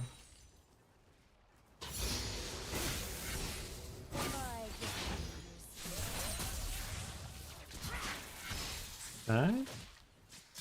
Don't know if this is better for me or Jace, because like, yeah, I don't know. Jace gets Dirk, I get Chapter, which is like, he's probably stronger than me on Dirk, I think. This ward should be expired by now, right? Or like pretty damn close.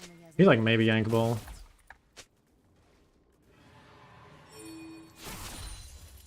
I think we can kill him. I need to keep enough mana that I can actually DPS him. Because if I use all my mana... Ooh. Okay, he warded again. Maybe now it's not good. Not sure I'm sold on this play. I think it's probably a waste of time. And if I can like bait him into melee here maybe. He's gonna proc phase rush on the wave. Okay. Wow. Okay. Fuck yeah. Maokai played that super well. Like Maokai hiding out of vision there was really well done. And like me leading him into the wall as well was good because then he had like nowhere to go.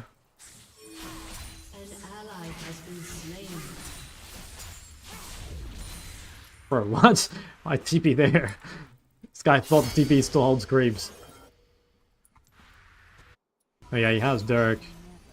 Okay, now, I think... Okay, this is gonna be like super one-trick autism, but I think it's actually worth buying a cloth arm and a refillable. And the reason is that even though I don't really plan on upgrading this cloth armor, I think that against like 2 lethality users topside, having cloth armor to counter the lethality is really, really efficient. And I'll literally just sell the cloth armor later. Like, all I lose is like 90 gold, which I think is... I mean, I'm super happy to pay that for, like, stronger early game here. And just, like, countering the Dirk. Because I will probably win grubs with this. Oh, I have 200 ping again. Why am I lagging? Okay, it's fine. It's going. It's fine. It was just a momentary lag spike. It's fine. Can I get that wave all the way under? Should I DPS grubs? I kind of have nothing else to do. I might just DPS them for fun. I can take the plan after, and this actually gives pretty good tempo to Kha'Zix. Yeah, I mean, this actually seems kind of good.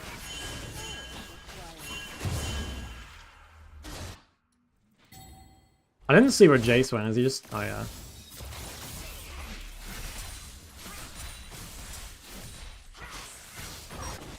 Kha'Zix gets his red, that's pretty nice. Looks like he gets it. Okay, wants to come top. I mean, yeah, he should be diveable, right?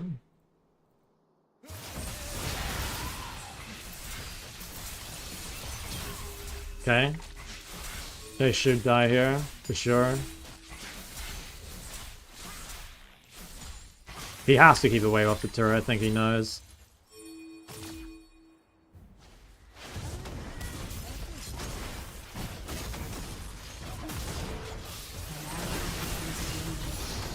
Okay, was definitely not the cleanest dive. Did Maokai not have W or something? I feel like that's just like Maokai goes in, BCs, and then we kill, but I don't know. Well, whatever. Not too bad. Maybe I should try stay. Might have been worth trying to stay and grade the item. I think it's difficult, but... Holy shit, my bot lane has, oh my god, 46 CS? I guess he's laning just Jin Karma. It's not a whole lot he can do, especially when Maokai's moving. He'll probably be off the top side to carry, but... I mean, let's be honest, they have Jin, like, champ's useless. Feels like such a waste to help your jungler. Well, I think it's kind of intended, you know? I think it's intended to be like a jungle objective. I think it'd be really annoying if you were expected to hit the objective, you know? Because either that's going to mean that it's like really slow to do without you, in which case you have to like leave and give camps for it. I mean, that doesn't sound fun. Or give creeps for it. I don't think we want that. So I'm kind of glad that it doesn't take a whole lot. I can bait him here. He might go forward. I can W the range grabs. Do have to be careful because, you know, with Dirk he is quite strong. Okay, he just swapped. Doesn't have CDs. Can make him QE maybe? Nice. I can defend this pink is really good. Makes him very gankable.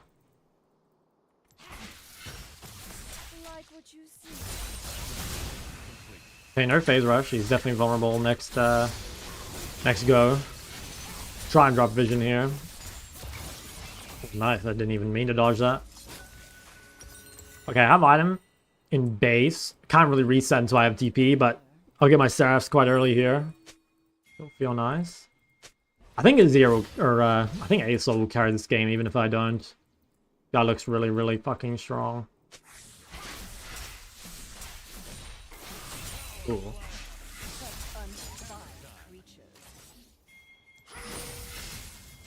Maybe I should reset right now. I think I actually should. If I can reset here and save my TP, and then have Seras for grubs, I think that's really good. Hopefully he lets me. I don't think he will. Nah. Agreed. Okay. Well, I will have to use TP.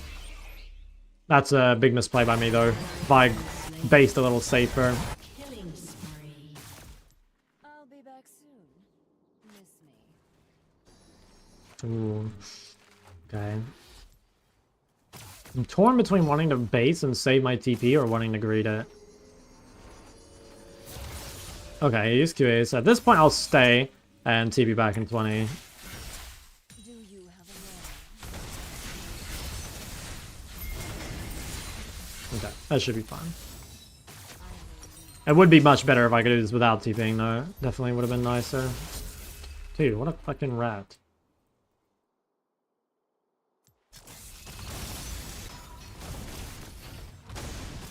Oh, this guy's so annoying. He's playing it well, though. It is correct. I could maybe TP behind him, actually. He definitely overstayed a little bit. Although, if I TP to this ward and Talon happens to be here, I think I'm in a little bit of trouble. Okay, we see Talon. I can maybe chase down the Jace. I wonder if he doesn't notice. I think he's dead. An ally has been slain. Shut down. Fuck. Oh, that's kind of annoying. I just lost all my wards. Damn, I'm surprised he got out so quickly. I guess he had enough MS. Damn, that's really, really bad that I... Because placing that vision makes it really hard to contest grubs. I kind of greeted. Okay, I'd say I'm behind. I threw my lead really hard, which is really bad because the Maokai invested a lot into helping me, and now I'm actually behind. I'm in big trouble here. Not sure what to do. Maybe cheese him in the pink or something. He sees me.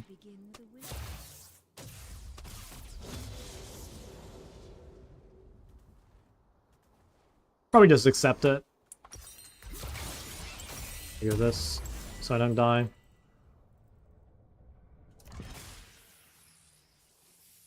We do outscale, I'd say, as a team. Mainly Asol. I'm quite far behind Jace, though, which is annoying because I was in a really good spot. I definitely threw my lead, I think, by...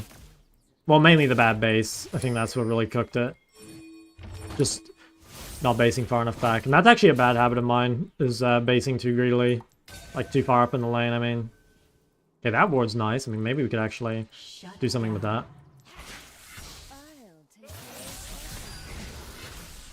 Okay. It's not bad. Just have to flash. That's too much damage.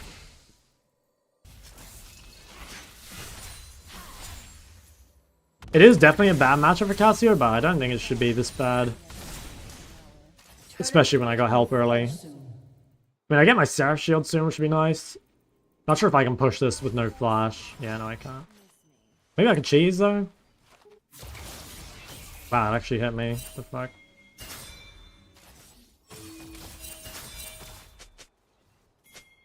I guess the matchup's actually worse in top than mid because you can get zoned up your wave easier. Which is kind of interesting because I thought it would be better because I have like more room to run him down, but I actually can't run him down because of phase rush. So I guess we're just being chilling and I guess going Rylai, and then like Rylai allows us to like potentially chase. I think at this point I just like give whatever CS I need to and like try not to bleed because itemization will carry. So messy.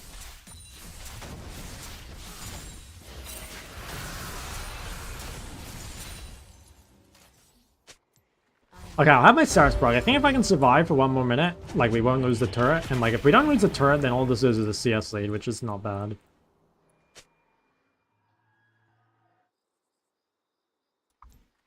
Rise top with Conqueror's melees. I don't really like Rise top. I'm aware of Rise top, but I don't actually really like Rise top at all. So I don't know. Because like the problem with Rise top is all the, well, at least my problem with it is that the tops will have like bullshit micro CCs like Riven and shit, and you just get like CC fucking constantly. Okay, I have my Seraphs like in 1 more queue. Alright, that should save me until I have TP, hopefully, as long as I don't get hit by anything too random. Okay, nice, managed to avoid that one, which is big. Talon got killed by Kha'Zix, which is really good. Okay, I lose Seraph's shield here, which sucks. If he can just cover the turret, it'd be good. No. I think I'm Flexible. gonna die here.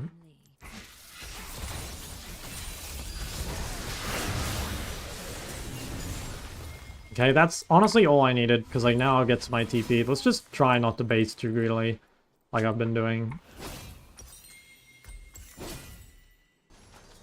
Do I greed this wave? Fuck it. Fuck it, G. Oh. I think Jace is dead. Pretty sure. Maybe he can get away from Kha'Zix? He might just suicide the turret.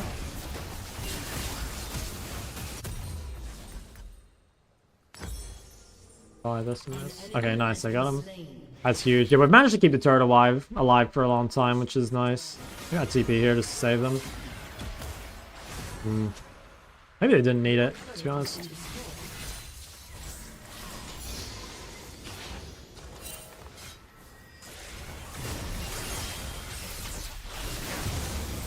Nice, holy shit. Okay, huge.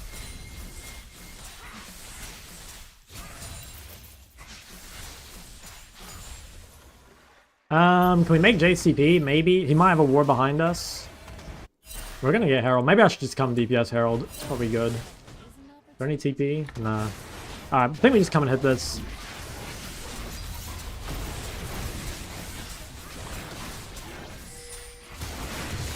Nice.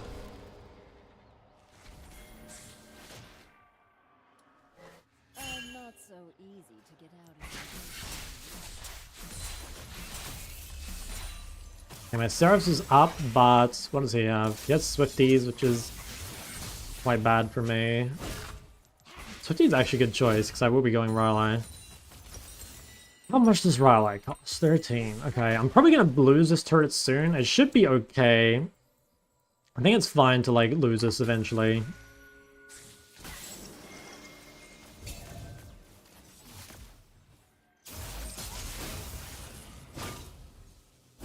We probably do outscale Jace, just because he's, like, behind.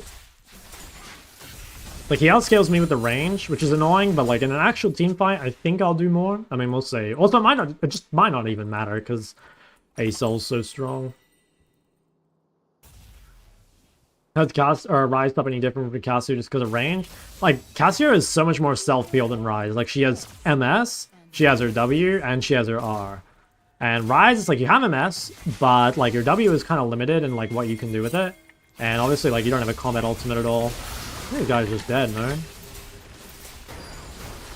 Nice. That was... the fucking just pull up and get the last hit. I see you. I mean, that was good. That was really good actually, because I think I can actually get this turret before they do now. Talon's bot as well, which is good for me. I think we have time to hit this.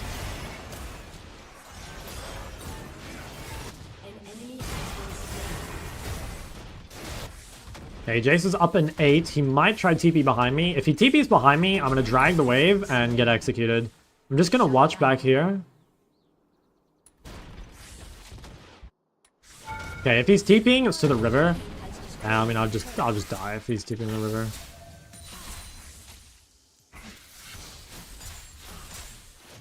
Yeah, I'm just dead. Not much I can do about that.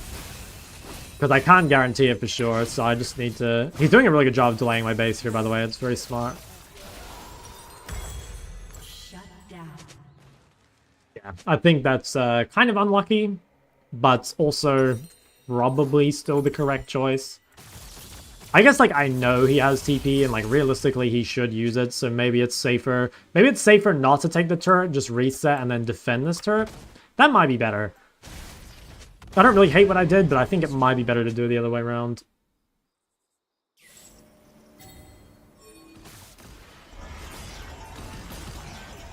Pretty good, though. I've got Rile Eyes. I suspect... I mean, if I get this guy's Phase Rush, I'll definitely beat him after. But while he has Phase Rush Swifties up, maybe I lose. Yeah, they got Drag, which is totally fine.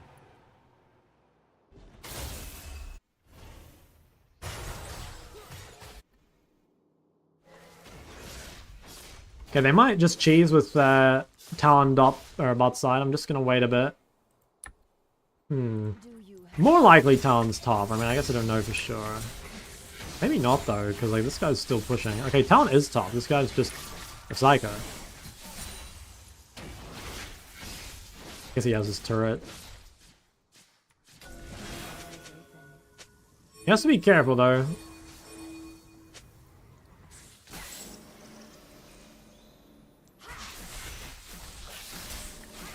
I think it's better if Azir, or not Azir, I think it's better if Asol's with the team. I don't think I get... Oh wait, fuck, I'm a troll. I didn't realize I had the Baron recall. I was like channeling my base, but I didn't actually intend to take it.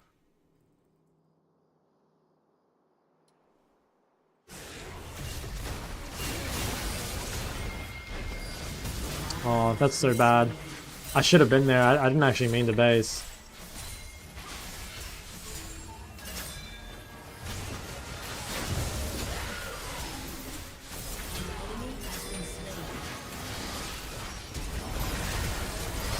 Okay, well, I got the slows. I think they're all gonna die, right?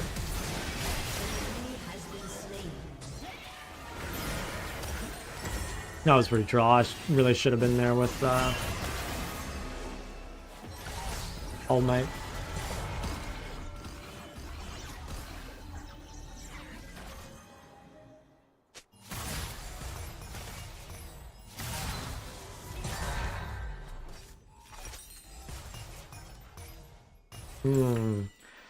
Don't have any TP. Oh, I guess I have my TP, but I can't really, like, push out with it. Ezreal's strong. Asol's really strong. He uses ulti, though, which is not ideal. Also, Asol has no TP, so I probably need to be bot.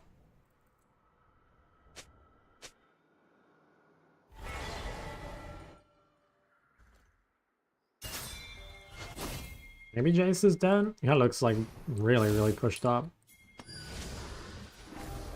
Oh, yeah, he's dead as fuck. Maybe that can be Atacon? Or he lived. Got TP to that?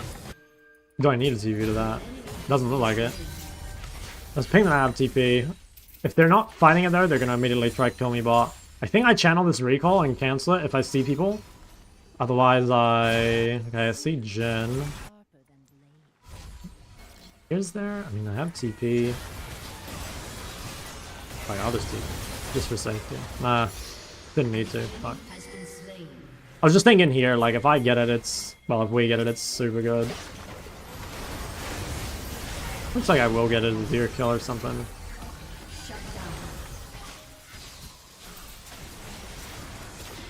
Nice. Okay, well. I think it was misplayed by me, but it wasn't that bad either.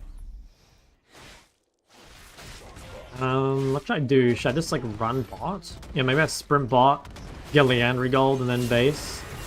Or maybe I'd take this. Oh shit, we got TP'd on. Nice miss combo.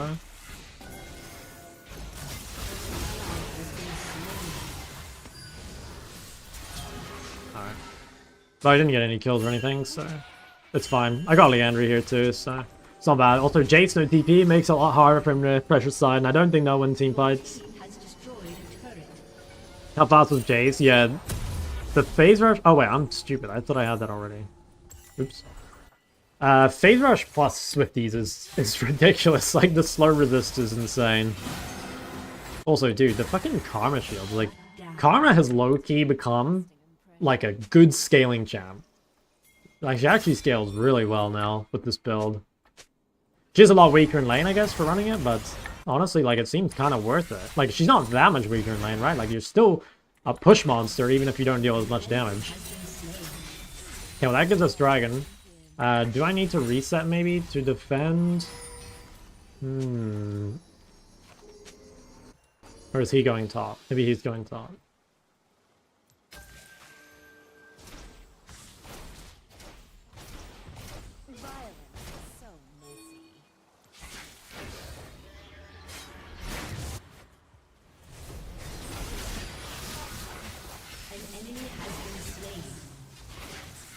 Where did Jace go?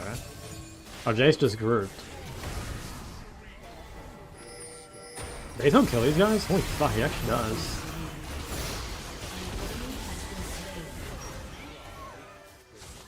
I mean, I can solo drag here. Is it even worth doing this? I guess it is.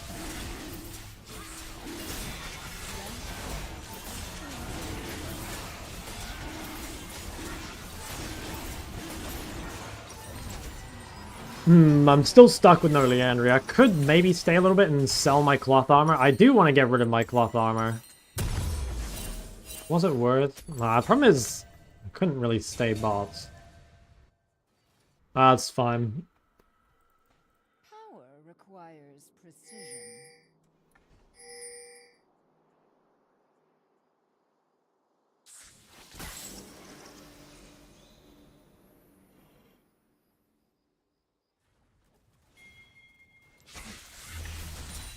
Spineless? No. Flexible? Extremely. Okay, I have Leandry in base. If I sell cloth armor, I could try to take it. I think next fight could be pretty difficult. Like, if Azir completes his death cap, that's a pretty big spike.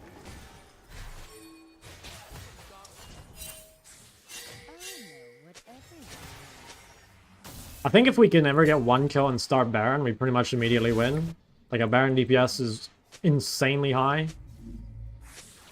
I can cancel Azir's recall here, maybe. Nice. Bug abusing. Still see us back. I better not chase him, because if he flings me in a turret, I'll get smoked. I think shove one more. Go home. Oh, fuck. Okay.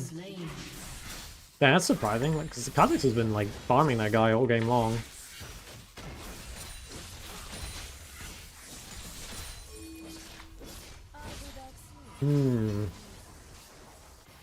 Will they try to Baron with Kha'Zix dead? They could. I think they might even try. Better go blue trinket. Yeah, I think they're gonna try. I think we have to give bot to her in exchange for stopping this. My trinkets cool down. Okay, wait, that actually seems kind of good if we can get here. Oh, nice, I get the Azir. Oh, that's huge. Fight should be really winning. Can we do Baron? I think we can do Baron.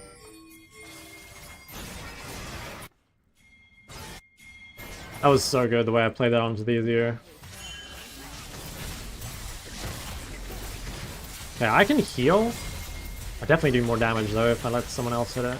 Talon's up, but he's bot. I think we can just do this. I don't think anyone can steal.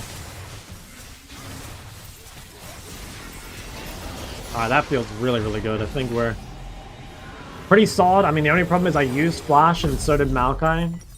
They're going to have Death Cap on Azir, but we've got it on Asol as well. Asol's 4 items too. Second game in a row where I go against the Smurf mid where I get absolutely shit on and my team blames me. About to quit with the Smurfing. Yeah. Yeah. Honestly, it sucks that Riot hasn't done anything about it. Like, I am very anti-Smurfing. As someone who also does Smurf content. I don't know. The thing is that, like, the content that people want to see is Smurf content, you know? Like, it gets the most views. Like... Yeah, I mean, it sucks. I would much rather make High-ELO content, but people just, like, don't really want to see it as much. But ultimately, it's like up to Riot to fix, you know? Because like if no one could like spam smurfing content, then it wouldn't be like the meta.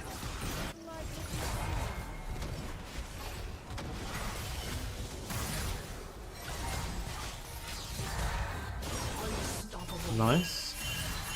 Yep. Maybe go mid.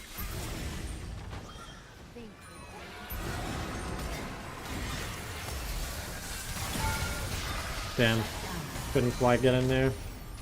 Did my guy die? I don't think so, right?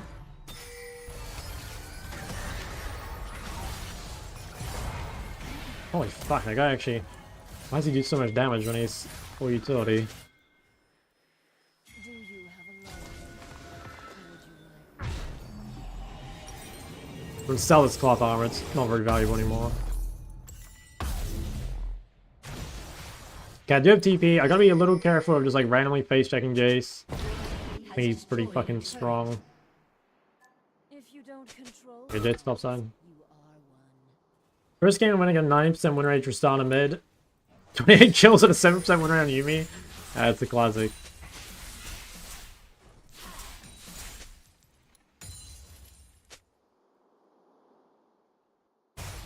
Do not tempt a viper. I don't think smurfing was like always so big a problem, but there's like a few changes that Riot have made it over the years that have like kind of, I don't want to say incentivized smurfing, but it's more like disincentivized high-elo, you know, like content and gameplay. Oh shit, this looks, oh my god, holy fuck. Oh, that missed, fuck. Yeah, he has so much MS, to be honest he can like literally just run around it.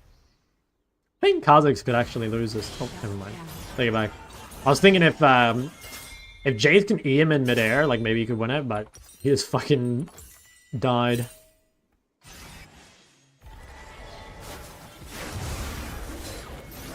Oh, nice. Huge drive-by.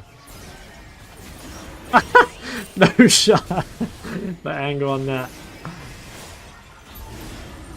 What I mean, by the way, about the, like, disincentivizing High-ELO thing is that, like, one of the biggest negative changes I think that, like, Riot have ever made to High-ELO is removing duo Q. Now, the thing is that, like, duo Q is, like, 100%, like, worse for ladder integrity. Like, if you care about, like, the highest ranked players being the best players, then, like, absolutely, removing duo Q is a massive dub. And, like, honestly, I am kind of in the camp that like it was a good thing to do, right? I think duo Q is in High-ELO is disgustingly imbalanced, but it also like mega nuked a lot of like High-ELO content. You know, like the best way to play this game is as a team, and you kind of see that now with like Lost Returns and stuff doing like lots of like team-based content, right? But when there is no duo queue, there's like essentially no way to play together other than like Clash, right? At least not in a queue that people care about, because like no one cares about like playing flex. So I don't know, it's real tough. I think it was probably better for like the health of the game overall to have duo queue and High-ELO enabled, because I think it just would have meant that there were like more eyes on the game, like more content and stuff. But like it sucks, you know, like it sucks to play in games against like duo queue High-ELO. I'm not sure. Tough thing to solve. I think if they brought back some sort of like, I think one of the best things Riot could do was like, I think ages ago, ranked 5v5 used to somehow feed into the competitive system. Like you had to be a certain rank in 5v5 to like play in qualifiers or something. Can't remember. That might not even be true. I might be making that up, but I think that was a thing.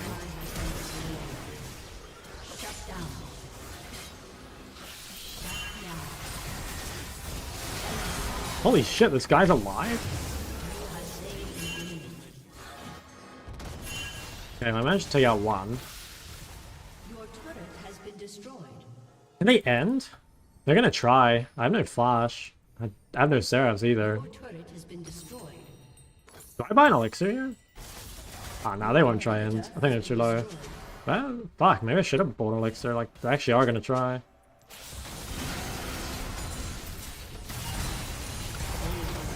I mean, they killed me, but the whole wave's dead. Turret has been destroyed. Might have been better to buy Zonya there, like the component, literally just so I didn't die. I think it might have been, because like now they're going to get Baron off me being dead. I'm not sure how we... Well, no, I do know how we lost that fight. We lost that fight because we got picked, basically. I think they get Baron, though. That's really rough. Maybe we can delay it. They have to push out the top wave. I think we should win an actual 5v5, but they got picked mid. Did they just kill Baron now? Like, maybe they can. If they're on it? Okay, they're not on it yet. I did really think about buying the Seekers there, and I think it actually was correct, but because they didn't do Baron, I think it was incorrect to do it, you know? Like, I think what should have happened there is I should have died, they should have got Baron, and then the game should be kind of fucked. But we got lucky, they didn't do Baron, which, I mean, really good for us. Like, now we actually do get Baron. Feels kind of bad to profit off, like, them playing badly, though, right?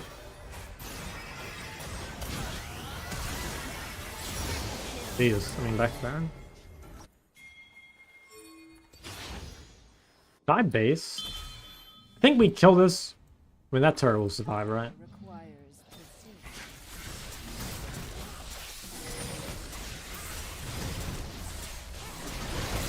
Oh shit, they're double TPing.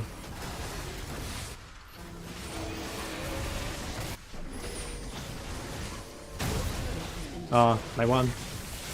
Got my base cancelled by Baron. GG's. Has disconnected. Damn. I guess... I don't know. Hard game for Cassio. They've got like 5 range champs or whatever. 4 range champs. I definitely wasn't super useful in team fights. Like, even in that last fight, right? Like, I spent most of that just chasing people down. I guess it was probably more correct there at the end to shove mid. Yeah, like, see how little damage I do? That's mainly because I just, like, can't hit anyone. I think it was probably more correct to shove mid and TP. The reason I TP'd is because I thought, like, okay, we can immediately... To be honest, we should have done better. I think we waited too long. We definitely overchased.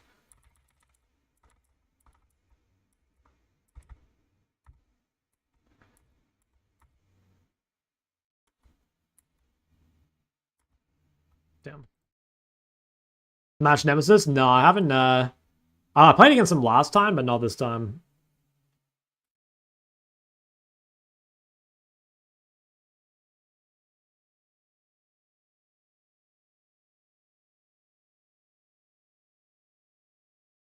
Alright, we'll go back in the Smurf. We can do some, requests.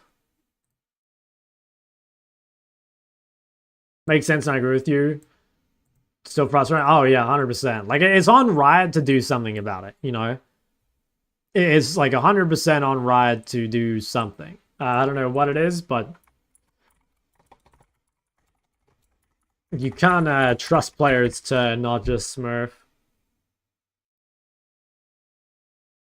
I'd actually say, like, the problem... I mean, I don't know this for sure, but I would suspect that the, like, biggest ranks for, like... The biggest ranks for, like, offending with... What's it called? Smurfing is probably, like, Master 0p and D4 0p. Because those are probably people that, like, don't want to play because they don't want to demote. And then just go and play in the other ranks. Unlucky game. Yeah, I feel like I should have been more useful. I'm not sure if I just got gapped or if it was just, like, champion death, you know? Because I definitely... Cassier versus, like, 4 range champs does kind of suck. But also, like, that was pretty fucking useless. I don't know. Maybe I should just play more for side lane or something and, like, bring people away. Something, like, useless in the fight. I'm not really sure. I think it was winnable. I mean, it was definitely winnable, but I'm not sure. Make a Rise Guy video for Season 15? I probably will eventually, yeah. The thing is, like, there's a lot of champs that I don't have, like, that many, like, VODs to use as an example. Like on Rise, I've only got, like, 2 games on them lately, right? So, like, I feel like I wouldn't be able to show off 2 VODs, like, everything. So I probably have to play, like, more of them. But at the same time, like, I'm trying to climb higher and, like, I don't play Rise mid that often at the moment. So to probably wait until, like, a bit later in the year. I'm not really sure what to do in Korea because... Unless the meta changes, I'll probably have, like, similar champ pool. And then, like, there'll probably be a bunch of champs I don't really, like, have VODs for. I don't know. I think High-ELO would be much faster if people weren't on their Smurfs. Oh, yeah, 100%. But, like, I think that the first incentive is like to, I mean, you can either make people play High-ELO, like Decay was a good example of that, right? Like Decay actually did change that a lot, because previously people would just like camp Challenger for the entire season. I can't remember quite how Decay used to work, but I think it was something like once a month or some shit. It was like really forgiving. But now it's like you have to play like once a day, right? It kind of been once a month, but I don't remember what it was before this system. It wasn't easy though, or sorry, it was pretty easy. 14 days is still a lot. Yeah, I guess. I mean, you could make it more games in a longer time, you know, like, because I like the 14 days so that you're allowed to like go on a holiday or whatever, you know? But maybe they should make it so you have to play like, you know, so right now it's 14 games in 14 days. Maybe they should make it like, I don't know, 60 games in 30 days or something. Maybe 60 is too much. I don't know. I mean, it'd be easy for people like us that are unemployed, or maybe people like me. Maybe you have a job. I don't know. But for a basement dweller like myself, 60 would be quite easy.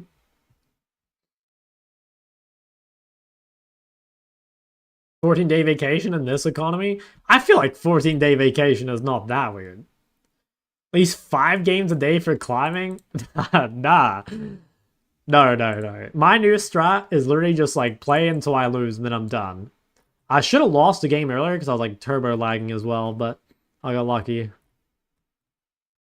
Alright, fellas, what game do we want, or what champ do we want to see on the Smurf this time? Taking requests. Well, let's see some suggestions in the chat. Lux Zerath? Dude, the people want to see long range. Silas? Why no more High-ELO? I'm just playing until I lose, basically, on this account. Also, like, I actually get a lot lower viewership on High-ELO right now. Mainly because, like, I'm queuing mid-top, and I'm just getting top, you know? Like, I have played... So I think here is where I started playing mid-top.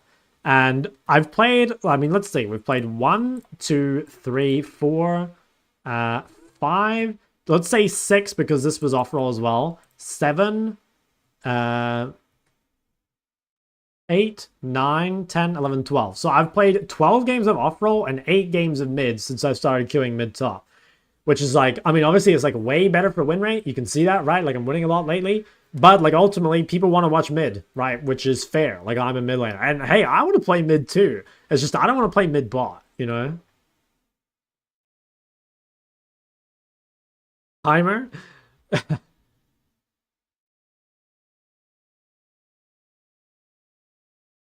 Veigar? I did a Veigar game last week. You're lucky 30 win streak? What rank are you right now? You're like... Didn't you... Hold on. I feel like you were high rank before, right? Is it Twitch TV?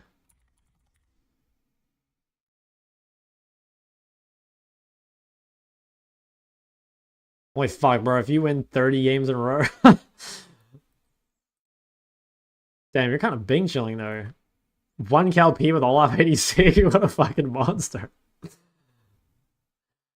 Dude, I like how you're on the Lulu train as well. Like when I was in Korea, I queued mainly like mid AD, but like at the very end I queued mid support, and I honestly it was so easy to win with Lulu. I swear his champ is like so fucking broken.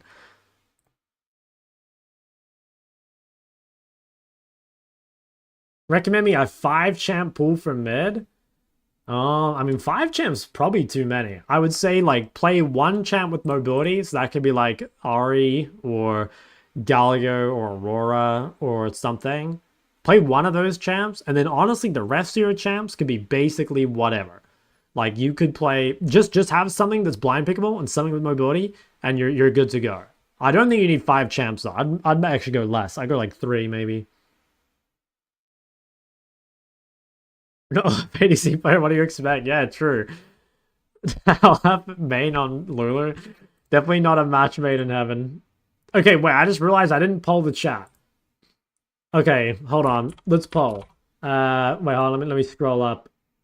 Urgot, Gallier, Victor, Veigar, Syndra, Akshan, Silas. I played Talia just before. Echo, Lux, Aurora. Okay, let's go slash poll. Oh, my poll doesn't work. I would be down. We should maybe put Cho on the list, because I think the people do want to know how to play Cho. Let's do... Oh, there's definitely some long-range champs in here. Let's go Witch Champ. Let's go Lux, Xerath, Azir, Silas, Cho. Let's do that. I'll make it 1 minute because we don't have a whole lot of time. Maybe Blind Ori is Cassier is back up in pseudo match from 1AD. Yeah, that's solid. I think you guys overcomplicate champ pool a little bit. Like, having a good champion pool is important, but like honestly, you can have a good champion pool with literally one champ, right? Like if you play the right champ, the right well-rounded champ that's a blind pick, got mobility, the rest of your champ pool doesn't matter. Like if you're an Ahri one trick, it's like, okay, your champ pool's set, bro. Like you can add anything at that point and you're fine. Win the Miles game? Yeah, I went like 7-0. I think 4 champs are pushing it. I mean, it's not pushing it.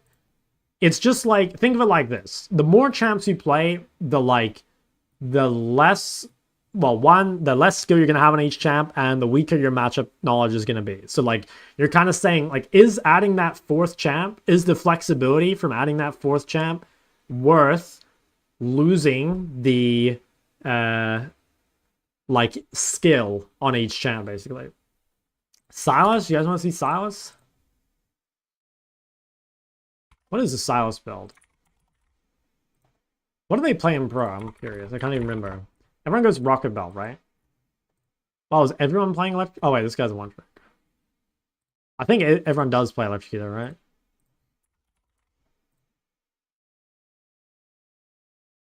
Actually, they play a lot of Conqueror and competitive. I guess it just depends. Conqueror Resolve against Aurora. Aurora does seem hard. I'm kind of down to play Electrocute Resolve, I think. I think I kind of prefer that. Conqueror better scaling, but I think we want, like, power. They don't know what you're meant to take here. Hold on, let's just copy someone.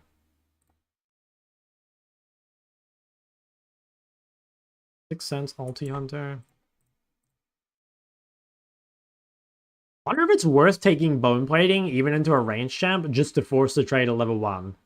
I actually think it might be, even though it's like kind of weird to take Bone Plating against a range champ. I think just like the wave size trades, if you can just like get on them with Bone Plating level 1. Yeah, I think we're definitely playing Rockabelle. And I don't know what we're playing after that. I guess like depends on the game, right? Like Shadow Flame, Zonya. This guy's name is Big Black Beast. By Smurf or what?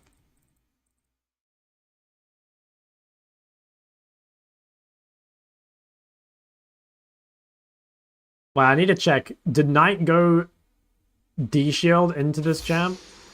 Hold on, let's... He must have, right? Must be D-Shield. Yeah, I thought so. Seems kind of weird, though. Isn't D-Shield with Electrocute, like, kind of anti-synergy? Like, is that actually good? I don't know. I don't know the Silas setups that well. But let's see.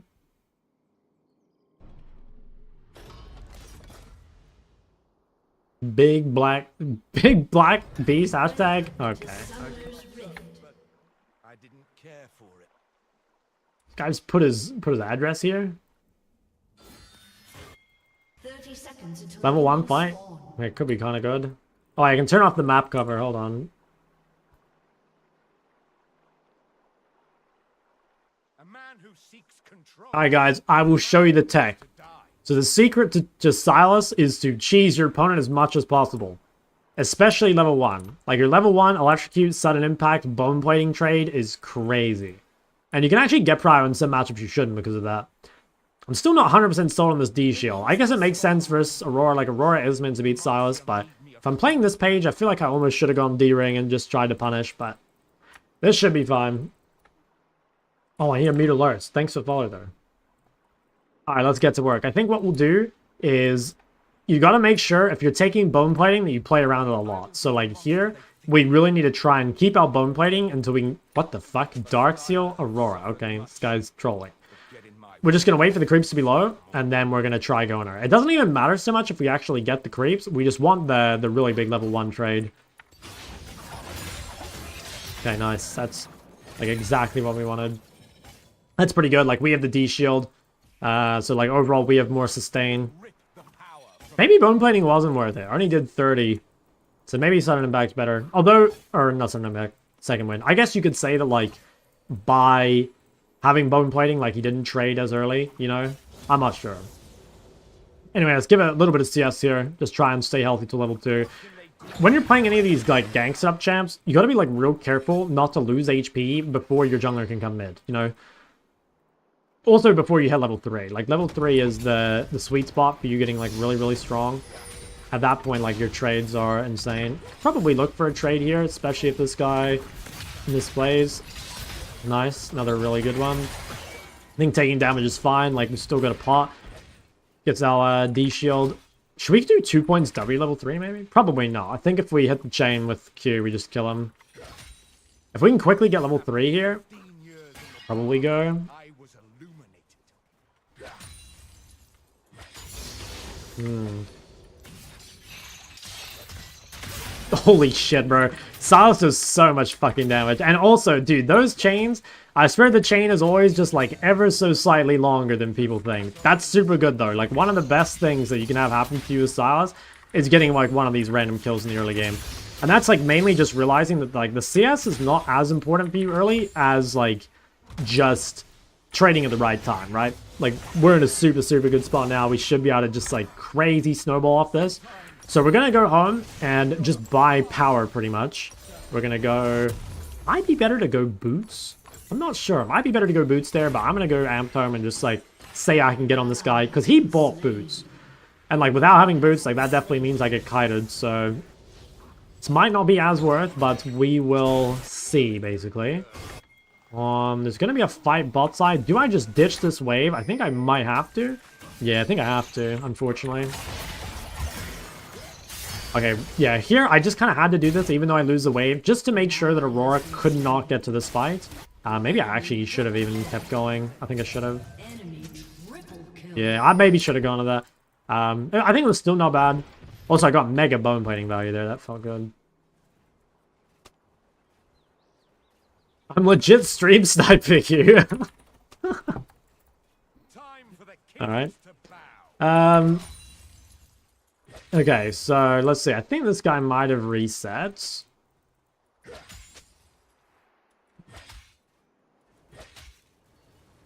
Do I turn on the map cover? Like, is this guy actually... Do we believe him? Maybe I should turn the map cover on, just for Viego. I think I probably should. That's kind of rap behavior, but I guess we should. That is pretty cringe, though. I might just hit a base here, go home, buy the boots. I'm just gonna quickly map cover just in case. Oh, poor Viego. Actually sucks. Alright, we're in a really good spot, though. Like, we're still up a lot of items. I probably don't need to buy a pink here, because I have my vision. So what we want to do is, like, steal a good ult, basically, and just get into skirmishes. Like, if we can fight with, Viego. I think we should win fights. Like, even though this guy's 3-0, I don't think he's, like, super strong yet. Like, we can definitely make the difference in these early fights. What I might do is just pull this wave. Giving cancels base, nice. He's getting a little lippy. He used a lot of cooldowns. I think we could definitely go on him here. Especially if he uses anything else. Okay, like if he uses these cooldowns to CS the wave, I think we'll just E onto him. Okay. Oh my god, I fucking W to creep, Monka. Yeah, I can still proc electrocute maybe? Oh no, I didn't get it. Oh, that sucks. Put all my points in W and then use it on a creep. That's not ideal. Alright, well, that's fine. He's probably gonna reset. I think my CS is definitely not the best here either. Partially that's because I'm maxing W, but should be fine.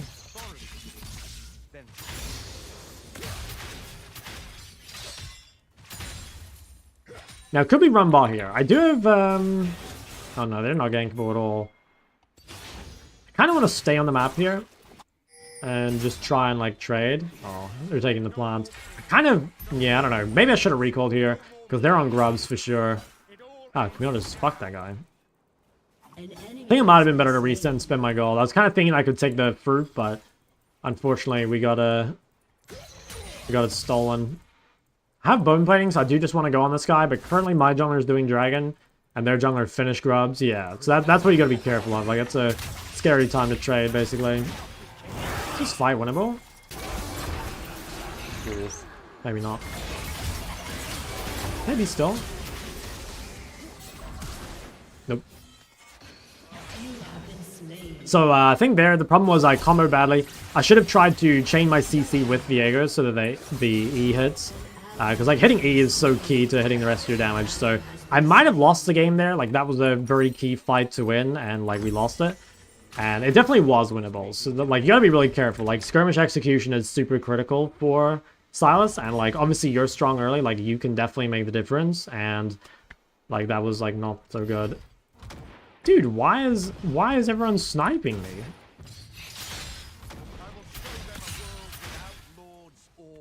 Okay, we shove this all the way in. And then we know Aurora doesn't have ult, so we could like try and play around that. Should we run top? I mean, we could quickly make a play. Yeah, I'm kind of down to run this. Like, if she can play it slow, I think we can get kills here. Cool. This is not playing it slow. Also, where's your ult?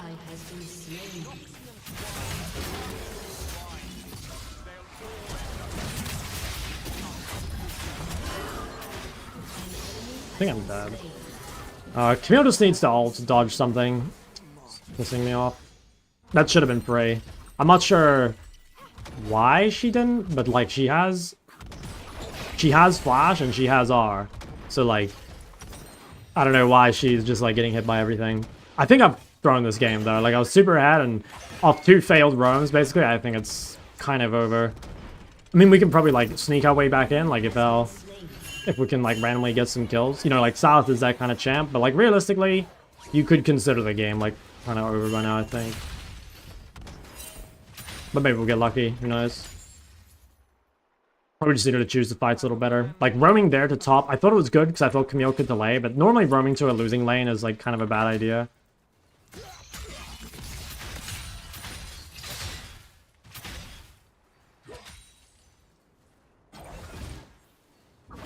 Get out. I think I'm fine.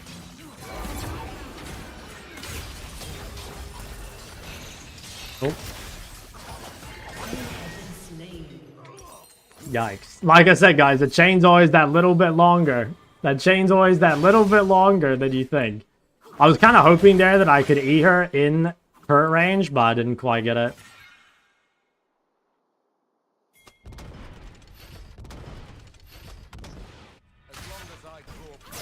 Okay, it looks like kills bot. Kind of nice.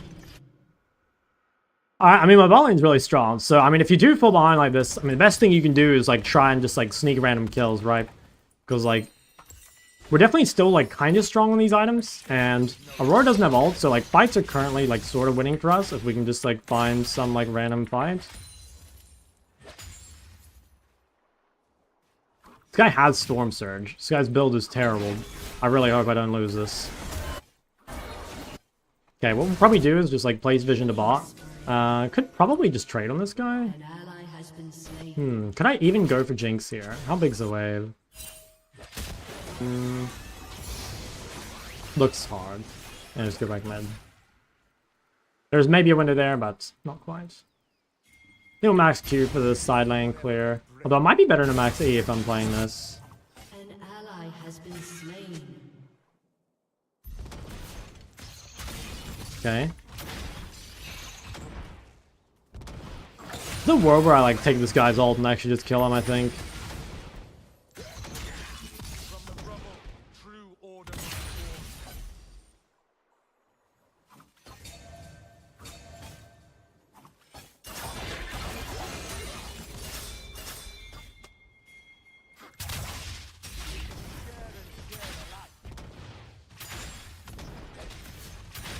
Did I come to this?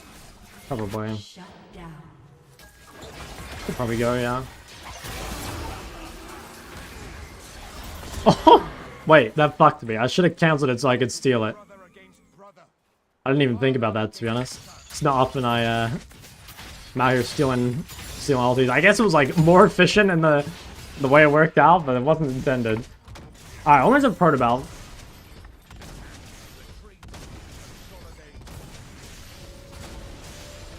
Maybe I should just go tier 2 boots here.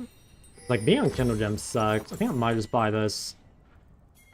I don't want to sit on a Kindle Gem. I can't really stay another wave just in case Roar has TP. Game's looking kind of good, though, for my teammates. I mean, these guys are strong. A mage seeker tried to test me once.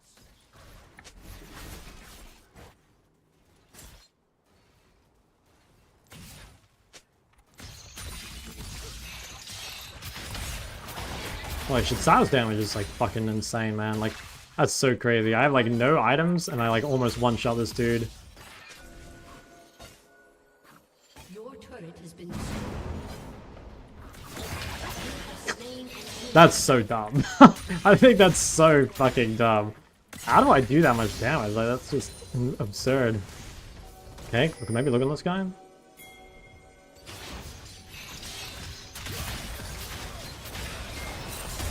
Yeah, I can kite this out, right? Should be fine. Oh, I didn't even flash that, but I lived. The Darius is mid, that's okay. I mean, having the strong... Dude, look at the fucking bot lane. It's Jinx Amelia versus fucking Sivir Yumi. How disgusting is that? I think he's actually gonna get my mid turret, which is kind of an issue, because that guy's already, like, fed as fuck. He's got 5 grubs. Oh yeah, my turret's just fucking dead. Huh. Holy shit, he's just gobbling it up. Very nice. Oh. Camille's coming. I mean, we could probably kill him. Oh. Not my finest E of all time. an enemy has been slain. Cringe. Looks like Panther's dead.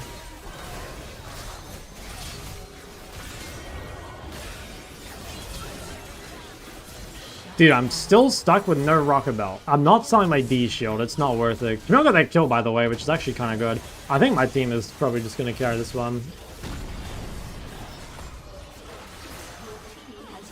Okay, I need to farm a tiny bit more gold. Shot, when you go back to Korean, what's the plan to get Challenger? I think I'll probably just get Challenger anyway. Like, I don't think I really need to do anything different from EU. The main reason I'd say I didn't get Challenger last time was, like, meta. I think I'm, like, combination of better player than last time, and it's, like, much better meta, so...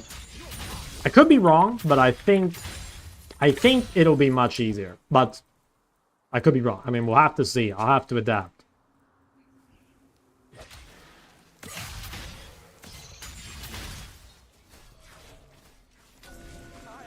If Darius comes top right now, Diego could probably kill.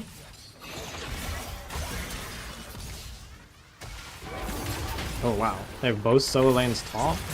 That's super random. I don't know why they have both solo lanes top. Very cheesy, but I guess it worked.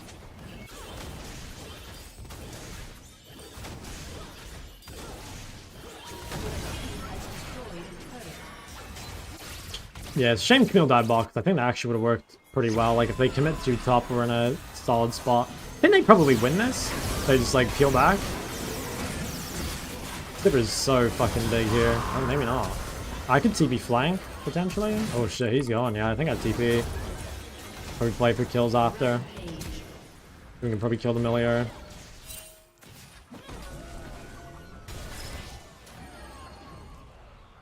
Pretty sure she's... No, this way.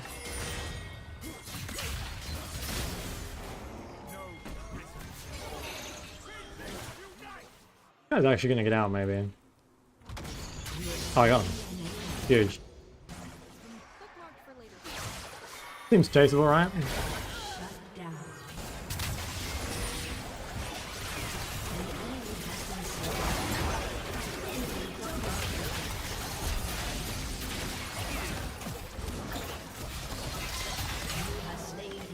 Then we have to kite this.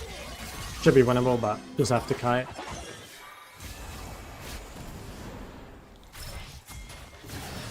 Nice. Good shit. Dude, having a Yuumi is like low-key a cheat code. Like, the champ is so fucking useless early, but it actually is really broken if you get away with it. And like, in this sort of lane where like both supports are useless, you know, it's like maybe Yuumi's better.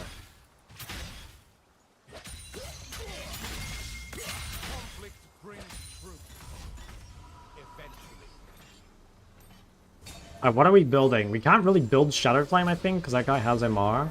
We could build like Lich Bane or something. I don't know if that's good though. Could also just build Zonya and like try be kinda useful. I don't know.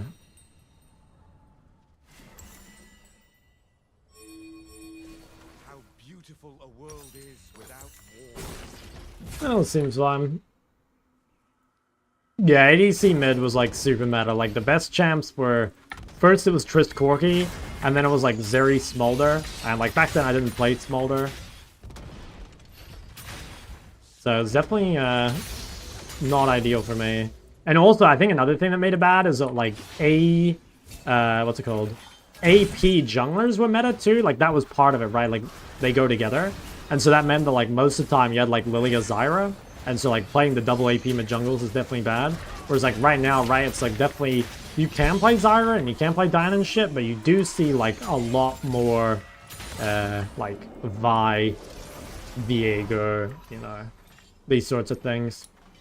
Okay, guy's a shit ton of MR. I think we just like ignore him. If I can steal, I mean, which ult can I steal? I can't get Auroras this fight. If I could get like, I don't know, Jinx ult and I can last hit someone with it. That guy seems super dead. They're probably gonna go Herald, but we get third dragon. Enemy has been slain. Well, maybe Darius is not pushing top. Maybe he's actually gonna come contest. I think it's really wild of them to try, but maybe they will. I would have gone top here if Darius did, but I guess in this case I'll just run. I think Darius definitely should have pushed top. I think it was a... Or maybe he's soloing Herald or something? I don't even know. Double kill. If Darius is a genius, he's hiding in fog, and then he gets this top turret before I get back to it. Possible. I think he's... Oh no, he actually went there. What the fuck? Okay, Darius is really trolling. That was an opportunity for Darius to like play for top turret maybe. Like if he thinks he can dive me, then like it's really good for him. I was born a villain. The Mafia made me a criminal.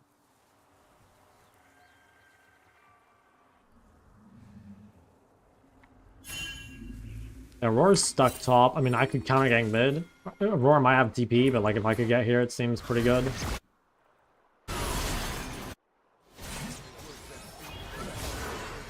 They'll never meet. Okay, free kill. I'll probably just head back top here. Sivir shouldn't be in any danger.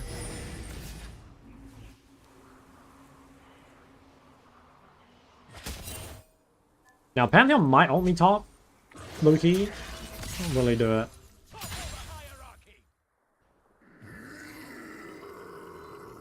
I think it was bait. It's kind of greedy for me to push, I think. Okay, are they gonna hit it? If I can bait Viego ult top, or Pantheon top and not die, I think it's really good. Bring it all down.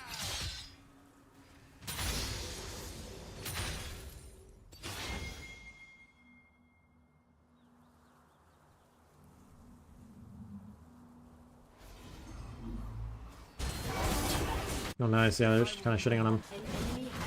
I definitely can't beat Darius, like he's got a shit ton of magic resist.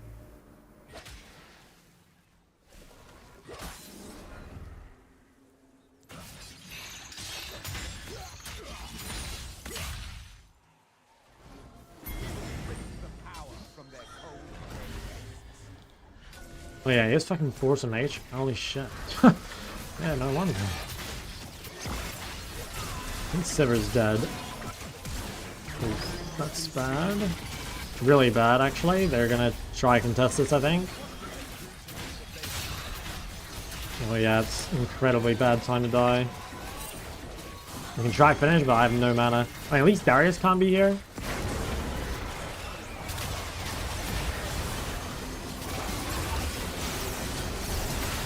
Oh wait, Darius is here. What the hell? Everything just cut away. Dude, wait, my Viego plays Jinx. Okay, well, I mean, that's... I mean, at least we got it. We'll be up for Dragon. It's just kind of bad timing that Sivir was dead. She knew to just, like, respect midway, but it's all good.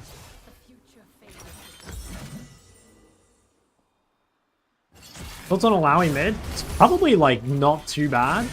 Probably best pick for it would be like into tankier melees, like a Galio or something, but I think you could probably play Alawi into just about any melee. Well, maybe it has to be like a true melee. And what I mean by that is like, you probably can't play it into like Zed or something, you know?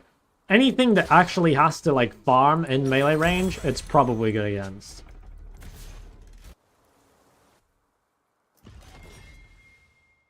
Shock, am I gonna have to touch you? Where's my Zoe guide? I mean, look, it'll come eventually, man. When the tentacle have terrible position? Well, I think it's like you can mainly just trade by like if you hit E on them, you'll win the trade anyway, right? Like I think Alawi kind of like stat checks the melee regardless of if they're hitting. But, I mean, I could be wrong. I mean, I'm not up to date on Alawi. The only time I've ever played Alawi mid was when Heartsteel was meta on Alawi.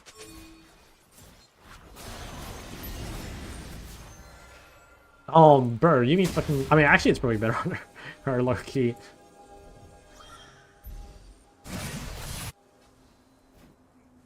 After 15 years in the dark,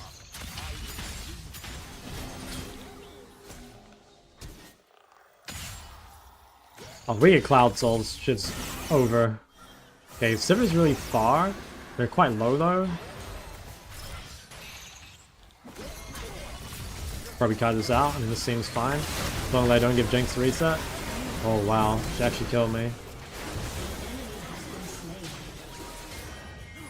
Maybe better for me to go Zhonya just because I'm weak and then, you know, don't give the reset. Ain't not bad. 3v3, I think, favors us. I mean, the Darius is strong, but Aurora's low with no ults.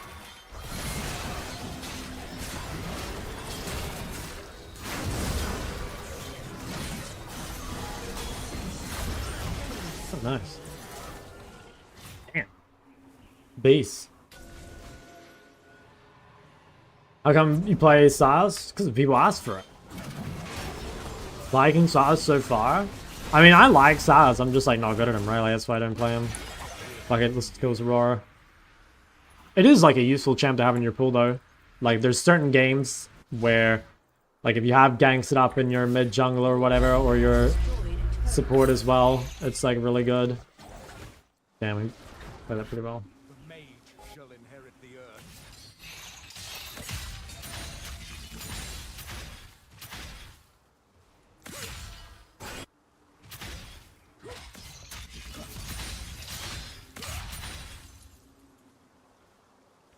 Good.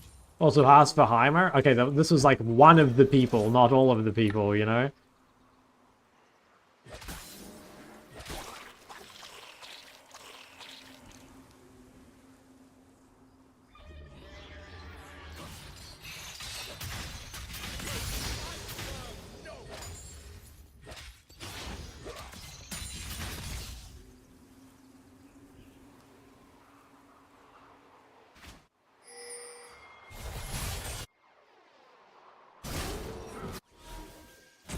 Time for the kings to Yeah, this fight should be insanely good. Aurora's super far. Rampage. Yeah, try flank like Jinx or Millie or something. Oh yeah, yeah.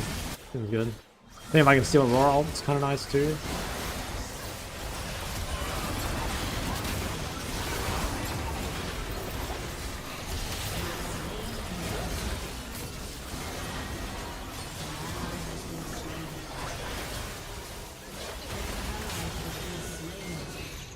Oh my god, save my Yumi. Oh my god, my little Yumi. Slain an enemy.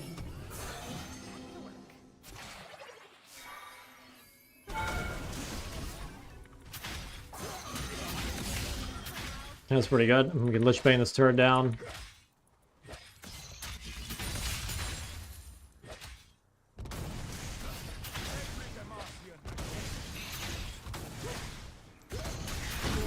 Has destroyed a turret.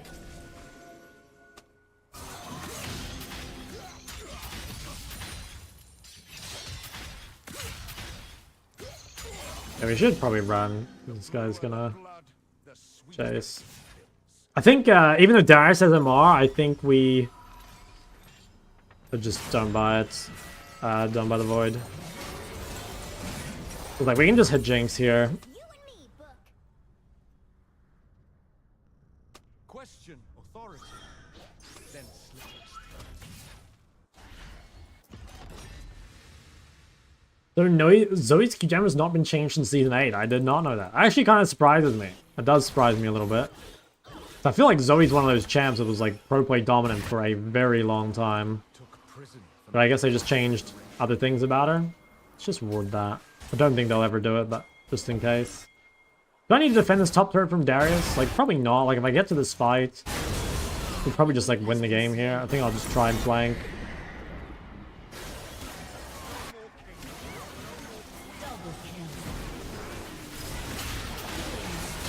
Nice.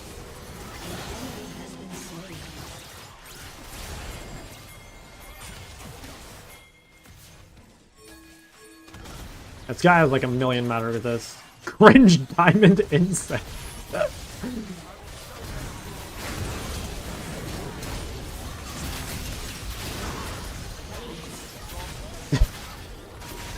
Cringe diamond insect.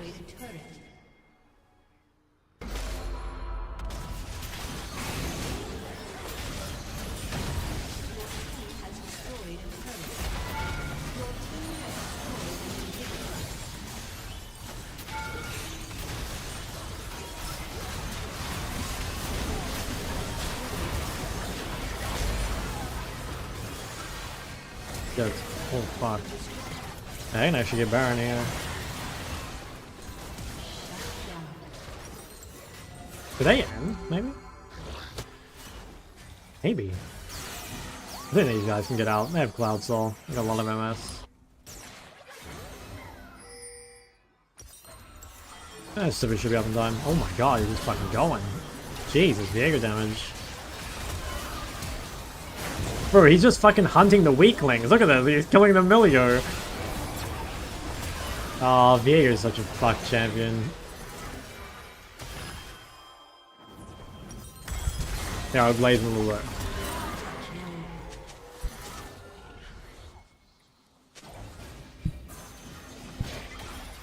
Is the US High-ELO toxic? Bro, every High-ELO is toxic. Every ELO is toxic. It's not even a fucking ELO thing. Just League of Legends is a toxic video game, okay? Like, full stop. That's all there is to it.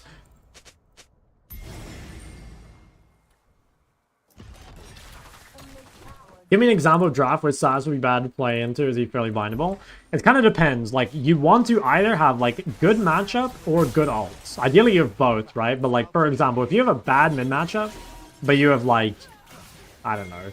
You have, like, Alistar ult and Malphite ult. It's like, it's not going to matter what your mid matchup is. It's going to be a good Saz game. Alternatively, like, if you have bad ults, but, like, a matchup you can, like, snowball off or, like, gank a lot, then, you know, you can pick Saz in that game, too. Like, you're not super ult reliant. I think it's way safer just to... No, I guess I don't know.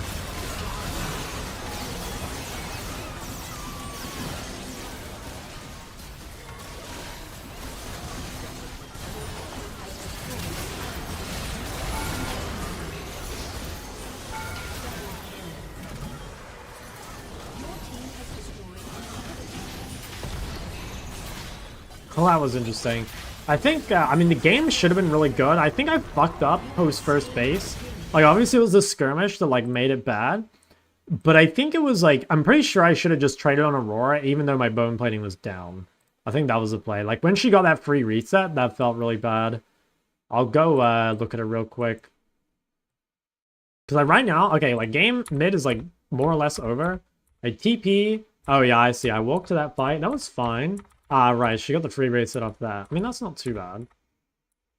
Like, I think here, I should have been more willing to fight, you know? I think I should literally just fight her, even with the creep wave. Because I'm pretty sure I'd win.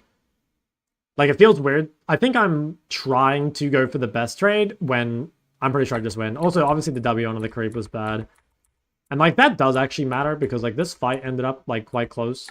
I guess in the fight itself, I needed to start with E. You know, like, if I guarantee E on Aurora, Aurora just gets one shot. And then, like, we just double kill them. So, I think it was just a little bit of, like, skirmish mis-execution. Like, imagine Aurora instantly dies. You know, that's, like, free 2v2.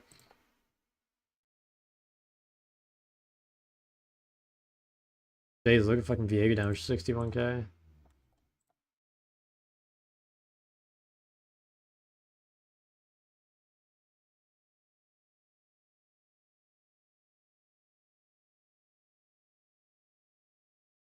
When are you going on the BBC podcast? No idea. All right, what do we feel in this game, fellas? Think Huey's still viable? Yeah, definitely. Huey's pretty nice. He never takes domination. Guys, it's so different. I always say domination sucks unless you can use sudden impact, right? And look at my sudden impact. It's doing almost as much damage as my electrocute, okay? Like, domination, if you can abuse sudden impact, is an amazing tree. But sudden impact, because like sudden impact is almost keystone level. It's like having 2 keystones in a tree. But if you can't use sudden impact, then it sucks.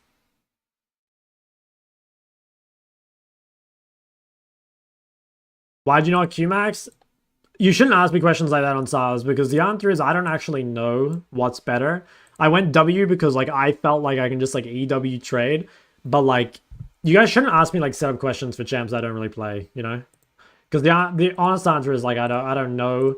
Like it is kind of normal, I think, to like max Q, for example, into range matchups, but at the same time, like you kind of want W max with electrocute because you want to like E forward and stuff. But I don't know. I don't know what's better.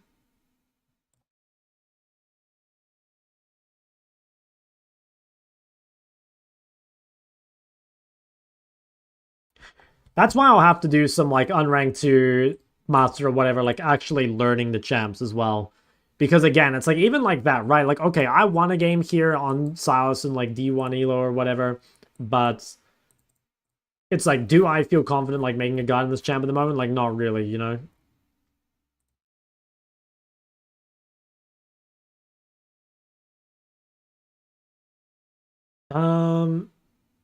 Why would he ever do that? No, Cho is fun, bro. I love Cho. No way we're flaming for enjoying Cho. I think Cho's fun as fuck.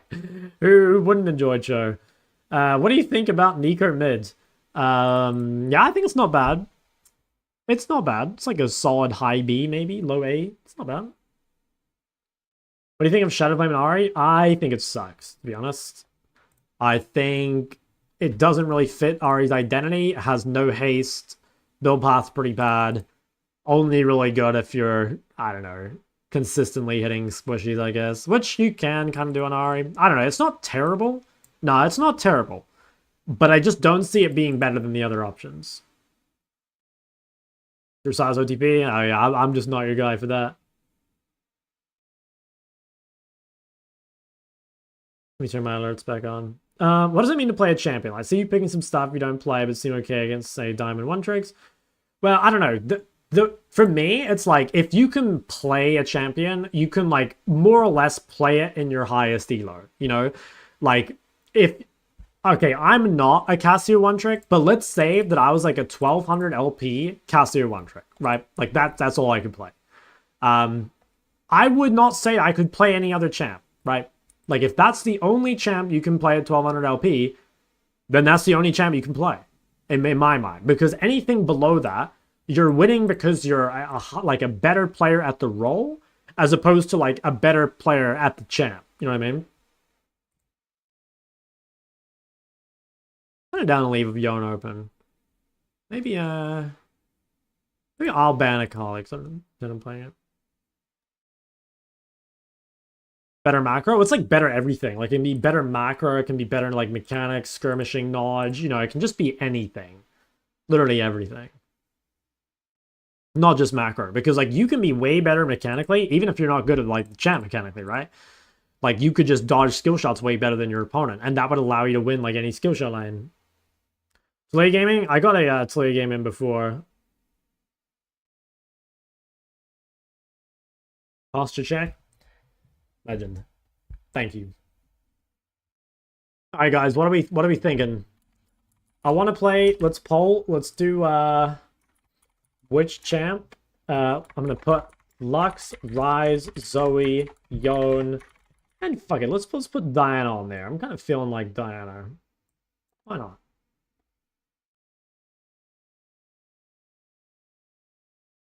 How are you feeling, fellas? Guys, you really want to see Lux? Is this because I say it's the best champ in the game? Guys, if you want me to do it, I will show you why this champion is so powerful.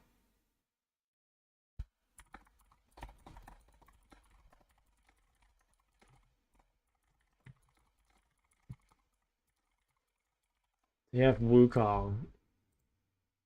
What's the... Okay, I kind of have to make this choice here. I'll have to lock this in before the poll ends, so I might end up scamming the chat. Lux is currently 2 points ahead. I'm gonna go with the Lux. It's the most voted right now. Yeah, okay, it's definitely the most voted. All right, guys, you're about to have your minds opened. You're about to have your entire worldview changed live on Twitch television. Watch this. It's gonna be crazy. So, there's a few things that people do not understand about Lux. The first thing is that Rabadon's death cap is extremely broken on this champ because of, what's it called? That other item. Dark Seal being extremely good on this champ. Oh my god. Okay, well, I'll still try locking the Lux. If it gets banned, I'll play... Oh, I guess if it gets banned, I'll poll between Zoe and Yon, because those are the next ones. I kind of doubt it'll get banned, though. People don't often ban... Well, I don't know. People should ban Lux. That champ's disgusting, but I feel like I don't see it banned that often.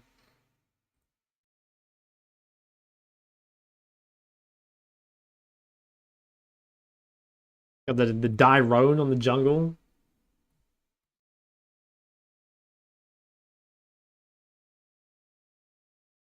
Champ's so boring to play. I mean, I actually like playing Lux. I think the problem with Lux is that, like, you're, like, giving up self-respect by climbing with Lux, you know? That's the problem. It's not that she's, like, not fun to play or whatever. It's that everyone around you knows that you got your elo by cheating.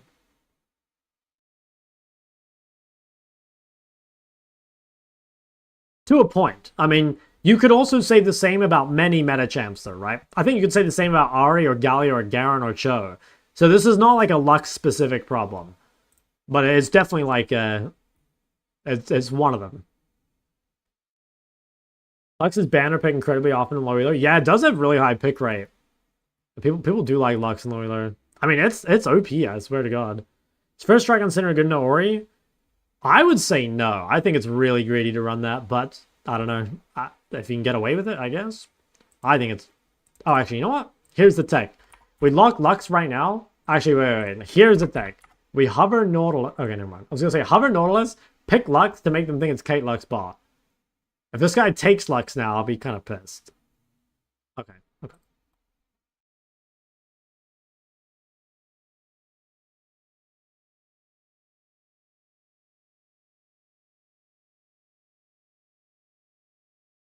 Ooh. Ori is definitely a hard matchup pre-6. But I think post-6, once you can just, like, ult all the time, is fine.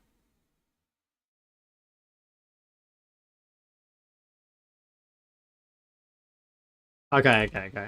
You guys will see Lux reimagine this game. So, I'm pretty sure... I'm not sure if it's better to take Scorch or Gathering. Gathering's really good because you want Death Cap early on this champ, because you're going to have such high Magi stacks. But I think it's... I don't know, is Scorch even that good? I feel like you don't harass super often on this champ. Probably is worth it, I think. Even though Gathering...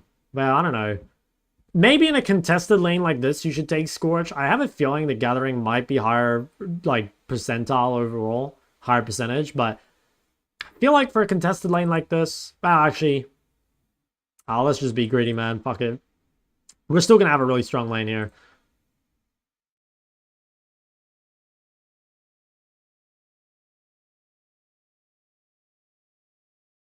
You should play Electrocute? Really? I think that sounds suspicious to me, but... I mean, hey, he's pretty good at that champ.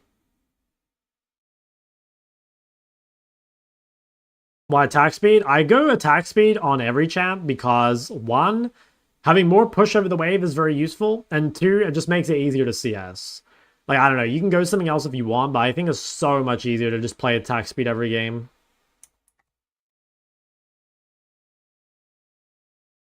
If she already adds a lot of damage, maybe Scourge is overkill. It just kind of depends if it makes a difference, you know? Like, if Ori lives on 50 HP or something because I didn't take Scourge, then it was a mistake, right? Having no Lux skin is kind of torturous, though. I will say that.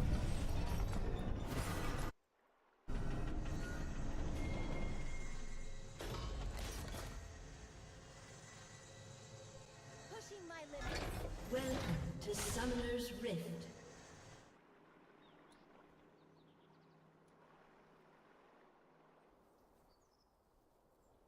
Seconds until minions spawn. All right, I'm gonna turn off the alerts, and we're gonna turn this game into the Bible for all the Lux mains I'm about to create. So, little known fact: most people play Lux kind of passively in lane, and she's still quite strong after that. Obviously, she scales really well.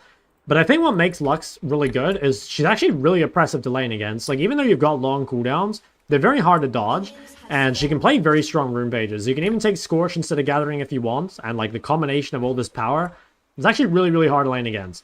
And the nice thing is that, like, even if you start losing lane, you can always just, you know, play to wave clear. But this is probably the biggest thing I see when I watch people play Lux, is like not play aggro enough in lane. So I'm going to try and take control of the wave early. I'm going to just get pushing it. And then whenever Ori goes to CS, I'm going to E her. It is really, really critical that you time your E a little bit. Like, it is more or less undodgeable, but if you can, try time it with CS just because it makes it easier. And like, it's got a long cooldown anyway, so like, you don't want to spam it all the time. This is pretty good though. Like, we're able to get some damage while Ori's Q's on cooldown. We can get some push. Sometimes you can use your E just to zone there. I mean, obviously it would have been better if it hit, but ultimately, like, if it gives me push over the wave, I don't really mind using it, because like, that's gonna make me get level 2 and stuff first. If we can ever splash Ori and the wave at the same time too, that's like a big W. So we'll kind of look for not really seeing it. She's not walking close enough to the wave. See Zac topside. I need to turn off the map cover again. I was getting stream snipe last game, so I turn it on. I'll try to turn it off when I have the opportunity to, but just know that Zac's on the top side. Now, we don't want to throw out too many E's before we have 2 points in it. And that was probably not the best E. I'm getting close to level 3. It's probably better to wait. We don't really have to bully Ori, because Ori's actually an even stronger laner than Lux. But it should be fine. Nice, huge fucking trade there. That's really good. Like, if you get pro over the lane, you know, one of the big things it gives you is level 3 first. And obviously we abuse that level advantage. Now we're just going to come drop a ward bot side. This should keep us safe from Zac. And we can just go back to bullying pretty much. Now this guy still has 2 potions, but he is a little low on the health. So potentially we can chunk him out a little more. Get a nice E there. Doesn't manage to hit him, but we force a Q out of him. And we get good damage on the wave, which is, we're happy with that. Now should we go for a reset? I think maybe not yet. Nice, get another huge hit there. We are missing quite a lot of extra damage from not having Scorch, but should be fine. Like, we're definitely outscaling Ori if she's playing Aerie instead of Phase Rush. So even going like 50-50 in this lane would be a dub, but we're actually doing even better than that. And we're getting really nice damage on her at the moment. Now we could come to this fight. Is it a winning fight? I think the answer is probably yeah. That's pretty good too. Like, Ori used cooldowns on us early. Can maybe punish her on the way back to mid. Nice.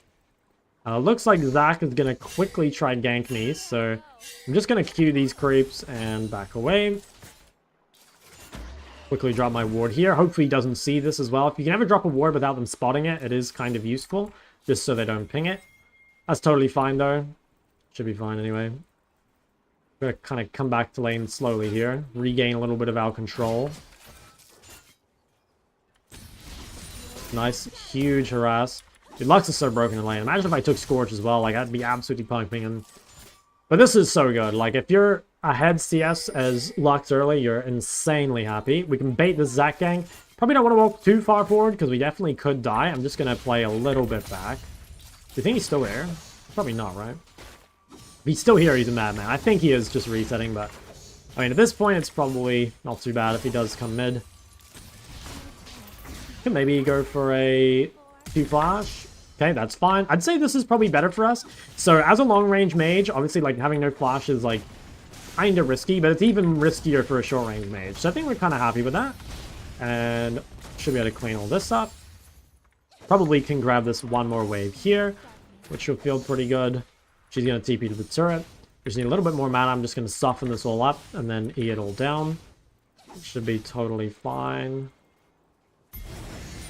Okay, so we do have to be a little careful. So basically right now, the problem we have is that, like, we're going to have this huge item lead, so we definitely want to punish, but the wave's going to be in kind of a bad spot. We're going to be very gankable by Zac, so we do have to be quite careful. I'm just ping the Orianna has no flash. Probably what we have to do here is really carefully retake this control. Let me just turn off the map cover. Should be fine. Alright, so I almost have ults.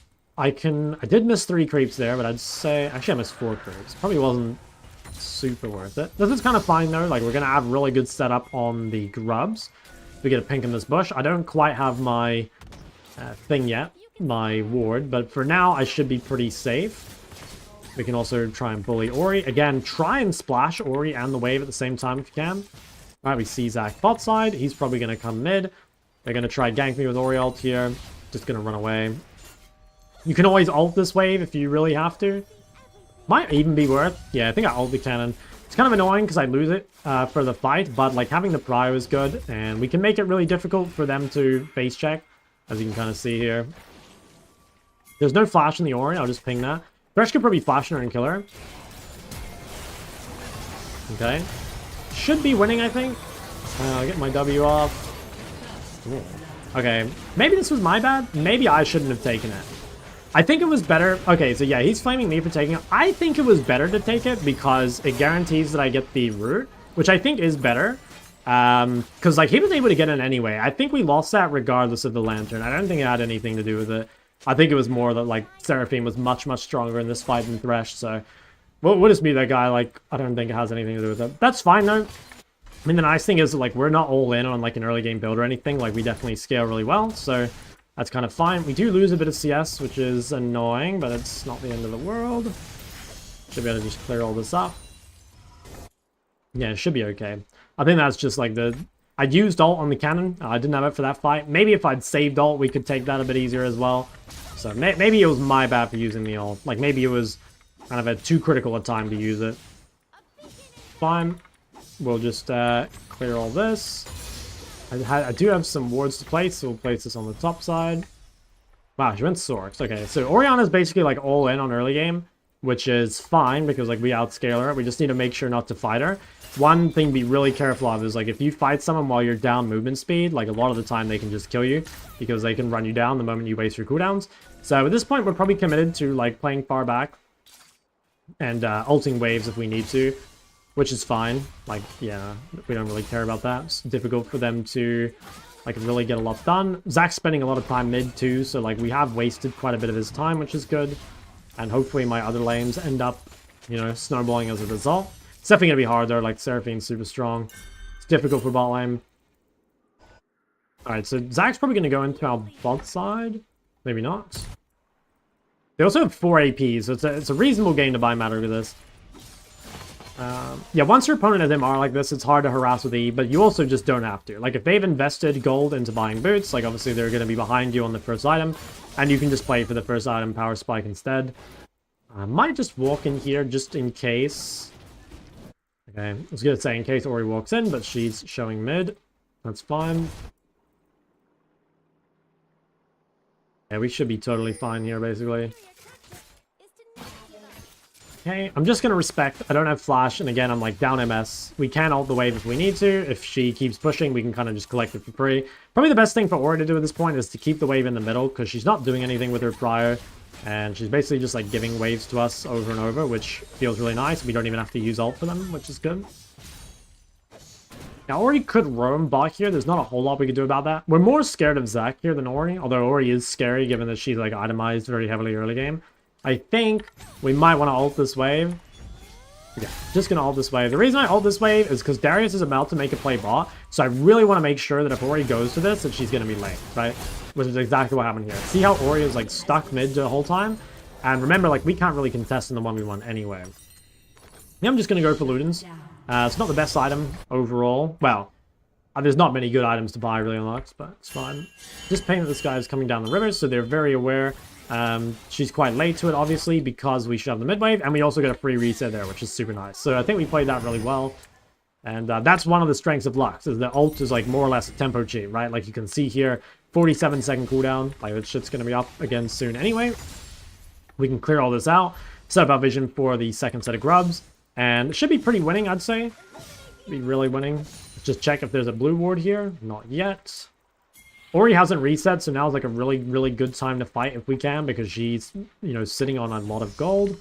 Probably shouldn't use your Q like that. Hard to hit it on someone with move speed, and by using Q aggressively, you potentially like give them a window to trade on you.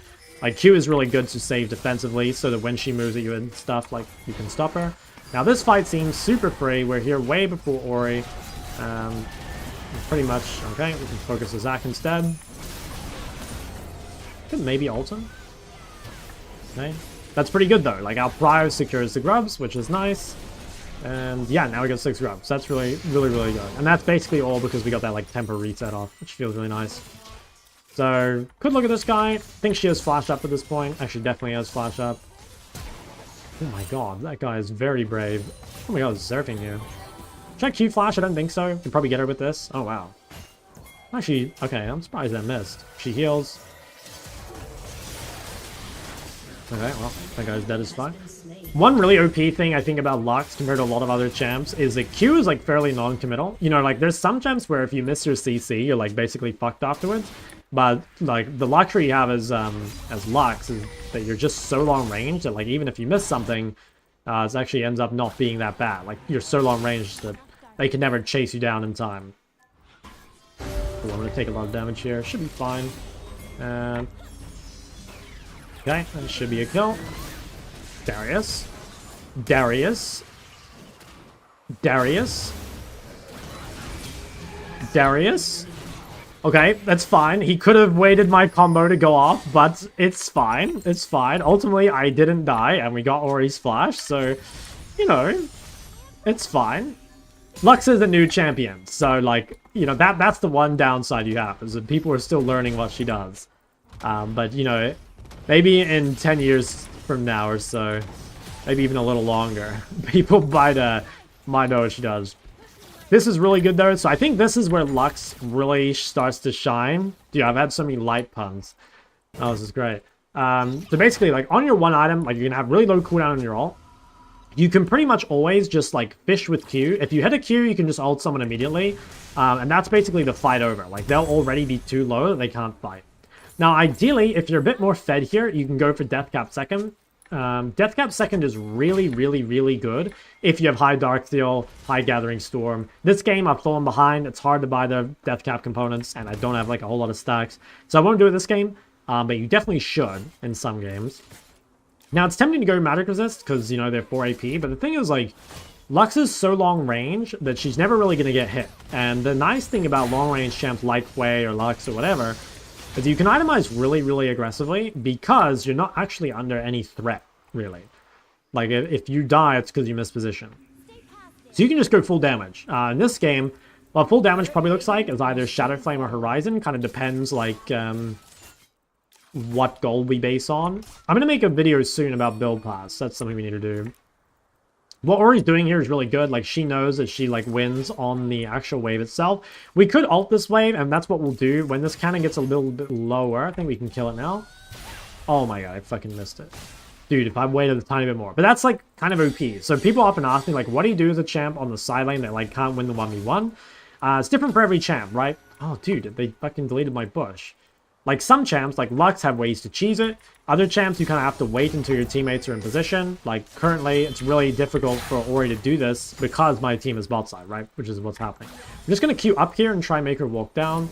Okay, I was trying to get Darius to get there, but he couldn't. And we'll probably just ult the next wave again. Like, it's almost up. And I think that's so OP about Lux. Like, it's such a hard champ to punish because you literally can just ult every wave, almost, which is amazing. And that's exactly what we'll do here. So we'll just, like, let it line up a little bit. Again, just one-shot the wave. And then we can go home while Ori has to deal with this. Actually, I might stay. So I'm going to cheese a little bit. Just because I don't have a good item to buy. So I'm just going to cheese a little bit. And maybe... Okay, he's going to go for the pink, I think. Maybe this is warded? Oh, I see. This is warded. That's why he's doing that. That's fine. Don't really want the red. I'll just walk around. Can hold next wave again if we need to. I really wanted to wait here until I had Sorks, which is why I didn't recall. But I definitely could have. So I've got TP. I can get to the team. Probably shouldn't TP to this mid play, given that I have no ult. Also, the play looks kind of over anyways, so should be fine. We'll just clear all this.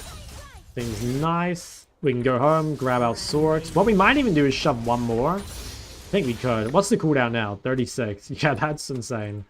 That's insane. So Ori might try cheese us here. I think we'll quickly just check. Okay, so she's not in that bush. She's probably basing. It doesn't really matter anyway. We can just one-shot it from range. But just in case, you know, just in case she's like cheesing us somewhere. One-shot that. Go home again. It'll be up for next wave. That also means that like Ori might lose some of this wave, which is kind of nice. So the tempo is so broken. We're gonna go Storks. Grab a pink. I think I probably will go Shadow Flame this game. Like I'm solo AP. They don't really look like they're building any MR or anything. So Shadow Flame is probably gonna go pretty hard. For now, we just have to weak side bot, right? Like Darius is top. We just have to live bot. And that's like totally fine, right? Like again, Lux is very, very good at this. It's super hard to dive her. She's got CC. She's got a shield. And most importantly, she has wave clear. Now, I hope I don't lose that pink immediately. It would really suck.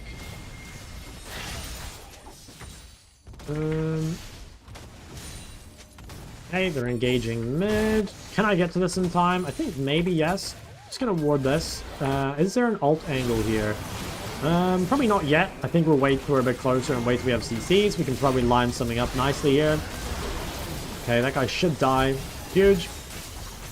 Nice. That's super good team fight. And I think one underrated thing about a lot of different champs is that, like, Darkseal is such an OP item that having a champ that gets a lot of Darkseal stacks for free and can keep them is super nice, right? So a champ like Lux that has range, has AoE, even with the shield as well, like, you can easily get max KP every fight. That means it's super easy to get Darkseal stacks, and then on top of that, like, your range allows you to stay alive, means you can, like, synergize it with Death Cap easier. You can even go Magize if you want, which feels really OP. Also, I think just not dying in solo queue actually is really important, you know? I mean, it kind of goes without saying, but I think it's, like, even more important than people realize. And so playing a champ that's safe, either by range or mobility or tankiness or whatever, I think is super OP. Now, this guy's going Matter Resist, which makes me kind of want to think about my build a little more, but I'm honestly not even sure what I can buy. So I think I'm kind of committed to Shadow Flame at this point, but yeah, that's a little annoying. I guess I could have gone Horizon. I think I can hit people that aren't just Zac. Like, I can... Yeah, realistically, I should be able to hit the back line. Like, I have a lot of range, so should be okay. My bot wave is really far, so I will just walk mid for now. Could even ult this wave, like 34 seconds. I swear it's just, like, actually worth ulting waves for tempo. You know, like, you kill waves so quickly, which feels insane. And then you have so much time to do anything. You know, like, we could, like, roam top. I think it'd be way better if Aurelia went bot here, but she kind of trolled. Yeah, Aurelia definitely should have gone bot. I should go bot. I have TP. I guess it's fine.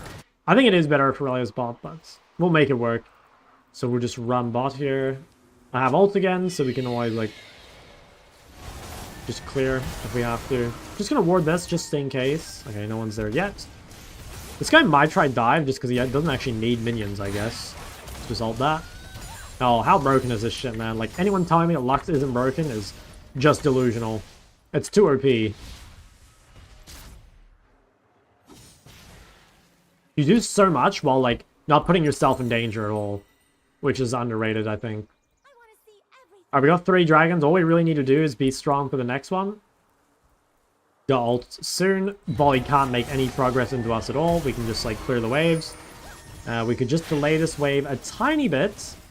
Actually, we don't even need to. I was going to say delay it and ult, but, like, again, we don't even need to, which feels amazing. Now, maybe we could kill Volley. I just want to get vision of him. Oh, he TP'd out. Okay. That's pretty good. Alright. Is this a cannon wave? Nope. If it was a cannon, I probably would have ulted it, but don't need to. Just one-shot it anyway. Thresh just took my blue. Not too happy about that, but Thresh is live. Yeah. Darius, he needs to work on his driving, but it's fine. No one's perfect.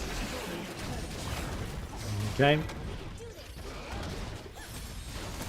This is what I mean, by the way, about if you can just hit a random Q, it does so much. And it being non-committal is so broken. You know, like, I am not out of position by investing my Q. Whereas a champ like Zoe actually does put you, like, a little vulnerable, right? So you have to be careful of that. They got a really good Oriole, which is why we lost that, but it's still good, I think. Nice. Snipe that guy. Could even Q flash this dude if we need to. Just gonna keep fishing. I could probably fish over the wall here. Like, I don't think they have vision. If we get someone... Okay, that's fine. Maybe I'll just go mid. Although the turret's really low. I have ult again. Maybe they won't expect that. See if we can get someone here. Okay, made her walk back into Caitlyn. Oh, she got ganged by Seraph's shield. That's pretty good though. I mean, we have a shit ton of money. I think I should actually buy Deathcap here. I'm pretty sure. If I can get 100 gold, I kind of want to keep my D-ring because I'm like being really greedy. Oh shit. Yeah, I want to keep my D-ring. I'm just going to go home and buy Deathcap because I actually have ended up with high AP and I have ended up with like high Dark Shield stacks and stuff. So what I'll literally do is just ult another wave. I'm just going to wait maybe 2 or 3 seconds. Let's drop the E in the lane. Does that touch it? Oh, I didn't quite kill the cannon, but it's enough. That'll be fine. Wow, it's actually going to start this. I'm going to TP with Deathcap. I have ult in 20 seconds, so it should be extremely fightable. Yeah, there's no universe that can do that. Alright, now we got 500 AP at 20 minutes, which is great. Really good, actually. I'll probably go Magi's from here. Like, I don't think I'm under any threat whatsoever. I don't have, like, a Zetter or a Karthus or something that has a way of hitting me in the backline just for free. Could I quickly ult bot wave? Maybe? Let's see if I need to. Zach's pushing mid. Probably try save ult here, I think, if I can. Not a huge fan of just starting this. I think it's better to shove first, but if they come in, like, I mean, can easily pick them. Also down just a shield. Okay, they're gonna try contest, which I think is really, really difficult. Get some great poke nice and early. Okay, I mean, it's totally fine if we just, like, let them start it. Also, Reli's getting a shit ton top, so... We're not in a rush. We can also just shove this bot wave, make them answer. Just gonna flash that. Shield my team. Try and wait for some CC. Then we can follow up with ult. Hide out the Oriole. We're getting so much top, so, like, even if we didn't win this fight, it was fine, but... Yeah, that's super GG, so... Yeah. I think a lot of the things, you know, again, like, this is a good example. I think a lot of the things that make Lux OP isn't even so much Lux. It's like what she can do. Like, Dark Seal is super OP. Deathcap, if you can get it, is super OP. And, like, Lux is really good at that, right? Like, she's almost just like a fucking vessel for Magi plus Deathcap synergy, which is super OP. Plus, I think the ability to weak side at any point, or, like, even if you're in a bad lane, just ult the way, I think is super broken. So, who do we honor? Maybe this guy. This guy. They're pretty good. Here we go, fellas. What do we think? Is there anyone out here going to abuse Lux now? The big enjoyer when Shock throws shade at Lux, almost weird seeing him play it. And look, the people asked for it, and who was I to deny them?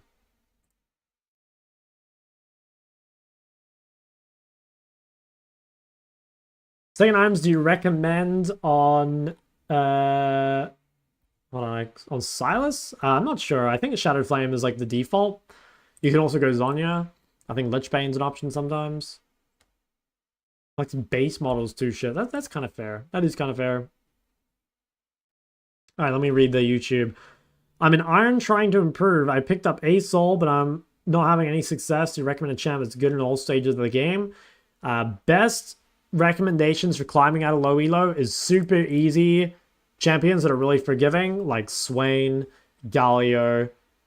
That's like probably the top two. Cho'Gath, Garen, like those sort of things. Super good.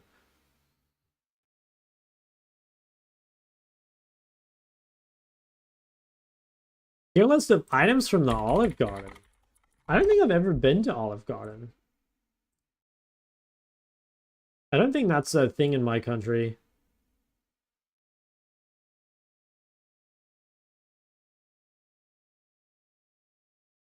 Your parents must not be divorced. No, okay, bro, it's even worse. It's even worse. My parents were never married. Shock's a bastard child. You know how it goes. I can't remember if I told you guys this, but on my US birth certificate, it says some shit like, I'm a child born out of wedlock to an alien mother on foreign soil, or some shit like this. It's something super flattering.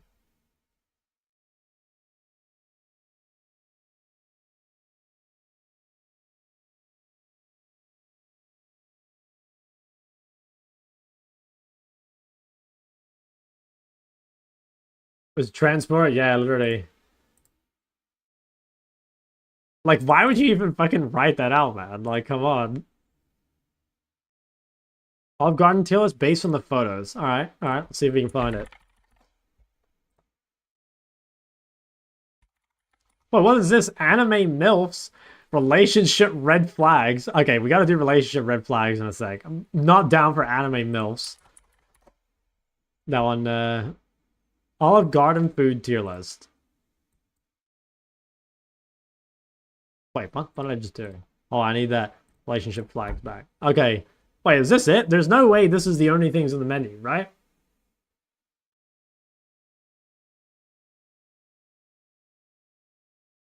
Is that really it? I feel like that's not it.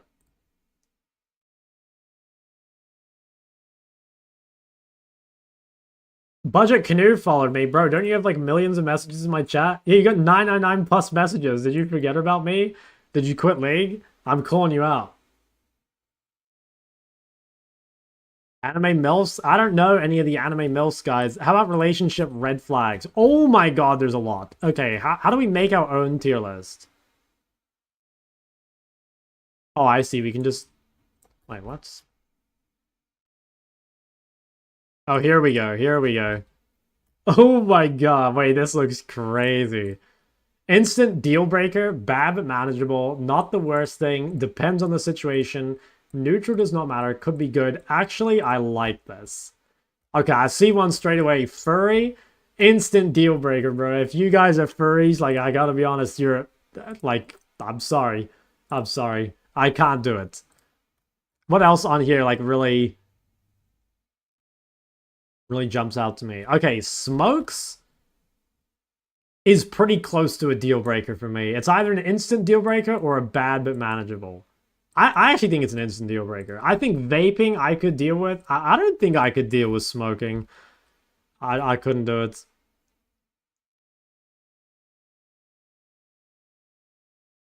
Excessive thirst for men slash...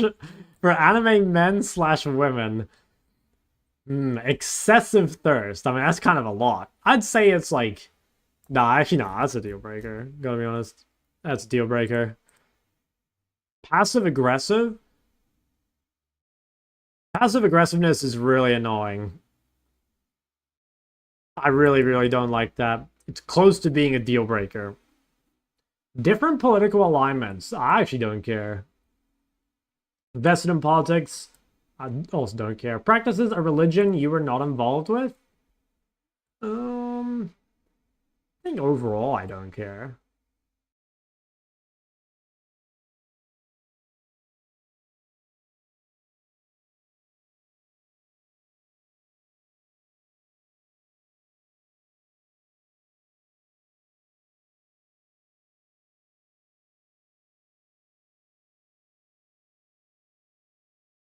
The smell is bad, but it looks cool as fuck. I think smoking does look cool as fuck, but, like, the smell is not worth it, you know? Choose loudly? Oh, that's hella annoying. Lives with parents? I mean, bro, that's just, like, the meta these days. That's just the meta. I mean, I guess, like, it depends why they live with their parents. Orders the fast food option at specialty restaurants. I mean, I don't think I care. Picky eater. Don't care. Inconsistent communication. Oh yeah, that is a big one. That's hella annoying. Hold on, guys. We gotta think. What are we gonna play? This is probably last final game of the day. I didn't do a poll. Just throw out some suggestions in the chat. I think there was a lot of people saying they wanted to see Zoe. We could proc a Zoe game. Maybe Zoe or Rise? There were a lot of people that wanted to see Zoe, so I might be down for that.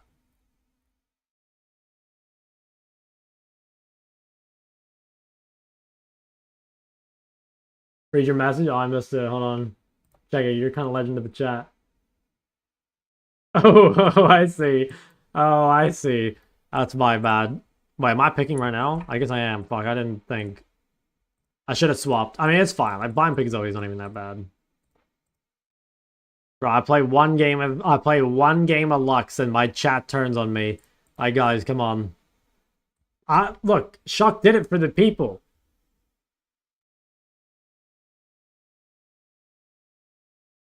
I did this for you. And you guys are... Oh, no. Oh, no. Oh, no. Don't do it to me. No, no, no! Okay, Lux, actually bad matchup for Zoe because you can't R forward without getting queued. I played Lux. I mean, like... I wouldn't say I played Lux. Like, someone else picked Lux on my PC, and I came back to the game when it was a victory screen. But, like, I didn't play Lux. But someone else played Lux, like, on my PC after locking it in. Why do I have top Thresh? And why do I have... What is going on here? Why do I have Cleanse? Cleanse Melbot? Hello? Yeah, okay. That's fine. Thresh versus Chall. Classic top lane matchup. Zoe bug fix? Yeah, I believe so. Last week, I've had to watch you play Veigar, Malz, and Lux. What? I'm sorry, man. You know what? I should do better. I should do better. Soon, it'll be the Yasuo, the Aurelia, the Zed, the Kiana. Haven't seen the power of AD Thresh? No, it's just a rumor. I mean, I've heard about it, but no, I haven't seen it. I've never seen it in the flesh.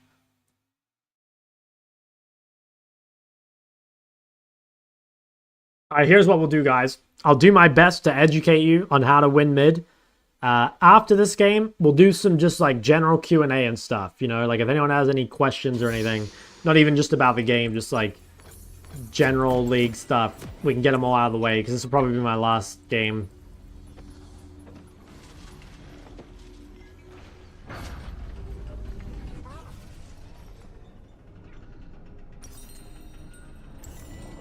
I don't know, guys. Why did we secure Alistair last pick?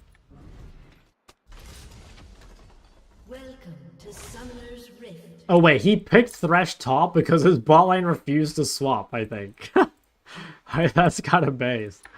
I like that. 30 seconds until minions spawn. You gotta teach him a lesson.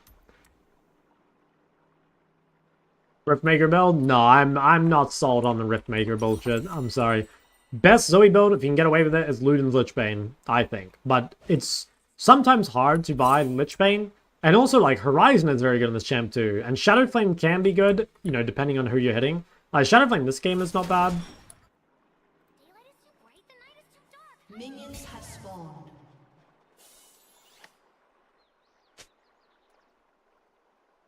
Oh, shit. Is this guy for real? Is this really worth it for you? There's no way this is worth it for you. What? What the fuck am I playing? Oh, I shouldn't have thought. I thought he had Q, but he has E. I'm a troll. Bro, this guy just blast cones into shaker boxes. Oh my god. Okay, well. I mean, I shouldn't have flashed. But what the hell is that guy doing? I was like thinking, oh, like he's gonna hit me with the fast Q, the Dark Harvest proc, and I'm dead. But like, pretty sure he'd already proc Dark Harvest, and I mean, he had E. So, yeah. Alright, well. If you end up in one of these, like, crazy games, best thing you can do is make sure you don't bleed in your lane, you know? Like, I invested a lot to, like, make that play, mainly because I fucked up my flash, but also lost a lot of health, right? So what I need to do is just realize that I'm, like, very far behind in my lane right now, because I'm, like, down a lot of, shit. I think I'm actually dead. Yeah, I was gonna say he can Q-flash me. That's what you gotta stop, basically, right? You've just gotta make sure you can get to your TP without falling behind. Now, this is not as bad, because at least she flashed. And I kind of realized that just in time there, I'd gone a bit too far up. That's what you got to avoid if the game starts like that. But like what we're saying basically is that Shaker's got this huge lead. This guy's no 5. I think he can probably kill him. We'll have to see. Maybe not. Oh, okay. Well, mid lane, ladies and gentlemen. Should be fine. I think we're in an okay spot. I mean, the nice thing is that like Shaker's super fed. Graves can't really punish us. Like, he's not a good ganker, so even though we have no flash, it's not a big deal. But maybe... I think bubbling through the walls probably not worth it.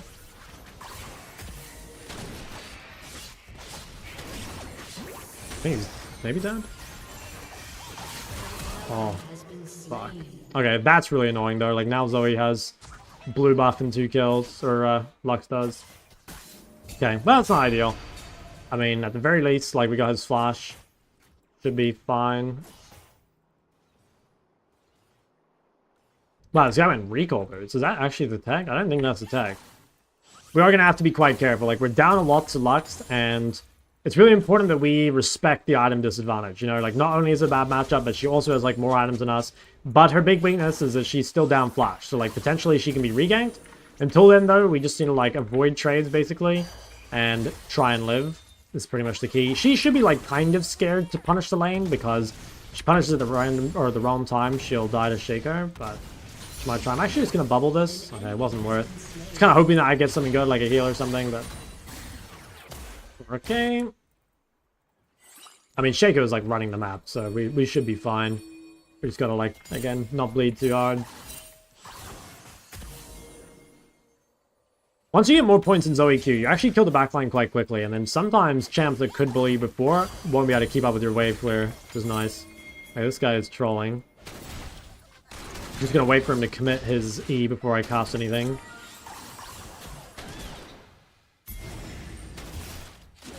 Should be able to hit the bubble here. Nice. Hopefully that guy dies. Huge. Probably just hit the... I mean, Lux is higher prior, but, like, Blitz is lower. Maybe just hit Blitz. I think we just kill him. It's pretty good. Probably get the kill here as well. Nice. Could maybe even cheese this guy on the way around. It's a bit too healthy. Should be fine. I have a feeling this Graves is, like, kind of giving up. That's good, though. I mean, we recover a lot here. We're going to get Chapter, and Chapter's pretty critical for this champ. Because once you get Chapter, you can mostly just, like, spam Q the backline. And one of the most important things about Zoe in general is, like, once you can kill the backline, it's really difficult for your opponent to play because they have no creeps to hide behind, you know? Which feels really, really good. So I think we'll probably just hit the base here. Go home. I think Luden's probably better. Yeah, it should be better. Grab this, grab a pink. Feels nice. So we kind of have two options. One is we can try and punish Lux. It's kind of difficult though. Like, Lux is a hard champ to punish and is still a bit stronger than us. Or we can try and play with our jungler, which is probably better. Like, that guy's extremely strong. So I think probably what we want to do is, like, set up our vision on the grubs. And then just play to that area, basically. Let's see if we can pull the wave a little bit. Maybe... Gee, I don't even want to freeze this. I think I don't want to freeze this because I want to make sure I have the best possible setup for grubs. And I think what that looks like is getting push here, trying to get some deep vision. Oh, my Q timed out. Oops. Well, that slows down my push a little bit, but should be fine. Okay, can clear out all this. Okay, so we get that all cleared out. We can quickly use our R to drop some deeper vision here without having to commit too hard. And then we want to just hold this choke, basically. We want to make it as difficult as possible for Lux to walk in. So what we could do here is, like, Lux will probably be baited. Okay, that's fine. Nice, get a little chunk there. If you notice your opponent uses their, like, CC spells or whatever, like, you can feel a little bit better about, like, ulting forward. Could even look here. Yeah, so, like, here again, she's used her Qs, so we can just, like, walk at her. Oh, that's unlucky. She fucking walked through me. That's a bit annoying. I mean, that should have been a good trade, but she, like, literally walked through me. It's kind of a genius move, gotta be honest. But that's what you want to do. Like, if she wastes Q like that, try and trade. And you can see that even if I miss, like, the trade's still not that bad for me because, you know, she didn't have her thing. Okay, this is a bubble, but it's fine. If I can keep her here and, like, not let her get the free base, it's good. Yeah, see what I've done here about, like, trying to push and keep her here? The longer we can keep her here after ulting, the better. Because, like, the main thing about the ulti from Lux is she wants to, like, immediately tempo cheat. If we can keep her here, it's good. I think she's gonna get away with this, but it should be fine. Like, we'll be out of TP, worst case. Since once again... Oh, wow, she actually stayed, which is kind of crazy. Shaker can probably kill here. I'm going to try and get rid of the backline again. Sometimes you can literally just, like, look for a regular Q poke like this. Try and hit a bubble. Nice, let her juke herself to death. She flashed. Can we kill her here? I think it's close. Okay, that's pretty good. So that's one little tip you can do on Zoe is... you can R backwards, which not always is good, but, like, if it's going to get you more distance, then it can be better. So, like, that was a pretty good time to ult backwards. It's pretty nice as well. I mean, we got the kill. I think I accidentally double... No, I didn't double flash. I was trying to think what happened, but no, that was good. So, we're close to item. We're really, really close to item. Now, if you're in this spot, probably the best thing to do is to pretend like you've reset and just get her to shove one more wave, basically.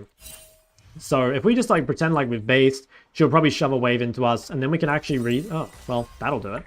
We can actually reset here without losing anything, which feels nice. I don't really want to fight right now. I'm not really down for what Alistair's doing, because I'm sitting on a fuck ton of gold.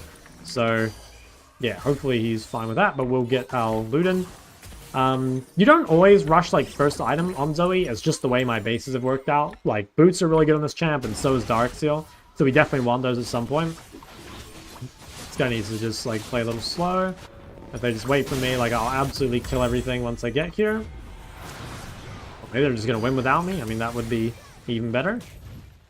Okay, well, then we can just go and one-shot the wave mid, which feels good. Maybe we can even... Yeah, they might even kill Lux on the way back to mid. Yeah, I think that's what's happening. Okay. We have the wave shoved. Kind of down and make some sort of play. Oh, no! Howdy! Oh, no. I mean, it's fine. Alistair, like Lux last game, is a new champ, so people are still learning what he does. That's okay, though. We'll just keep getting this wave out of the way, and then, if possible, we'll try and trade directly onto her. Especially if you can do it with a Luden's proc, obviously. We're unable to do it here. She has no Q, so now's a really good time to try harass if we can. I'll just respect this Blitzcrank for a little bit. With no boots, we have to be really careful of getting ganked, so... Might just quickly come up here. That's really OP, by the way, like being able to kill that thing without walking up there. Feels really good. She's gonna get a free base. That's kind of just luck things. Can't really punish it. Oh, well, we can if she decides to cancel. She should just commit the recall, basically. Hey, that's fine. I mean, she's getting very This guy might actually look for me mid. Yeah, looks like he's going to. Maybe we can get a little... Just gotta be careful. Like, if I go too far up and get queued, it would really suck. I don't really need that chunk. It would be nice, but... Now, this Lux is kind of trolling, I'd say. Looks pretty dead to me. Yeah. That guy was, unfortunately, on the same screen as Shaco, which... Amateur mistake, really. Never want to do that. How do you avoid being on the same screen as Shaco, you might ask, when he's invisible? And that's the fun part. You don't. You just die. So, alright. Blitzcrank's mid, but there's no Graves. Like, Graves is top, so we should just be able to continue shoving mid. Should be totally fine. Grab this barrier. Also, Zoe does quite a bit of damage to turrets as well, so if we can just get some little pokes here. Now, I kind of want to stay again, which is, like, sort of dumb. It is probably correct to reset. The reason I want to greed is because I want Sork Shoes and Darkseal, but honestly, it's more correct just to reset. But I'm going to greed. You should probably base for Sork Shoes, though. Or base for another boot and then, like, not buy Darkseal, but we hate that. So we're just going to realize that if we are consciously greeding, then we just need to avoid trades for a while, because we're sitting on, like, a lot of gold and we have, like, no mana, really. But we're really close to having Darkseal, like, we can probably base and buy right now. Now, we do have enough mana to take this fight if we want, and it should be winning. So, let's see, if we can bait some of Lux's spells, it's good. That's really good, like, Lux has nothing now. So it's a really good time to fight. Nice, he gets the knockup. I got a bubble, but there's no Graves. Okay, I think, or not Graves, the other guy, Shaco. We got kind of abandoned there by our jungler, but, I mean, I can't complain too much. That guy's kind of carrying... You don't really normally want to do this, though. Like, you are low pressure on the map for a long time. The reason I kind of want to do it is because, like, I really, really need Darkseal. Like, it's so critical on any mage. So, I don't know. Like, it's kind of fine, I think. Although, should I stay one more? Fuck, I should have stayed one more, probably. The moment she cast ult, I think I should have stayed. Because I don't really want to give a wave. I guess Shaco can clear it, so... I don't know. It ends up fine overall. I don't think we're too mad. Alright, now what? So, we have our boots. We are really, really strong. We probably just want to, like, fight around, yeah, Shaco again. Like, he's super, super big. Probably we'll be playing the bot side next, because Shaco just made all his plays top side. Although, okay, he wants to go to the enemy red, so we'll try and clear this. Blitz is here, just gotta be careful. But yeah, if this guy goes to red, like, we kind of want to go with him.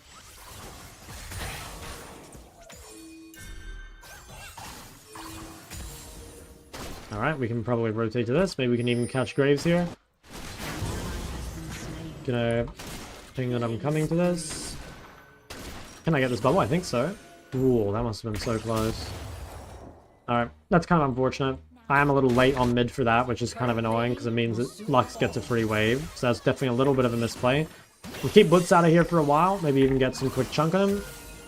Nice, that's a pretty good poke. They do have this window to move now, though. This guy's got to be kind of careful. I don't think this is very good. I mean, I'm pretty sure this guy is just trolling. And just play our thing nice and slow. Alright, we get that kill. Can we do anything about that? Doesn't look like it. Shaco's death there is kind of our fault for greeting the invade without the prior. That is a little unfortunate. Now we can maybe kill Lux. I just realized I don't have my bubble, which was a surprise. I actually thought I had my bubble available there, but wasn't my real flash, so it doesn't really matter. I could maybe kill Lux by flashing on her.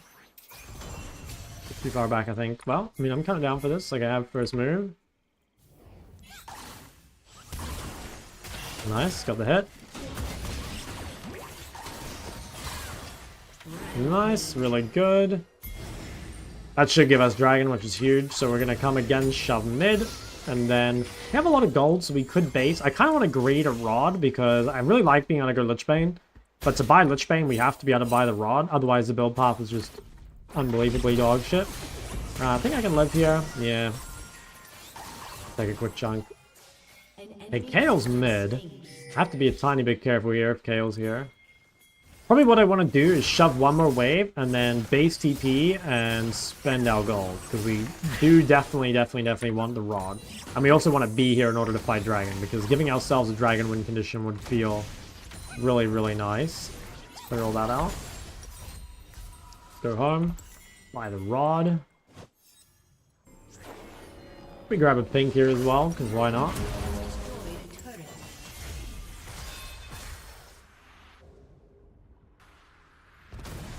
Okay.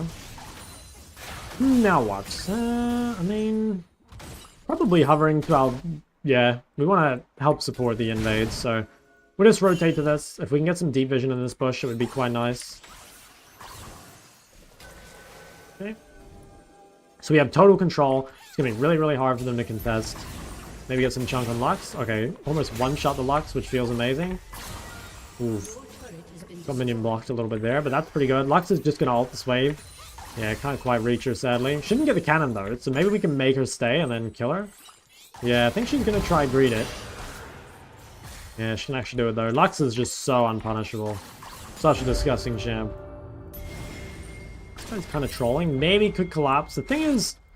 Okay, I don't actually think it's worth collapsing yet. Shaco's not here, and I still have a mid-wave. I think I'm going to shove one more and then go top. I want to be top at the same time as Shaker, basically, which is why I decided to shove one more. So now we'll walk top. This time we have Shaker with us, and this also prevents Lux from coming. So this feels kind of good. I think we're going to run into Graves here. Okay. Looks like a kill. If I can grab this blue buff, it'd be great. Nice. Probably get some kills over the wall here too. Does Kale die? I mean, yeah, she definitely dies. Alright, huge. So that's pretty good. We're going to quickly run back mid. Could even... I was going to say go bot, but I don't think we'll get there in time. And we managed to not lose anything mid. That's OP as well, right? Like, if you can manage to... Well, we lost him. You can, if you can push the wave before making a play, it's almost always better. It's just, like, you kind of got to evaluate, like, whether or not you can get to the play in time. And that time, like, Shaker wasn't ready to pressure anyway. So I was okay to just shove one more. That way I don't really get taxed on the play or anything. Shove this. And then what are we looking for after? I think... Dude, my CSing. I gotta be a little careful with this guy. Actually, I think I can just run it out. Yeah, it feels fine. I have a lot of gold, so I should probably try how to reset at some point. I kind of... Okay, I have options. I could try spend my gold. So one thing you guys can kind of do is if you know there's no fights coming up, you can kind of greed your gold a little bit. So in this case, right, like the next fight will be Atacon or Dragon. So I have like 2 or 3 minutes to farm my Lichbane if I want. Like I said, it's kind of greedy, because like if you think random fights will happen, then you probably do want to spend that gold. But in this situation here, I think I'd rather just greed for the Lichbane. That's going to make it a hell of a lot easier. I'll probably just stay on the map. Yeah, and even if I base there, it's like there's not really that great components to buy anyway. Like Aether Wisp is pretty shit. Sheen is like extremely shit. So it's almost worth staying on the map for Lich Bane anyway. Kind of like breaking our rule, but I think it's worth.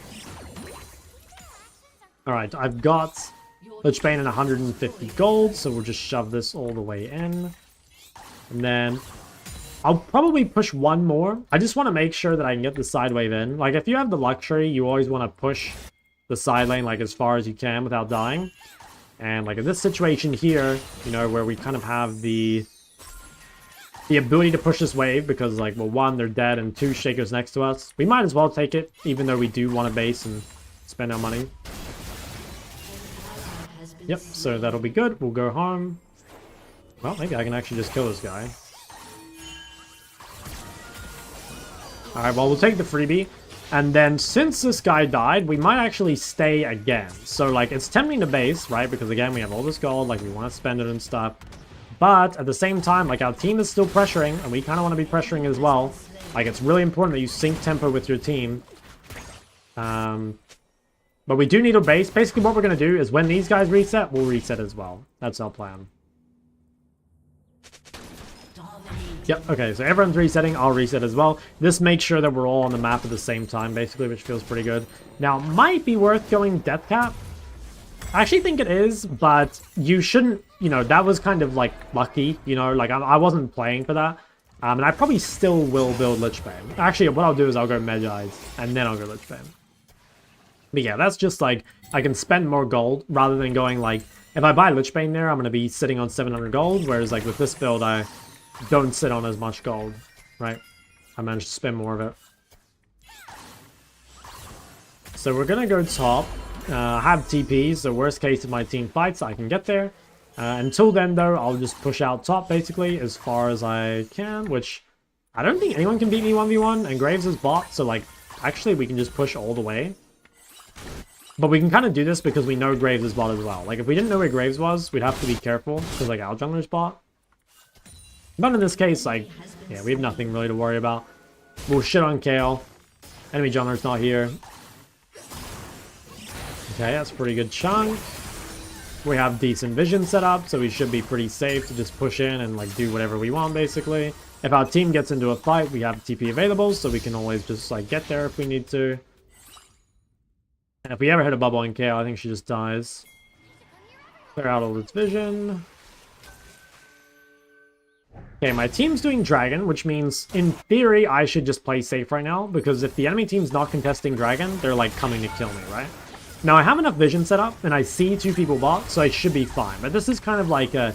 You need to read the map here to see if you're allowed to do this, because by default, this is really, really greedy to pressure while your team is doing Dragon. Which is why I'm, like, starting to back away, because now, like, people are starting to go missing. I think I'll probably... I kind of want to base with them, but I also have nothing to buy. Like, I want to buy a rod or I want to buy Medjai. So I'm just going to kind of hide here. I'm going to hide until my team is ready to pressure again. Although Graves just died mid and no one's showing top. So maybe I actually can push this. Thing is, I just don't see Blitzcrank, which is like what I'm scared of. But I mean, genuinely just have no idea where that guy is. Actually, no clues. So I guess we'll just shove this. Okay, there's Chall. Oh no, I missed again on FF.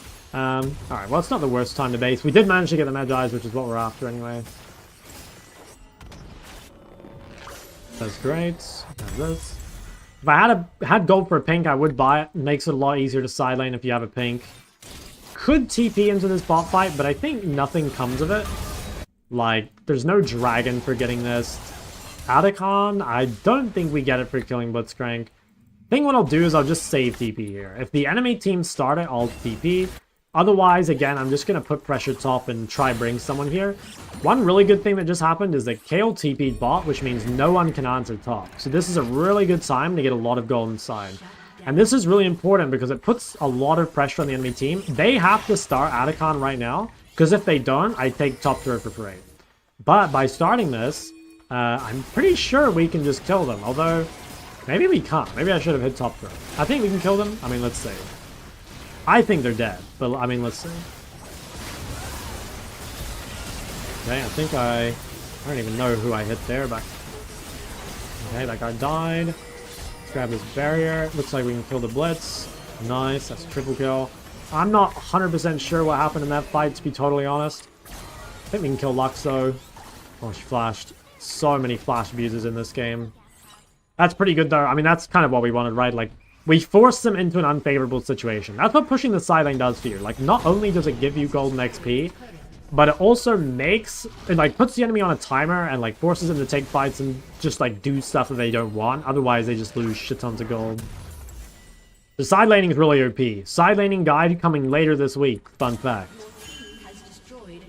So now that we don't have TP, we have to be a lot more careful side laning. Like it's, yeah, it's difficult to side lane from this point. So probably what we want to do is sort of like hover our team until our flash comes back, or sorry, not our flash, until our TP comes back up. So if we can like be mid, especially, like that's really nice.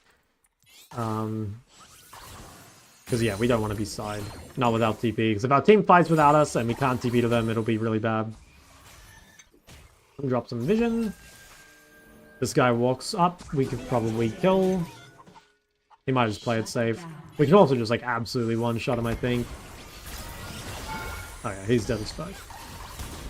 Dude, the move speed feels so good. Like the Magi's move speed is just insane. So that's really, really good. I was thinking about it more. It doesn't actually do anything. I mean, maybe we could do Baron. My teammates are currently dead, so it doesn't look like we can. Grab the Walket. I think I could maybe go top here. Or we could do Baron. Or I could kill one of these dudes. Okay, that's a dead Jinx. For sure. Nice. Maybe kill the Graves as well. Oh, he failed the fucking dash over the wall. That's why I didn't kill him there. Okay, that's fine. Just make sure we don't get hooked. Oh, good luck, Alistair. You got that, baby. Okay, decent damage. Probably get the chunk here as well. Wow, you get out? Oh, yeah, she did. What a beast. Alright, let's keep poking. Especially once Blitz hook is gone, like, we're not super threatened. It's really important on Zoe that, like, you are aware of their threats. Like, one problem I had a lot when I was learning Zoe was I'd ult forward at the wrong time and just die, basically. Now I'm going to reset. The reason I'm going to do it, dragon spawning soon. Need to make sure we spend our gold before that. And by selling Ring here, we can complete the Lich Bane. So we're 700 AP, which is crazy.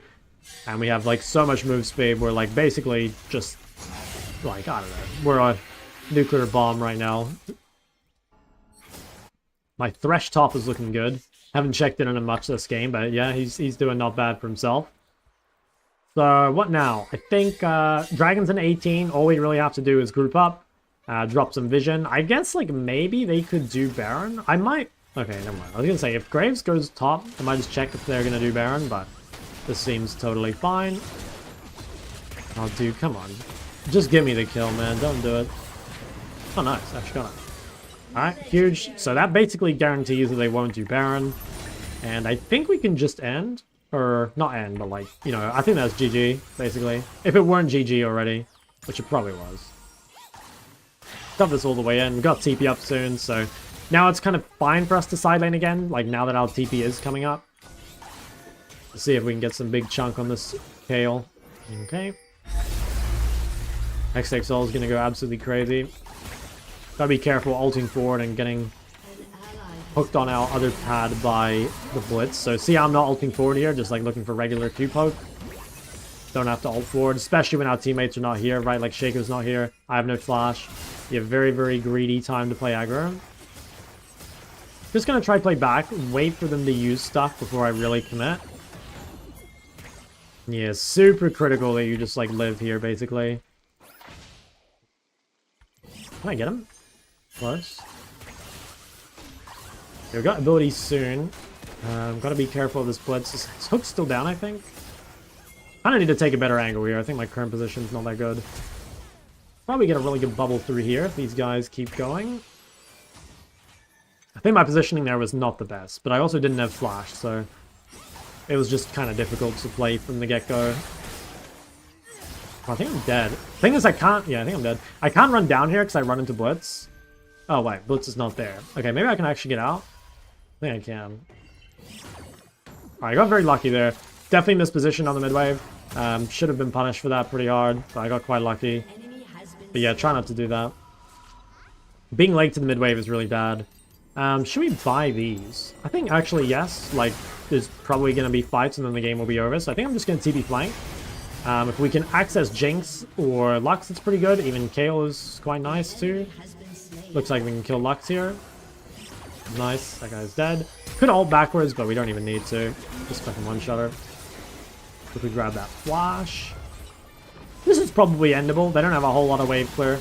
Just the Jinx, and I can flash in her super early, so it should be kind of Jover. Yeah, I'm just gonna like double flash in her head, and she's gonna fucking die from the other side of the map. I want to see this guy try and defend. I'm just gonna fucking one-shot him. How much AP do I have? 700. Yeah. No, this Jinx is not long for this world.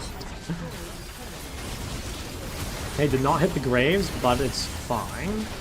Want to try and get on the back line here, if possible. Okay. Could be safe and go dragon. Honestly, I think it's endable, but if we want to play it safe, I'm pretty sure we can just hit the turret, no? Alright. Team wants to play it safe. I'm kind of down for that. Graves super low. Don't think I can kill him, but it's fine.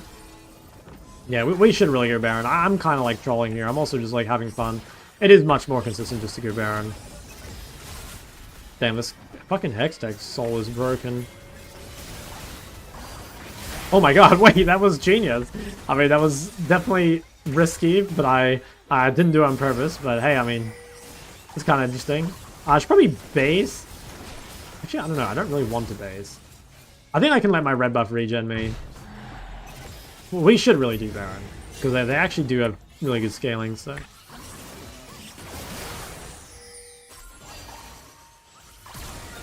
Nice, we killed the Chall. Probably killed Lux as well. Oh! I just killed her in time, bro. I fucking saw my life flash before my eyes there. I think we could end again. It's probably safer to do this, though. They can just do it. What do I buy now? I mean, I guess it's Void if the game goes this long. Just buy this. 739 AP, not too shabby. Grab our blue trinket. And, my team's gonna need to reset here, which is kind of bad, because I want to pressure. But it's important we sync out tempo with our team. So if our team ends up resetting, I should probably base as well. Well, I guess what I should have done is I shouldn't have reset there, and I should have stayed. And then based with them here. Yeah, I kind of trolled this a little bit. Although my Shaker doesn't want to reset, so that kind of works out. Like, I'm definitely down to keep pressuring. Let's see if we can kill someone under this turret. I kind of, yeah, I was going to say, I kind of doubt they try and defend it. Seems way too risky. Okay, I can just get the Hextech slow from here, and I think Ali can catch up. Oh, she's fine. Okay, wait, the flash, I think the flash is like kind of good for me, no? Oh shit, I'm dead. Fuck. Okay, that was pretty unfortunate.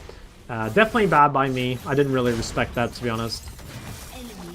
That is a pretty big deal, by the way, because like that gives them quite a lot of time to farm these inhibs, so definitely a misplay. But, I mean, I'll be up for Dragon. As long as no one else dies, I think it's fine. Or if they do die, at least if they die, like, early, it's okay. Basically, like, with triple inhib, we should be able to just get Elder and win the game, but just in case. What is, yeah, what the fuck is Mel doing? Bro, they're so creeps. Maybe she can kill Jinx or something on bot side. Oh, this Mel build is torturing me. No death cap, no void. That is criminal. That is criminal. Very suspicious build. Never do that. Alright, well, all the boys are up. We're going to be able to fight this Elder. Game immediately ends here. I've got Flash. Really, really difficult, I think, for them to contest. I mean, maybe if Chall goes absolutely nuts. Like, she is really strong. I don't think she should be able to live, though. And, like, the Hextech slow is so annoying for her. But who knows, maybe. Okay, he's gonna go on Chall. Nice, blocks that. That's pretty good. Chall no ult, so I think that already is like basically GG. Like Chall needed ult. Okay, yeah, she died. Well, we can just run it down, I think. See if we can quickly snipe his graves. Oh, he's actually going in our jungle.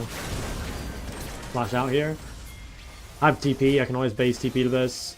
I think I will. They might try to cut my recall, but I'm definitely down to just base TP. I've got Elixir and Lich Bane, so I just one-shot these turrets. Well, that was Lux TP. Alright. Try and flash in the Jinx, I think. Oh, I should have flashed. I wasn't sure I was going to hit her, but I think it would have. That's one turret. Nice. 1 HP on the Jinx.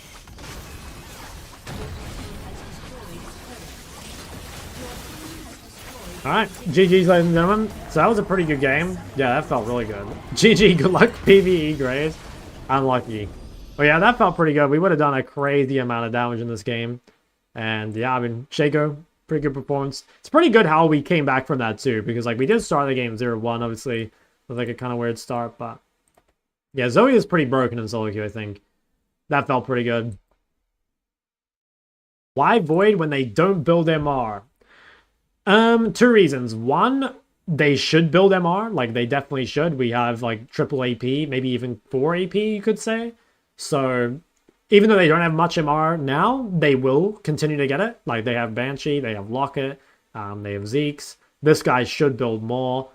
Maybe KO can't get it, but basically they should. It's kind of preemptive, and just generally late game, like, people end up with enough magic of this, just, like, base MR from leveling up, that it's, like, normally worth it.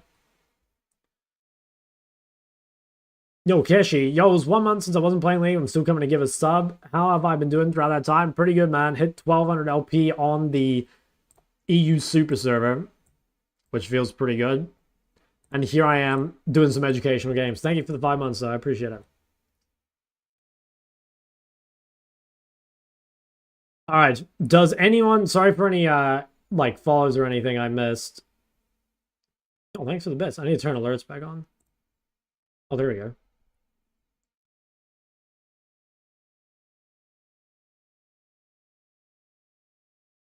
Hey, thanks for the bits, man.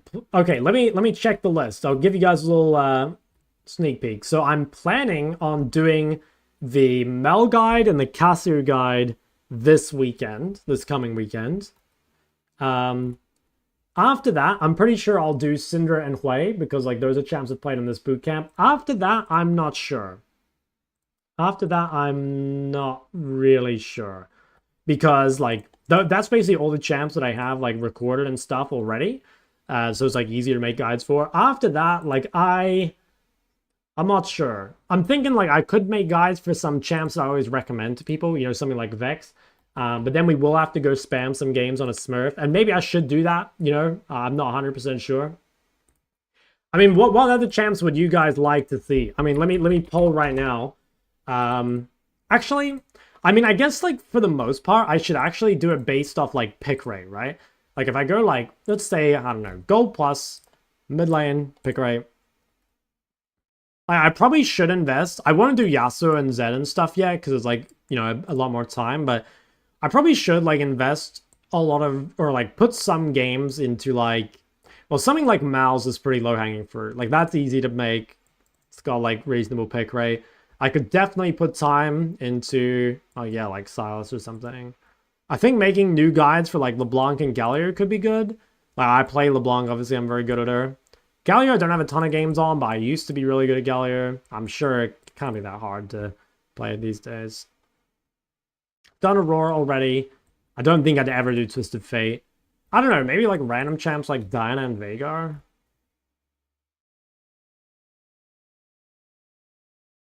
I'm not sure.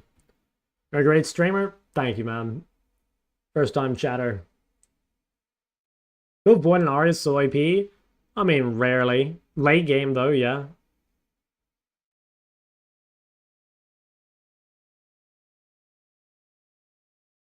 I'm one-tricking Vex? Yeah, definitely. I think Vex is pretty good one-trick. No Yarn? Well, it's kind of, like, weird, you know? Like, I think, like I said, I think I'm already good enough at Yon that I can, like, play him in, like, Master GM. But I wouldn't say I'm, like, a Challenger Yon, you know? Whereas I feel like I could be, like, a Challenger Malzahar if I put, like, 10 games in it. And I think, like, I can definitely play, like, Galio and Challenger and stuff, you know? Like, it kind of depends, like, how high quality do I want the guide to be. And I think for me, like, if I'm making a guide on a champ, I want to, like, really, really, really know what I'm talking about. Not even so much with, like, super in-depth champ mechanics, right? Like, I don't think it's super important to know, for example, like, in my Ari guide, like, knowing that you can charm flash sideways, is that actually that important to the champ? I would say no. But just, like, really knowing, like, what the champ wants to do, like, what the game plan is, like, what the common pain points are, And I think for that, you need to be playing in your main elo. I don't think it's fine to like play a champ like Yone and Master and just like, for example, one of Yone's weaknesses is like the pre-6 lane, right? And so I can probably like, you know, get free wins in Master because I'm not getting punished in that pre-6 lane, but does that really mean I'm like that good at pre-6 laning on Yone? I would say no, right?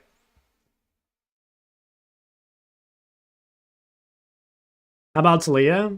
I might make a Talia guide at some point. I made a Talia guide before, but I think it's like reasonably out of date now. That is another champ that I should invest on though.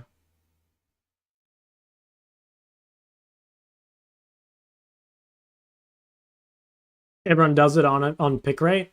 Yeah. Yeah, I don't know. There's an argument for like if you make a video on a champ that has like really low content, it's like that's gonna get a lot of views normally. You know, like how many people are making guides on like, I don't know, like Garen Mid. Like I think something like Garen Mid would probably do pretty well. But I also think there's like for example, I think some of my worst performing guides, I mean if we go have a look, are like I would say is stuff like Jace and Smolder. You know, like champs that are really not played a whole lot. Like if I mean, actually, we can take a look. Like, if we go to champion guides, where's my whole champion guides? We go here. Is there a way to filter by views? I don't think so.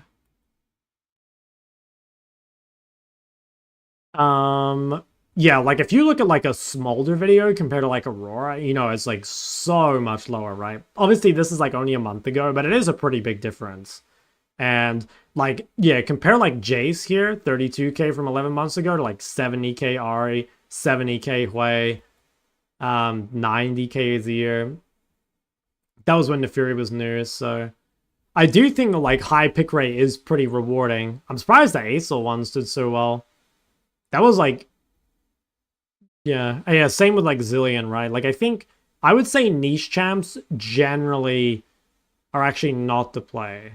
Unless, like, I don't know, maybe it's something you're, like, really known for. I have to modernize a lot of my old guides, though. We climbing. Me or you? How are you looking? Plat 4? No, you were always plat 4. Well, we're both climbing. Yeah, the old Silas was really different, too. Like, I'm pretty sure that was always Conqueror Silas. You were a lot tankier back then. I can't remember what the build was.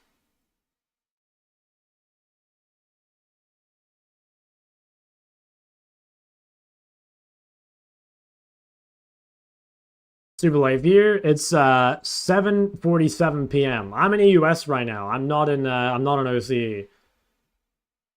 I have to boot camp because if I play on OCE, no one will respect me. So I have to come like get 1200 LP on other servers. Otherwise, people will say I'm from OC and I should kill myself in game.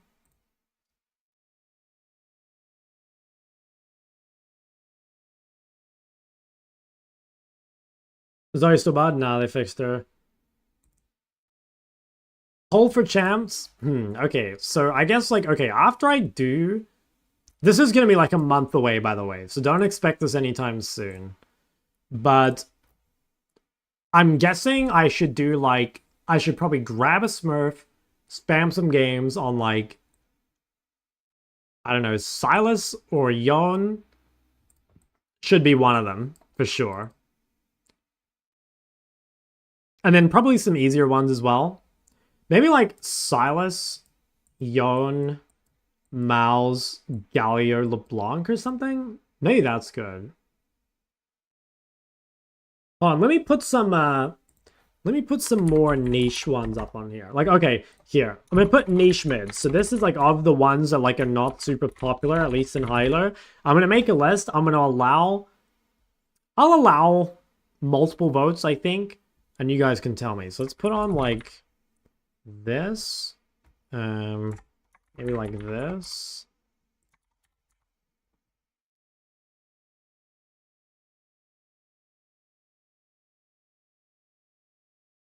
Yeah, let's put this for now. I'm going to allow additional votes. You guys can vote more than once. I'm just kind of curious. Like, which of these champs would you really like to... Oh, wait. I have to make this one channel point to vote again. Which one of the... Or which of these champs would you guys watch? Or like, would you guys be interested in seeing? I could probably add more to this, you know, things like Joe or whatever, but... Oh, let's see some votes.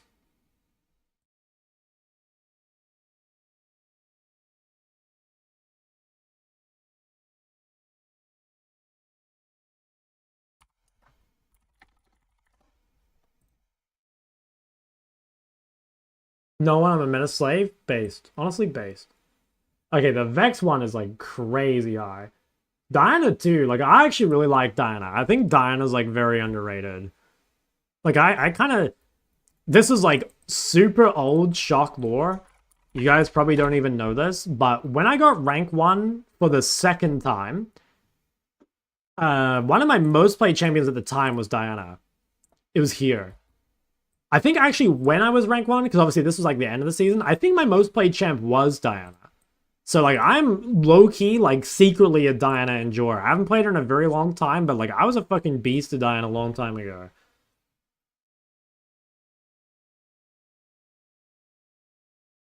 There's some crazy champs on here, man. Fucking Nocturne, Urgot, Diana. Like, what happened to me, man? I fell off.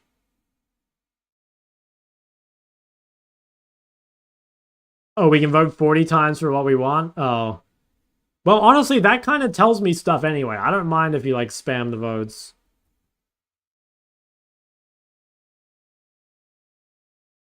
I mean, that honestly, it still tells me what you guys want most of all. You know? Diana, Xerath, Vex. Alright. Surprised ASOL is so low. Because, like, the ASOL guides have so many views. I think ASOL is, like, a champ that people really like. I kind of like ASOL, too. I'm not, like... Well, I feel like I was quite good at ASOL, but ASOL... Dude, I swear the way ASOL plays changes, like, every patch. You know what I mean? Like... The item you have to run, and, you know, like, Blackfire versus Rally Rush, for example, like, the rune you take. Like, do you play scaling, or are you playing, like, when you're laying and shit? 184 votes? Yeah, dude, that's almost everyone on Earth. Okay, wait, well, let's poll this again. Let's go. Okay, question. Which champ? Well, let's try and narrow it down. So if we had, like, Vex, Diana, what other champs do people really like? Let's put Rise. Bitches love Rise. Maybe...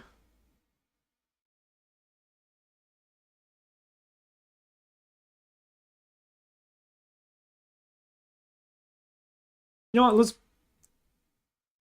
The Xerath was pretty high. Let me put the Xerath on there. And then... It's another, like, low-elo skewed pick.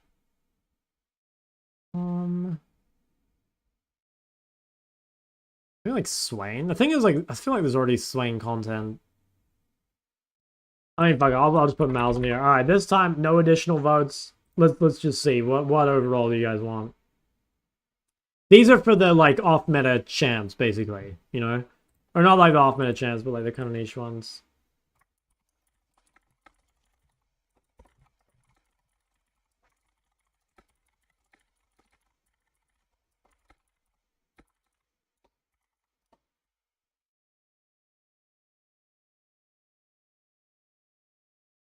Incels love Rise. Dude, the Rise is a lot of votes. People like Rise.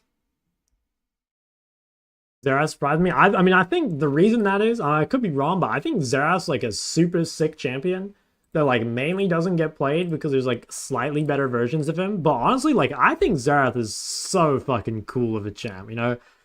Like if Xerath were good, I would play Xerath all the time. And he's not bad. Like he's actually not bad. Like he's literally just like, why would you play Xerath when you can play like maybe, I don't know, like Hui or Syndra, like depending on what you're playing against, or even Lux. But he's not that far behind. He's really not that far behind. Underrated champ for sure. I think also, I guess he's like harder than he's worth, right? Like just because, you know, why not just play Lux and get free low?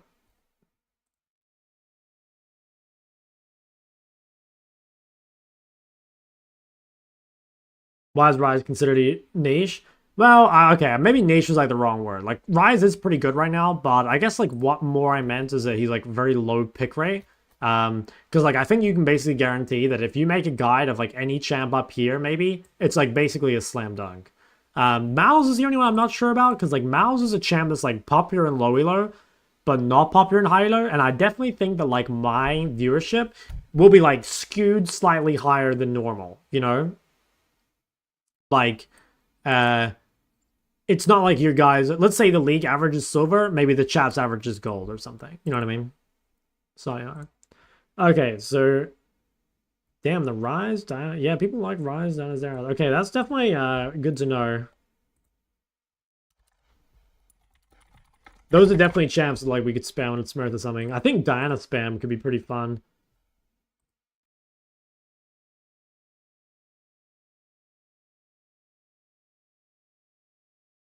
All right, I'm gonna dip in a sec. Does anyone have any questions they want answered? You know, potentially even your clip may end up live on Shock's Shorts. Who knows?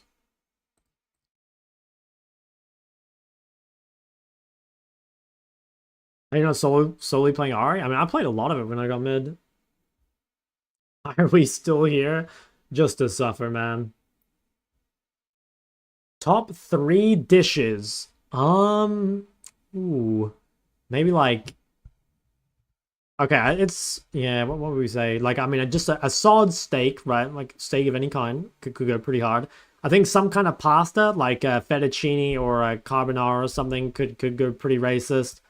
And then... Third one? I don't know. I'm not sure.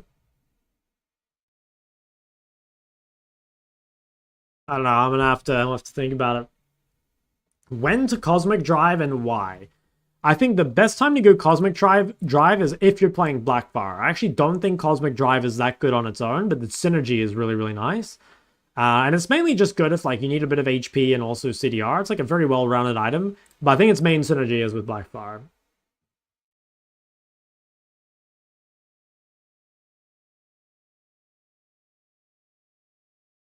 How am I and how is France? Yeah, it's good. I mean, I'm Bing chilling. What's the most delusional trait in solo queue? And how do you fix it? Okay, the most delusional trait in solo queue, unironically, is people thinking that they can play champs that they can't. For the most part, you guys should just be locking comfort. And honestly, if you're below really high elo, you should literally just be playing simple champions. And that doesn't just mean mechanically, it means game plan. Right? Like a champion like Corki is simple mechanically, but has like a really tough game plan. A champ like Galio is both though. So things like Galio, Ari, Lux, Swain, you know, these champs are so good for solo queue. It's hard to die. It's, you know, they have so much impact in skirmishes. You can't really get punished in lane too hard. I think that's really broken. Drones, 18 months. Sheesh. My god. Thank you. How often do you go Blackfire and Cosmic into Syndrome? Yeah, like default. Blackfire is a much better item than Ludens, so like you default to that. Change your stance on cast Roa since the new updates? No. Roa Cassio is still complete dog shit. I have 87% win rate on Cassio, and I don't think I've built Roa a single time. I literally don't think I've... Okay, I built it once. I built it once into Zed. I think that's like literally the only time I've built it. But other than that, yeah, no, I've never built it. I think the item's terrible.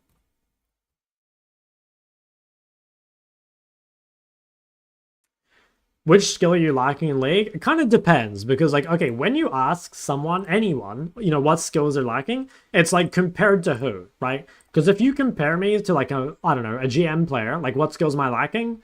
I'd say like, you know, probably nothing, right? What am I lacking compared to someone like Zeka or Chovy or Fake or something? Everything, you know, everything. I guess like if you ask me like what would be the skills that I need the most improvement on, I'd say like champion pool is probably one of them. I could definitely play more AD champs, which is like very valuable. Things like Zed I think is really good in solo queue, especially as a counter pick. I'd say my team fighting could definitely be better. I don't think I'm like an amazing team fighter by any means. Yeah, maybe those two. I mean, like, getting better at laning is going to be good, but that's, like, always going to be the case, right? Like, no one's a perfect laner, and laning is going to be rewarding to work on no matter what. How hard do you think it is to climb an OTPing Samira? I think it's fine. I feel like Samira's not too bad. But I'm not 100% sure. Tier list of the MLA coaches based on what? Based on elo, based on coaching skill, based on sex appeal. Like what are we thinking here? What two champs will give you the best matchup coverage? Oh, I mean, there's probably a lot of pairings. I would just say like any blind pick and the champs that counter that blind pick. So like if you played Ari and then like you play something like Lissandra or Syndra maybe, depending on what you hate versing, you know, I would just like start with your blind pick that you want to play and then like pick a champ that counters those things. Curtis's gums? I've not seen Curtis's gums. How to get out of bronze, what to focus on as a mid laner. So pretty much whatever elo you're in, there's like two main things I'd recommend working on. First is, you know, lowering your deaths, getting your CS up. This is like the overall like key to the game. In any elo, whether you're GM or bronze, that's always going to be useful. The second thing is really improving your early game. The first 15 minutes of the game is super critical. Having, you know, like making sure you lane well, ward well, you know, wave control and stuff like that. That is infinitely more rewarding than working on things like late game team fighting or like super niche macro or something like that. They put more effort improving in how you team fight or calculating how the team fight will go. I would say, I think calculating how the team fight will go is kind of like a weird question. I guess what you're saying is like, is it better to know how to execute fights or how to choose fights? I'd actually say choosing fights is probably more important, but they're both really important. Like execution matters a lot too. Mechanic should I learn when I hit gold? Which mechanic in game? Which mechanic? I don't know. Not sure. Anything. Improve on anything. Especially early game though. Alright, fellas. I'm gonna end here. If you guys have any other questions, you can put them in Discord or something. I'll upload the Ari video that we recorded earlier. If it's not too laggy, I'll just like kind of watch through it. And yeah, we'll see how it goes. But yeah, have a good night, everyone. I'll see you tomorrow. Not sure what time, but yeah, we'll see how it goes. Can you meow for us in Discord?